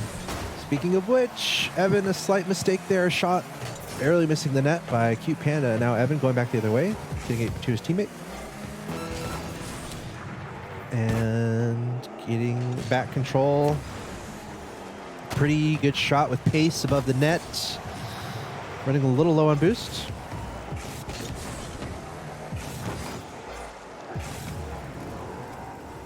$15 seconds left, and they're still in the lead. This might be game 3 here. Have to be a last-ditch desperation attempt here from the blue squad. I don't know if they're gonna have the chops to get it all the way down the other end of the field. They won't. It's gonna touch the ground, and there it is. 1-1 now in this semi. Looking to go to the grand finals. Evan getting a bit of a flow there. I think Dark Assassin and Panda very caught off guard on the change of pace in game 2. So we'll see what happens. They got some goals of their own, but it was definitely a different story, as you said, Axel, from game 1.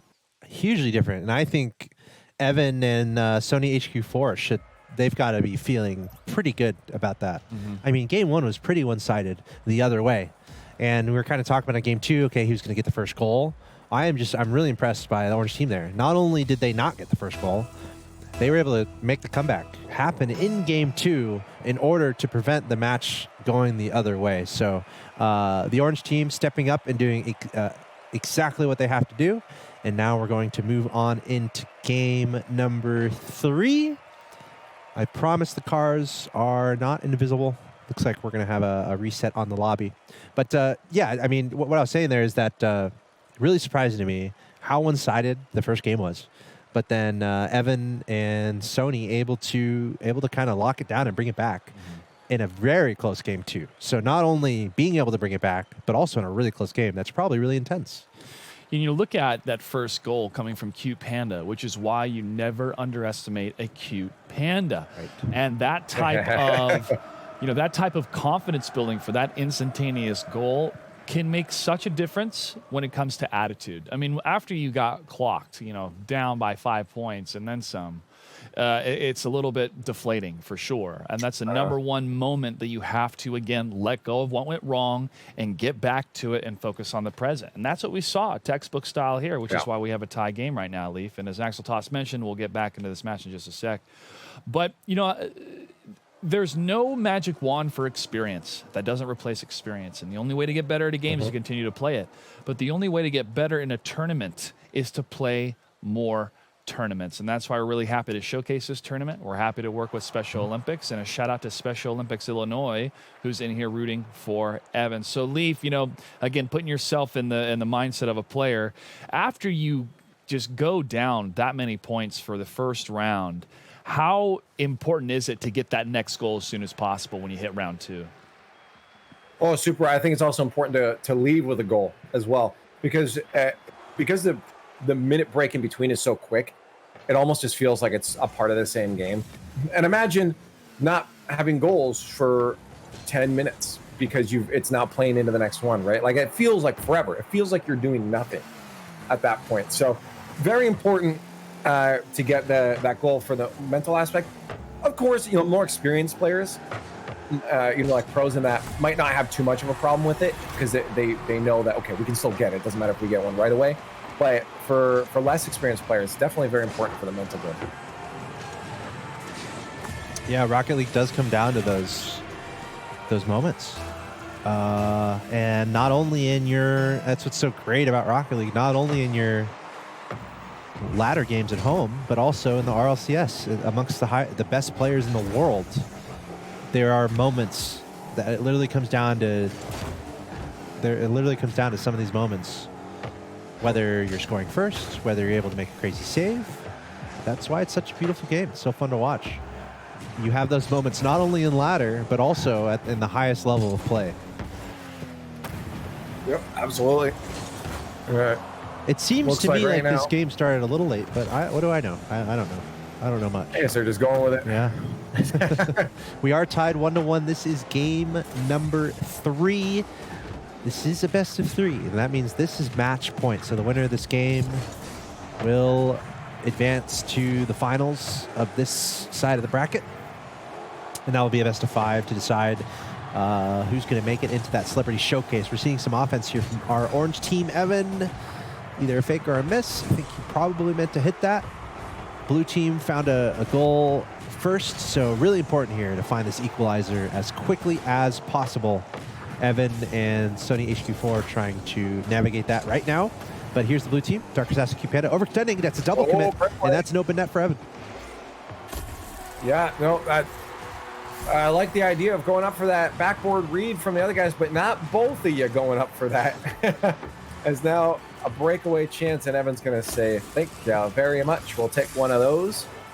And now we're back to kickoff, tied up, minute 27 left, match point.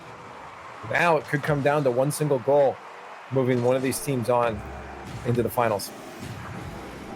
And anyone just now tuning in, game 1 was won by Dark Assassin and Cute Panda. So the blue team went up 1-0.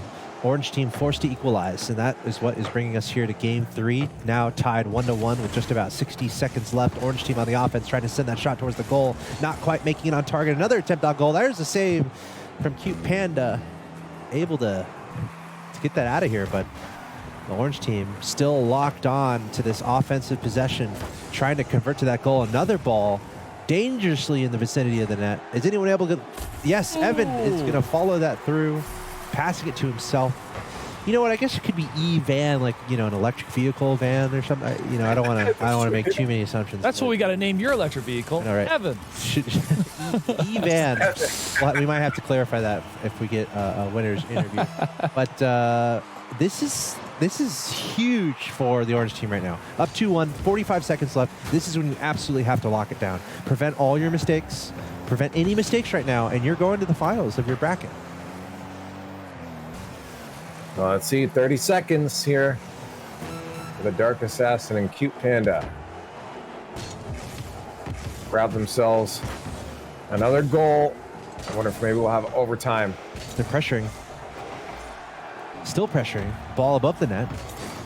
Evan or Evan trying to send it back to the other side of the field. Still 10 seconds left. Dark Assassin, he missed it. His teammate's there, though. I think. No, it's going back the other way. Wrong way, though. Nope. Not much time remaining. This could be it for our orange team to make it to the finals, and I think they're going to do it. Yes, they do. That's actually crazy. That was a legitimate comeback from our orange team after they got dismantled in the first game. Really. Dark Assassin and Cute Panda opened up incredibly strong, but kudos to our orange team there, bringing it back. Yeah. Reverse sweep, we like to call it in the business. And they're going to be advancing on. Yeah, very impressive. And again, shout out to Special Olympics Illinois, who's rooting on Evan and his teammate. You know, when it comes to this moment in time where you have the lead, I'm sure that Dark Assassin and Cute Panda may be kicking themselves here, but this is a moment for you to get better. It's a training moment. It's a teaching moment. Yeah. And to go back and look at the replay and see, okay, what went so right for us in game 1 and what fell apart in game 2 and 3. And it seemed that just Evan and Sony HQ were finding their groove, and Evan was telling his teammate, "Give me the ball. Get me the ball, and we'll get it in that. It will get it in that goal." In this type of scenario, you know, Axel, Toss, and Leaf, is there a moment where you immediately afterwards, after a loss, you look at the film, or do you just decompress for a bit and then maybe go back to it later? Because it seems that if it's fresh, you know, maybe you can kind of, especially if you're still in the tournament, let's say it's double elimination, you can kind of go back and make sure you don't do those same mistakes. But it's still a tough loss. So do you wait, or do you pounce kind of in the opportunity right after to try to improve? I press. I would not want to look back at it too soon. Double limb. I think the best thing to do is like either hopefully have a third party person looking like a coach or something like that to tell you what to focus on. But maybe if you're a double limb and you got a lot of time in between to look at it, but there's a good chance it's so fresh that you kind of know what happened. But yeah, if I'd be, I don't know about you, Axel Toss, but I'd probably be waiting if it's a big upset and come later. Yeah, I think it is a different approach. Yeah, finals coming up. Not to be confused with any other kind of finals. This is going to be the finals coming up, baby. Best of 5. Yeah, I think it does depend on the person. You might have some super mathematical people who very, results oriented, very quantitative oriented, where they have to see exactly what they did wrong in order to reflect on it and make different improvements. You have other people who are just flow state players who are like, you know what, there's not that much math, just give me the controller and give me some time and I'm gonna get in that flow state, all right? And then you know, they're just trying to look for that, they're just trying to find that. I'm so happy to hear flow state, because as somebody who practices yoga and teaches yoga, when you're in that flow, it's the best feeling ever. But it's true. I mean, call it the zone, call it being in your element. It's that moment when Qui-Gon tells Anakin, feel, don't think. Because when you're thinking where the ball's going to be or where is it in relation to me, you're you're already behind. You're a couple steps behind. And it's when you're in that flow state that's where the magic happens. And it's one of the best feelings in any type of video game or a sport, when you are just there. But it's tough to accomplish, Leaf. I'm honestly could probably talk a good hour on this, but we have Rocket League that too eventually. But I'll just give a brief kind of TLDR on my thoughts on it. Flow state is it's like the term now given to your when everything, your decision making, your neurons are firing the fastest that they could fire. It's scientific. This is that mathematical approach he was talking about. But flow state is something you can help get to quicker. Routine is very important. Obviously, health is very important. Make sure you're drinking water, eating the right amount of food, getting the right amount of sleep. That's all stuff that can contribute to hitting flow state faster. Working out those neurons, that's where practice comes in. The more you do things that activate specific neurons, there's a few studies now where those pathways actually increase in size. It's like a muscle. They actually strengthen and the bandwidth becomes quicker. And using those neurons become a lot easier. And that's what we call muscle memory, right? It's just more natural to use that. And getting yourself into that flow state is a magical thing, because when you're in there, it's like everything else is gone. You forget about everything else that is not the decision in front of you that you need to make next in the next few milliseconds. And it's fun because I try now, as I get older, reflexes start to drop a little bit. I try to say, okay, when I am in flow state, what am I focusing on? What am I looking at? What is it right now? Am I looking at the car? Am I looking at the ball? Am I thinking about something? What's the lighting setting even in my room? What am I focused on? All these things I try to say, okay, now can I replicate that? On a day that I feel sluggish, I feel slower, what led to this? Scientifically, what am I missing? What changed in the routine? Is it simply I'm just looking? And I have been able to replicate that to a certain degree, but that actual flow state is something that is so hard to fabricate. It almost has to come at the right moment. But there are things you can do to help get close to that or try to kickstart that flow state. But it is an awesome thing to be in because everything works. It's awesome. There's different elements to it, different pieces of the puzzle. And one of the biggest pieces is playing the game and knowing the movements and the behavior of the cars. And that's one of the biggest things for me when I was playing Rocket League with Axel Toss was like, okay, now I know how the boosters work, but when do I activate all of it? When do I save it? Do I save it for a defensive play to try to save later? It's all these elements that you kind of don't know unless you actually are in those moments. And you get to figure out, you know what, this was the best decision. Now I know if I'm ever in a similar situation, what to do. And that's how we are seeing these players get better and better and better. And as we continue on into the finals for our second bracket, see who's going to win between these two teams, who is going to be able to really maximize the potential in every single moment in such a fast-paced game. Yeah. Isn't it great? It's amazing. Isn't it great? It's something that we talk about. I love your positioning too. You're leaning back. You're like, yeah, you know man. what, this it's funny because, it's something that we talk about kind of casually here, but if you think about it, like going back, like we've always looked for either legitimacy, the age-old oh, video games are wasting your time, blah, blah, blah. But we're literally dissecting and coming up with some, we're talking about some pretty cool stuff that are applied to video games, especially at the highest level. And we're just tapping the surface of that discussion, right? Yeah. So it's just amazing what's out there and what's available in these video games, these complexities that you can master to make your brain, to make yourself smarter.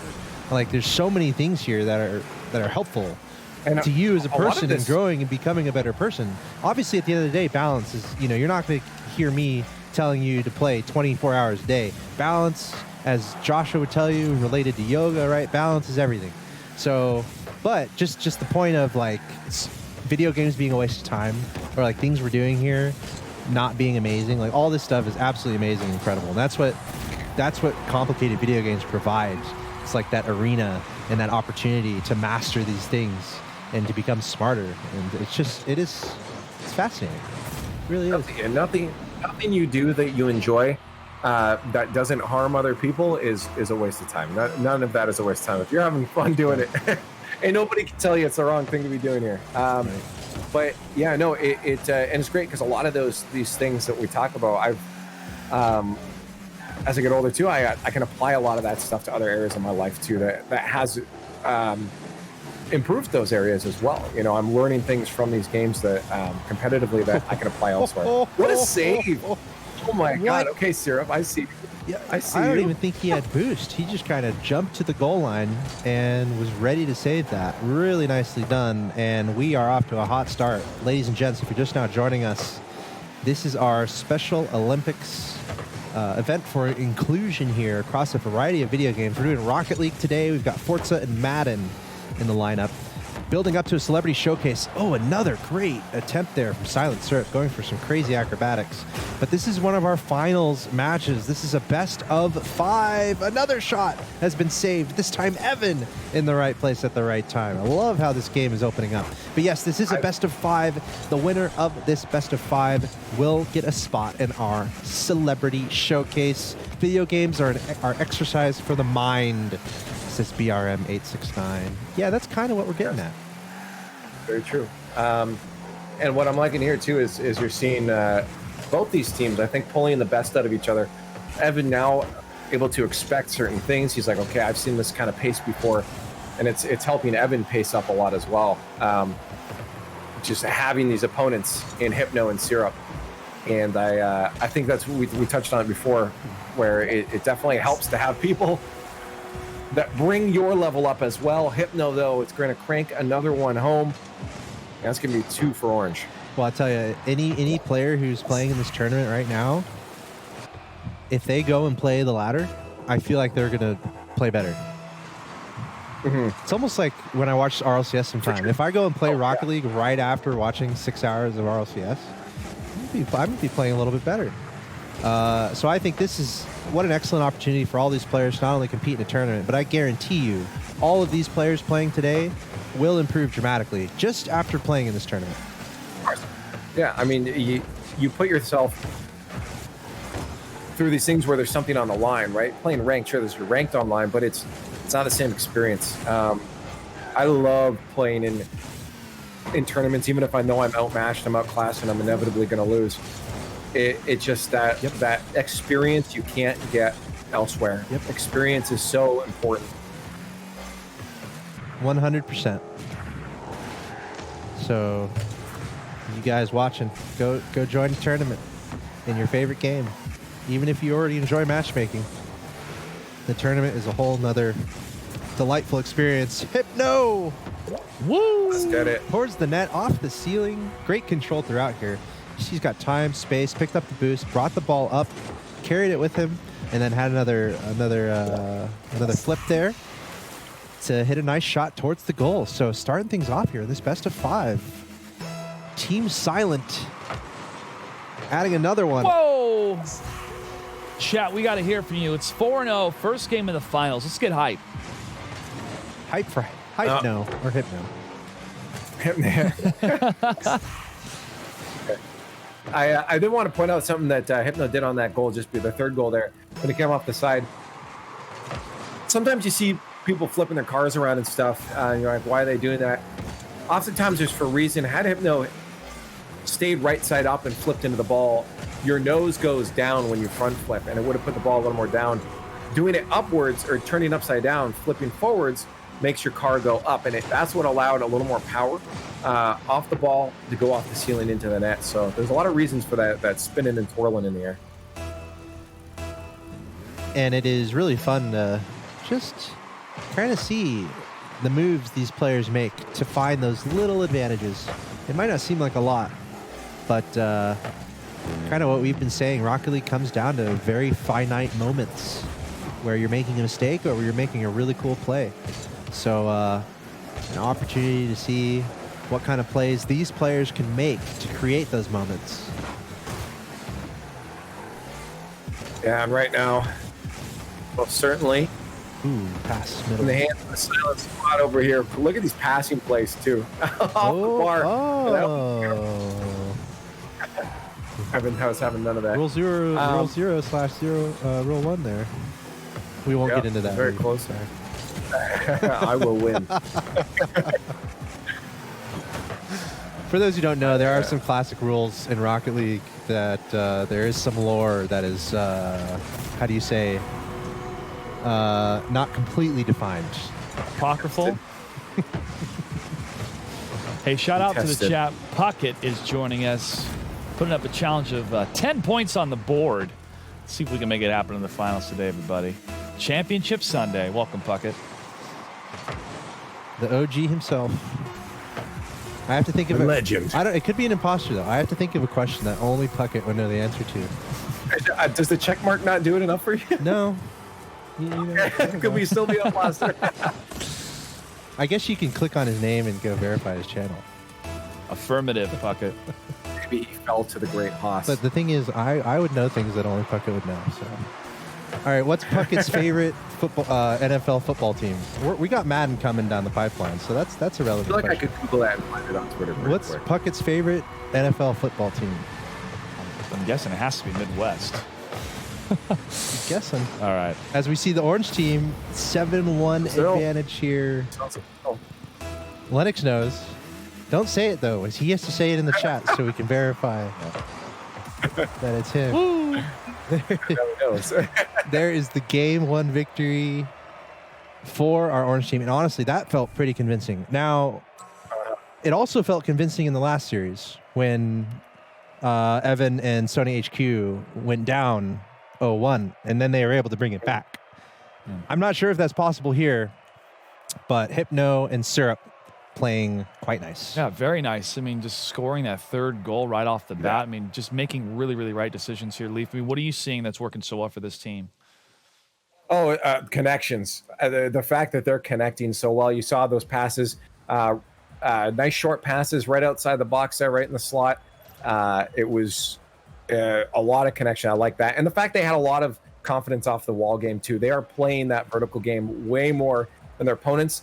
Evan's trying to keep up. It's very difficult to keep up with this kind of pace, especially when you have 2 opponents that are connecting as well. So their game plan right now, look for each other. Their positioning's pretty solid, and they're coming off the wall with a lot of that air game. So that's going to be a really hard thing for Evan alone to go. So it's definitely going to be up to Sony to step in, maybe with some demos as well. Just get him out of the play and let Evan get some of those shots off. Yeah, and BRM in the chat noticing the passes and setups. And that really is a critical thing in 2v2. The difference between double committing and putting together a pass. It's pretty simple, right?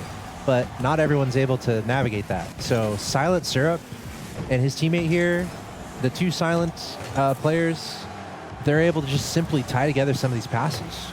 And that's an appreciation and awareness for space in Rocket League, giving your teammate space, looking where your teammate is going and trying to find them and trying to pass to them. I think we're seeing a lot of those elements succeed here for our blue team or for our orange team. And I think we should have a little light for them in the top right to indicate that they are up 1-0. Our orange team here in this best of 5. And by the way, it is Puckett. He confirmed the trivia question. The answer to the trivia question was Dallas Cowboys. And we did lose by 2 to the defending Super Bowl champions. So I don't feel too bad about that. Seahawks won today. I'm Canadian. I have no place in this conversation. That's all right. You're an honorary Seahawk today. It's cool. All right. Nah, everybody wins, but especially, people enjoying some football on Sunday. We're having a great time with some Rocket League. Again, huge shout out to all the athletes joining us today from the Special Olympics. It's been an honor to showcase their gameplay today in Rocket League. And we'll be showcasing some Forza and Madden as well this week. Yes, and by the way, okay. That was scary. Hold on. Let's see if this possession will navigate itself. Okay. What is going on here? All right. We're better. I was kind of talking about how important that first goal is. And look at this. Game 2. They're down 0-1. We do need that light in the top of the screen to indicate that our orange team is winning 1-0. But Evan's team down 0-1. Look at this save. He keeps it out again. That's how important this goal is in keeping that lead. He got this goal. They're trying to bring it back. They're down 0-1 in this best of 5. And that's one of the best things to do. Score first and then lock it down. So let's see if they can do that. But we're seeing so many attempts, so much offensive pressure here from Team Silent. And finally they get it through, and you can see Evan was there. He almost saved that too. But this is what a ton of pressure equates to. Goals. I'm honestly pretty confident in the Silent squad here. These guys are looking real good with their mechanics. There's definitely a level that they have that might be missing from the opponent's squad right now. This is a real tough challenge for the blue team to pull back, because I think Hypno and Syrup have really been working together, and they've been practicing a lot. What a shot. What a shot. It looks like we do have that score indicated on the bottom of the screen. You see the 1-0 advantage here. Silent. Oh, yeah, that light. Yeah. Actually, a Rocket League thing at the top. So that was the game's fault. All right. So, Team Silent, look at this, going for another pass, trying to find his teammate in the middle. Evan able to disrupt. Sending it back the other way. Not able to find it quite yet. And again, anyone just tuning in, we already have one team who has qualified for the Celebrity Showcase. Cosmic Nash, maybe the player of the day so far, helping lead his team. Top shooter, yeah. Cosmic Nash and Captain Rex going absolutely huge. And they are the first team to qualify for our Celebrity Showcase, which is happening this Saturday. And now we're trying to find the next team who is going to join them. And it is going to be one of these two teams, our orange team or our blue team. Right now, Silent Hypno and Silent Syrup, they're looking so good. Or already up 1-0 and now going up 3-1. Not without running into adversity, though. I mean, our blue team here, they scored first in this game. And Evan has been putting in some heroic defense. But the problem is Hypno and Syrup, they just keep pouring on the pressure. Yeah, and it's working. And again, their positioning is real strong. You never see them double committing. Whoever that second man is, watch how patient they play until their teammate leaves the play. Look at that. Right until Hypno was out, Syrup was waiting in case there was a cut that came. So they're very, very aware of how they need to position for twos here. Although that is a bit of a mistake. I think he may have missed a flip, and Evan just cranks that one home.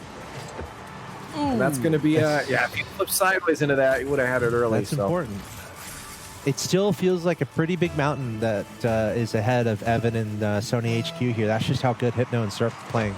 It feels like Evan has to go absolutely huge. And he just made an awesome goal, but, they let another one in. Oh, that's tough. When you get a nice goal and you let one in, that's really hard. The best response, though, is just score. Biggest, Believe it or not. Advice there on kickoffs. We saw, again, Sony didn't flip into that. A lot of times those 50s are going to go over top, and I think Syrup recognized that. Just kind of got the flip in, and that's what won that 50. So definitely flip into your kickoffs if you're the one on kickoff. Hypno over to Syrup. Syrup not quite able to get a handle on that. Also not able to get that corner boost, so low and boost here. Let's see if the blue team can take advantage. Evan, going to go and get that. Going to collect the corner boost as well. Not able to hit it down the field. And he's going to try to push it to the corner and get this out of here. Now Evan's low on boost. Hypno has full boost. Look out. I can't even do that. Wow. You know what? Leaf, did he almost flip reset into that? It felt like right here, he's putting his wheels on the ball almost. Right there. And I thought he was going to try to flick it in. That almost freaked me out. No, he was. Yeah. Oh, he almost did a double flip reset earlier. Right. That's what I'm saying. I think mechanically, they're very strong, and they're also playing super well together as a 2v2 squad. There's no way these two haven't played together quite significantly in the past. Given their names, both having silent, I'm assuming they do play together a lot, but it also shows with the way they play together. What do you think are those factors that make best 2v2 team? Well, a key thing is understanding tendencies. You know, for instance, I'm a player that loves to cut. My 50-50s on the offensive half are generally really good, but my accuracy is a little off. So I tend to be the guy that play makes. I like to set that ball out into the center, try to get that pass play out, try to get a backward play, or a demo, a disruptive play, and have my other friend be that second man. If people don't know that, they might double commit with me. Right. So knowing my tendencies really helps that synergy flow. And I think that's the biggest thing, is communicating your boost and knowing your teammates' tendencies. But that comes with playing. Definitely. You find a teammate and you grind the ladder and you practice. That's how it feels like it started here with Hypno and Syrup. Super smooth. Super smooth. Let's see, 14 shots total, 6 goals, no problem, 3 assists. Syrup, a little bit more of the goal scorer, it seemed, which speaks to what Leaf was talking about, tendencies. It's like, okay, if you find someone who's a huge goal scorer and I'm more of a passer or an assister, then that could be a good synergy there that makes it work. So it's really cool how different 2v2 teams can come together.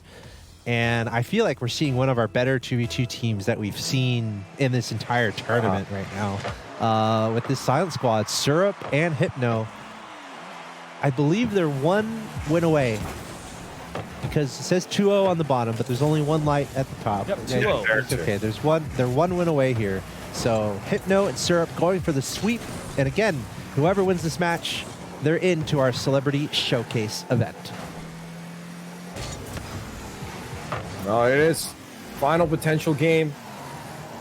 Sony and Evan definitely have quite the mountain to climb. I'm wondering if at this point this mountain has activated rocket boosters and is already halfway to space. That makes it even harder to climb.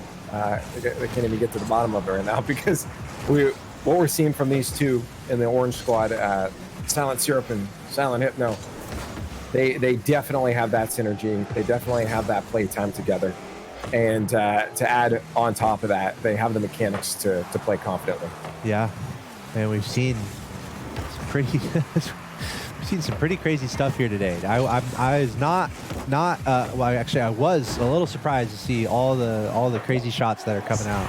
Some really high level Rocket League play on display from a lot of these players, and I want to give a lot of shout outs to just Evan. I mean, last series alone, he single-handedly nearly made that comeback happen. So quite the challenge here for our blue team.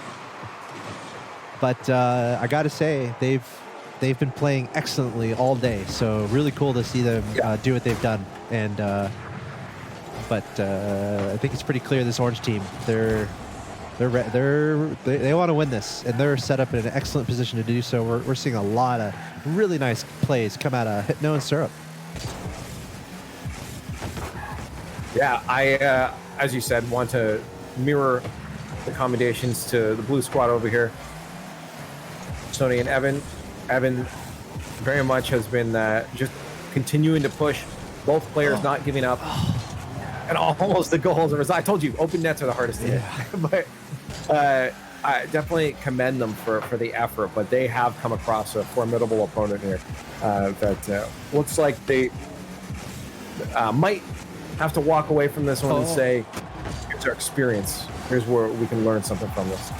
Yeah, almost another flip reset there from the orange squad. Looking out for those opportunities, kind of floating the ball across the field, chasing after it. And then the moment you can land your wheels on there and hit it again, that's kind of next level stuff. And look at this. We'll see what he can do here. No, going up to this guy's again. There's one touch. Not getting a second. He's just going to barrel into Evan and let Syrup come on down and finish that one off. Hey, I said that too. You know, some players play the disruptive role, that playmaker role, and that's exactly what we saw there. A good pass off the wall. He knew that pass would bounce back to his teammate. All he had to do is take out that last defender, get the bump on Evan, who's been doing a good job of getting in the way, and he's not there. How can he get in the way? So, great play. That's gonna be Yes. I'm rooting on blue team right now. I'm sorry. Fair enough. Our orange team, once again, they're up 2-0. This is match point. So Evan and Sony HQ, they need to take advantage of that. I mean, that is a free goal. So this is the time here for Evan and Sony to step up, try to get an equalizer here, just to give themselves some hope. 2 minutes left and counting. 1 goal down. It's not the worst. Now, of course, you know that 1 goal came from an own goal. So what do you do at this point to set up your own plays, especially when they're controlling the vertical element of this game so well? You got to hope for a mistake almost, unfortunately. But also, we've seen some really nice plays from Evan today. So if he can just get a good hit on it and hope that they run into each other or something. Like right now, maybe. Oh, it's the Sony, actually. Oh, good try. Almost. I mean, this is possible. This is definitely possible. I do think Evan just needs to... it almost might have to come down to a solo play for Evan. Because he's been the one that's really been stepping it up and had some really nice plays today. So that's what I'm looking out for. This is tricky. These guys are good. They're very good. Chance here now. He left it. Oh. They're going fancy plays, though, which means they're speaking. He's going to try to loft it up to the middle. Interrupted there by Syrup. Nice hit from there. Evan staying on it. He's going to follow it to the wall. Orange team must be low on boost. Not Hypno, though. Hypno has plenty of boost. Syrup has about 30. He picked up the side boost, though. Evan's going to back off of it for now. And that's going to go towards the middle. No. That's a 50 of the day. Dive in. If you can... Bang. Here's the thing about the corners in Rocket League. Like, they are so unpredictable. Oh, my God. But if you can predict it and you can master the corners, you might be the best Rocket League player ever. Oh, I think I was going to say that I got to let you on a secret. They are fairly You can read them? I can. I have trouble. And that's the experience thing. I told you, remember, it's the same as like, hey, you spent how many years with real world physics? You can throw a ball at a wall right now and know where it's going to bounce off and catch it. No problem. Easy peasy. No thought to it. Same thing eventually starts to happen in Rocket League, but it really is getting those training packs, hopping in, set up your own, get that ball to bounce off 10 times over. Now you know it hits that spot, you know where it's going. So it really is an experience thing. We keep talking about experience, but it's very true. The more and more and more you do something, the more and more your brain becomes in tune with that thing. Oh, Syrup with another goal. Something about the corners, though. I mean, I'll tell you the top ridge, like the straight down, above the net, that is very difficult. Right. I don't know how some of the pros do it, but they do it, which means it is predictable. But it is very hard. Yes. But if you speak towards like the predictability of the floor and the ceiling with the corners, there is a little bit of variability on those corners you got to figure out. But yeah, some of the best players able to make those reads. It looks like this might be coming to an end, though. Silent Syrup and Silent Hypno. All business today. All business. I have a feeling they have not lost much at all today, and they are on the verge of advancing to our celebrity showcase. Silent Hypno and Silent Syrup. But I got to get a ton of credit to Evan and Sony HQ4. Stepped up huge today to get this far. Well, not only just stepping up gameplay wise, Evan, you see it in the chat too. Still good camaraderie, good sportsmanship. Evan calling out nice shots, even though they're losing 6-1. He's calling out nice shots because there are some pretty sick shots.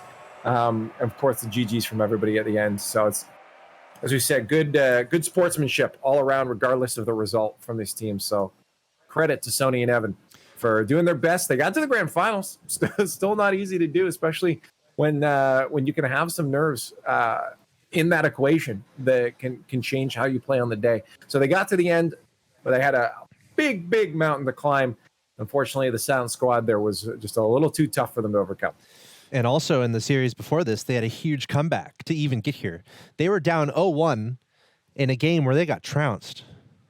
So the fact that they made that comeback happen to win 2 in a row, that is hugely impressive to me. And that's on VOD. We got that all on camera. We have video evidence of that here in our VOD. So I hope they go back, look at that, and take that to the bank, because that was awesome. That was really awesome to watch. They got destroyed in game 1, but then they brought it back. Crazy. I didn't expect it. But ultimately, Syrup and Hypno, they're the final boss in the finals. And they cruised. They cruised to victory. You know, the finalists today looking very, very strong, but going through any type of bracket, again, win or lose, you're getting the experience. And these players now have a tournament under their belts, be it they were in the first round and unfortunately got knocked out, or if they made it all the way to the finals and unfortunately got knocked out. That type of experience in Rocket League in a tournament format is going to make you better at the game no matter what you do, no matter how hard you try, you're going to get better. But now I would hope that some of these players do go back and review and see why these teams made it all the way to the top, what strategies they were using, what setups, what key strategies they had, especially by playing a person behind and knowing where you were physically in relation to your teammate almost throughout the entire match. I mean, really is a lot of information to balance because it is moving so quickly. But when you see the synergy play right in front of us with these different individual teams, you see that they started from the very beginning as well. They practiced, they went through the training, they created different scenarios to find out how the ball's going to bounce in the corner, and that is how you get better at the game. So again, kudos to all these players. Saw some great matches today, and we're looking forward to see these two teams join us for our Celebrity Showcase happening this Saturday. You know, Leaf, I'd like to ask you, was there a pattern that you saw either later on in the bracket or in the 2 finals that was like the right strategy or at least the right synergy for the teams that went all the way today? Oh, I mean, ultimately it comes down to, again, how well those 2 players understand each other. And that's what, again, even on the other side, the first bracket we looked at, both the teams that got into the finals had kind of that same play style. You had one player that was really kind of driving a lot of the play. They were doing a lot of the cuts. They were trying to be that person to just do a lot. And then you had your support that was either A, making sure they're back enough to get a save if a long shot comes out, or B, just, you know, be there as a threat, but not usually getting involved. So they both had that same strategy. Here was a bit of a different story. I mean, we saw these 2 players come out with just superior mechanics overall. And at the end of the day, they had really good synergy. Both players did feel, while they had their tendencies, we talked about it, they still were both able to be involved in a play and make those plays happen. They both were going for aerials and flip resets. They both had that similar skill level, and that makes a very threatening team. You talk about, or we talked about before, where a lot of top-level RLCS teams in that will sometimes be able to interchange their players, who's doing what. That's more of what we saw here, in the fact that they were both equally skilled. They could swap and do what they needed to do. So they could react a little more than have a set play in hand. And they could use their comms to adjust on the fly. And that makes it very deadly because there's not one plan. And if that plan gets disrupted, it's over. Like we saw in the first bracket, it's okay, they're trying to disrupt us, but we could just go do something. We could do this instead, right? So they had a lot more options at bay, and they controlled a lot of the verticality. So that's what let them set ahead. But it was a little bit different than the teams that we saw over in the first bracket. They ended up facing off against each other. Yeah, and as Axel Toss said, you all can watch the VOD and see some of the best plays that happened today. And make sure to check out some great content as well at youtube.com/Special Olympics. Yeah, and I'll just add on there that I think it's very safe to say, and I think both of you would agree with me, that everyone who played today had a lot of fun. I did. I didn't play. Yeah, but I will say, for those of you who don't play in tournaments or who haven't, like, let's say there's a prize and you compete for the prize, there is a thrill there that is next level. And I can't explain it. You just have to do it. So go ahead, Leaf. Yeah. I'll say win or loss, just add on win or loss. It's fun. Like, it doesn't even matter if you are winning that prize. It's just having it there. Yep. you're right. It's like a magicalness It is. that happens. It's a It just beautiful feels thing. Cool. So I'm certain that everyone who played here today had a ton of fun. I would encourage every one of you guys who's looking into competitive games, looking into Rocket League, maybe it looks a little complex. Check out the game. No pressure. Play in training. Just have fun. The game is designed though to put you against other people who are similarly skilled. So you don't have to worry about winning tournaments out of the gate. Not all of us are Neo, like Leaf. Who was so gifted the moment he touched the controller. I heard stories about that. There is no spoon. Fair. But yeah, the point is, you guys get out there, play these games. We've got competitive tournaments happening all the time. So also featuring competitive games on this stream. So I just want to encourage everyone out there. I hope you enjoy watching, but also consider playing. It's a lot of fun. Take on that competitive ladder and then sign up for tournaments. Tournaments are so fun, and I'm confident that we're of course going to be we're going to keep doing tournaments here. Speaking of which, still Forza to come, still Madden to come, still a celebrity showcase to come here on the stream as a part of this Special Olympics event. So excited that this could happen. One final shout out to Mr. Brody Moore, aka Leaf, absolute legend, host of the RLCS, very avid in the Rocket League space. I love Rocket League world. Leaf, why don't you we're gonna say see you later to you, Leaf, but why don't you take the floor here and talk about what you've got going on and any shout outs. Oh yeah, I just want to say thanks for having me here. As I said, I had to beat up Gibbs to get here, but it was totally worth it. I would have done that anyway. So now I get to hang out with you guys. It was awesome chilling out with both of you guys. For me and Axel Toss, has been a while here. It was nice to formally meet Josh. But basically, I want to say play Rocket League. Get out there. There's lots of good stuff. Rocket League across all the communities. We talked about it. Whether it's the trading, the YouTube, the competitive, the casual. There's lots of groups for you guys to get involved in. Check out the Rocket League Discord. You can always find someone to play with there. Huge shout out, of course, to Xbox here for having this on. I love just overall in general what Microsoft does when it comes to inclusivity and when it comes to accessibility. I mean, you look at as well as their adaptive controller that's changed a lot for a lot of people, whether it's intellectual disabilities or whether it's physical disabilities. There's options for people to play games. I love games, and I've had the experience of being able to play them unhindered my whole life. So seeing other people that may have had those roadblocks in the way be able to play them and have these opportunities is phenomenal. 100% support it. I love it. And again, huge shout out that this is all going on and that we had these Special Olympics, the Gaming for Inclusion. So glad I could be a part of this here, watching these teams fight. We tied 2 victors that we get to see on Saturday. So again, thanks for having me. And you'll just see me everywhere, and there's Rocket League. So watch Rocket League, and you'll find me.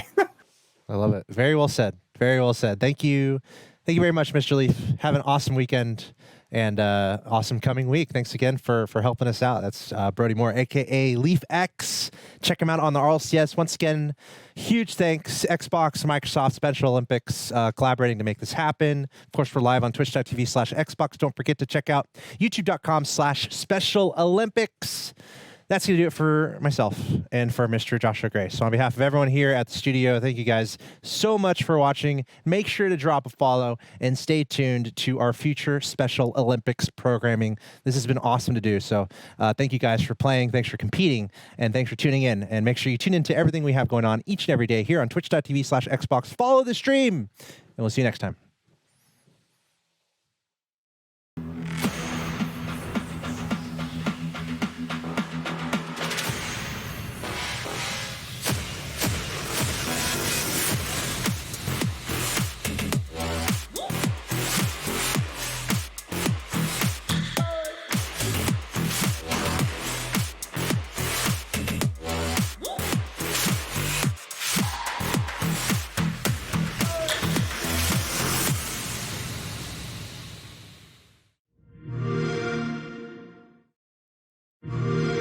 FABULOUS every day. If you want it, come get it, no disrespect. I'm the cause of everybody's concern. You making them heads turn like, woo.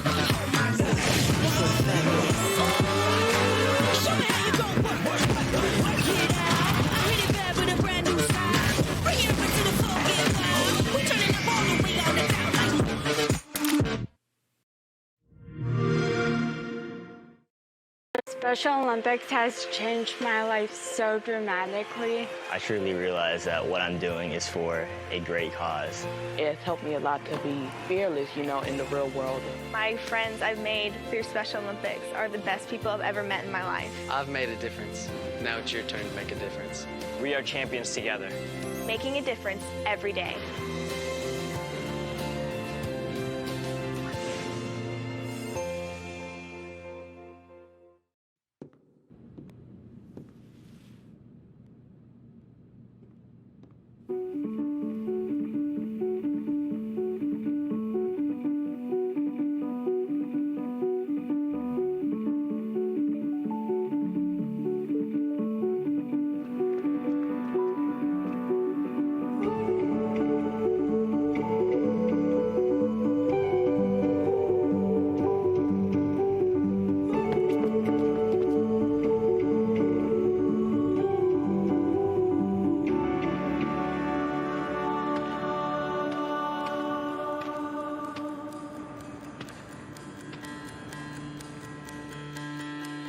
I saw the light flicker across the wall. Memories, they seem so far. I was blind to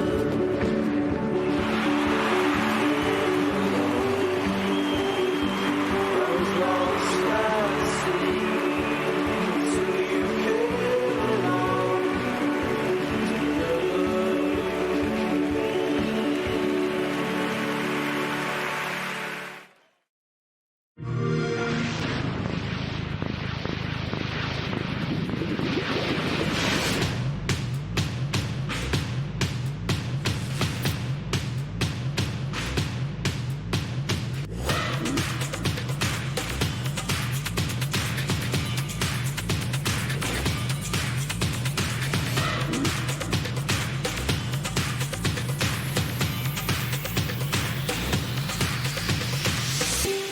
At Xbox, our passion is to help you find and play the games that you love. You know, I love the art form of video games. I think we tell stories that bring people together, whether it's competing or whether it's cooperative. This is just what gaming should be about.